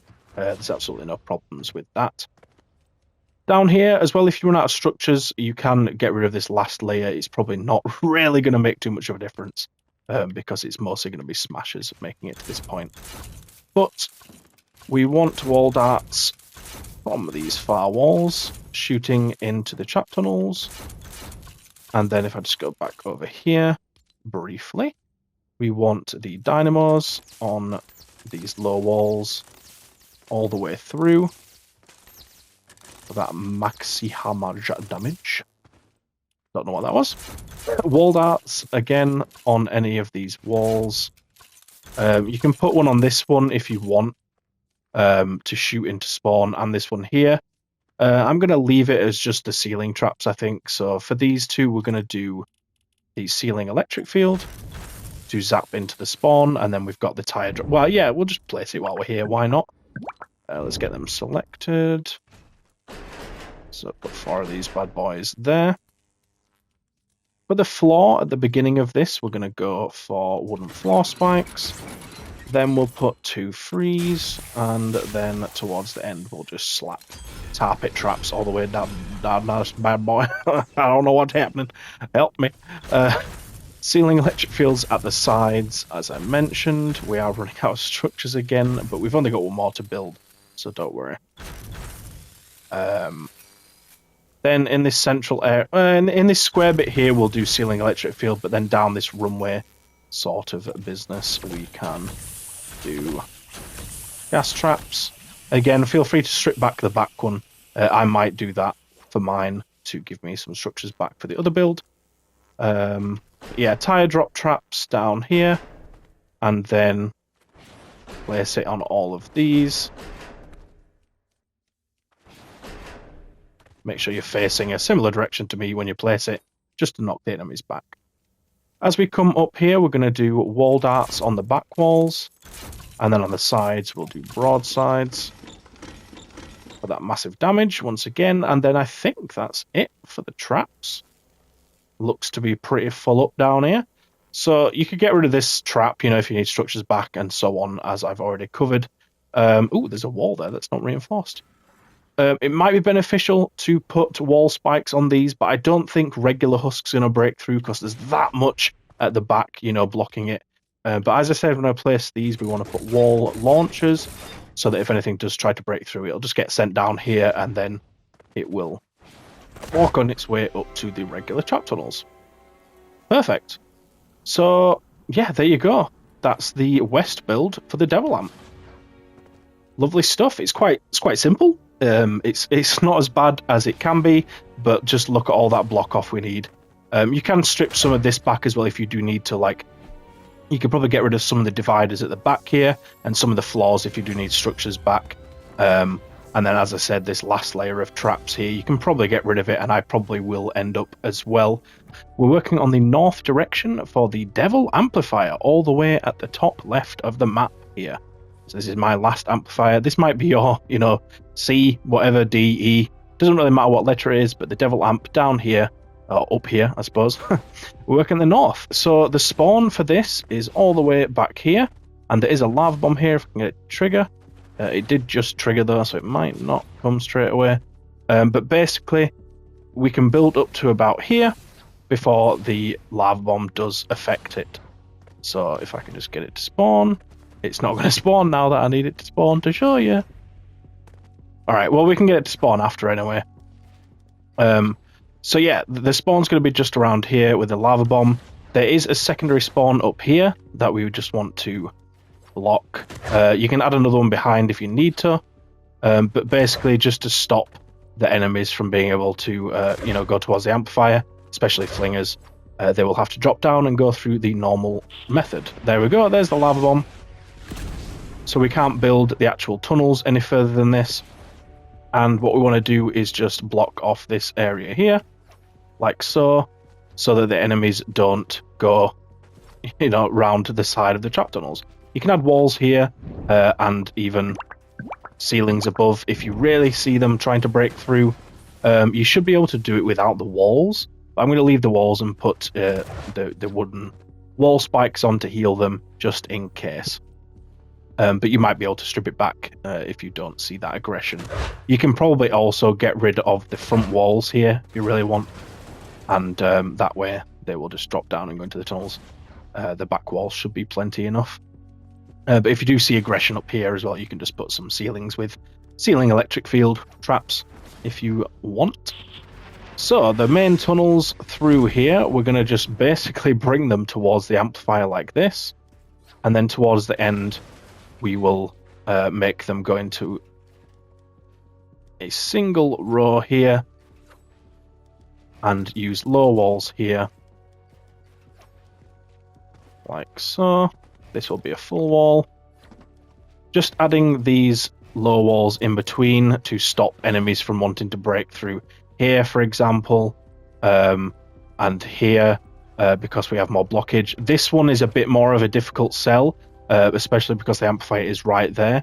So what you can do is put a floor like that, and you can even put one here as well if you need to. If you do see like smashers, for example, trying to break through there, we can go ahead and do this, and then that'll be a full wall. Full walls here. It would be nice to do, wall darts at the back, for example, but what we're going to do is low walls here. And we can put a wall launcher on this one, which is nice to send the enemies back out. We can't do that at this side, obviously, because we can't block this here. Otherwise, the enemies would not be able to get to the objective. But, it's as much as we can do. We can cover this bit with sealing. You can do that one if you want with sealing electric field to knock over. In fact, I'm going to save traps in this area. Because we have this to send them flying backwards, we don't really need the extra damage, so we'll do without there. And then if we get this over like this, then as they come up here, we can do, wall darts up here. Like this. They're not really going to go to the sides, so you can probably skip the sides, at least that side especially. We can do without, because they obviously, to get to the amplifier from here, they're going to go up and slightly to the left. So these two will cover it nicely. So we'll cover like this. We can get some final, damage, and then as they come to the very top, we can, do some wall darts for an extra bit of damage. If you do notice enemies trying to break through the blockade there, by the way, we probably want a little bit more, so we can put 2 walls behind and another 2 there. That should be enough, I think, but you can block the very front here as well using only 2 structures. You could add some here if you want.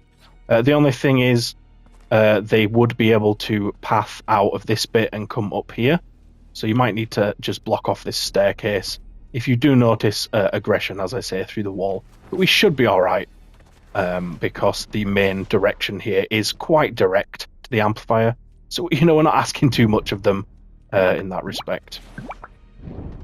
We can, if we want to, in this area, make the ceilings higher up if we want, because we need, well, if we do it in this bit, at the very least, we can do this. We are now 3 blocks up, so 1, 2, and 3, and then what we can do is cover it like so, and then just out to the spawn a little bit as well. So as we're 3 blocks up, obviously you saw the lava bomb fell and didn't damage us. You can cover out here as well a bit if you want, but you shouldn't need to. We're going to have wooden wall spikes even. And then at this side, there's no need. In fact, this one here is probably unnecessary even. So you can just do these ones. And you can probably strip back some of it if you like as well. You probably don't need the very final one, but we'll leave it in for now. We do need to just do some block offs as well. So over here, it's up to you where you want to block off. But if you come a bit further back here, you can see it's just 2 blocks needed for this bit, as opposed to the 3 in the further forward ones. And then over here, if we block like so, there's quite a large gap there. So if you just place another structure into the side, and then for this, we'll just go like that, just to properly block them from wanting to do that. They shouldn't really have an angle from down there, but if you do notice enemies trying to fling from down here, just put ceiling over it from here, or just continue this ceiling across. But they shouldn't be able to fling from there. The ceiling traps sort of placed with this should be enough to deter them. Bit nervous about this being just obviously placed on one pile going up to this, but that's just me being nervous. Like, I ordinarily would put, you know, walls here, and we probably would want to just to stop flingers, so we can do that like that, which means you can get rid of that if you want. The reason, obviously, like, you could put anti-air traps here instead, but this just means flingers cannot at all fling, even though that is their want in life and the only thing they want. But yeah, there we go. That's all the block offs you need and all the trap tunnels you need for this build. Fairly simple, thankfully. And we've got the bait and switch already built, so check out the other video if you don't have that, and the other direction entirely, of course. You might just want to add another floor here, just for this little nudge here, just to stop enemies from wanting to try and get up that way. But other than that, I can then level this stuff up, and we can go ahead and put the traps in, so I will see you shortly. I actually didn't need to go back to the home base to pick up any more metal. This build is probably the most efficient one we have so far, and it's on the amplifier that gets its name for being the devil. Oh, well, in the good old days, back in my day, it used to be because this whole area is ridged, you know, like with these steps. And back when I started, you couldn't build in, you know, places like this. So there was no way to block this entire area. And so it's kind of, you know, a lot easier these days.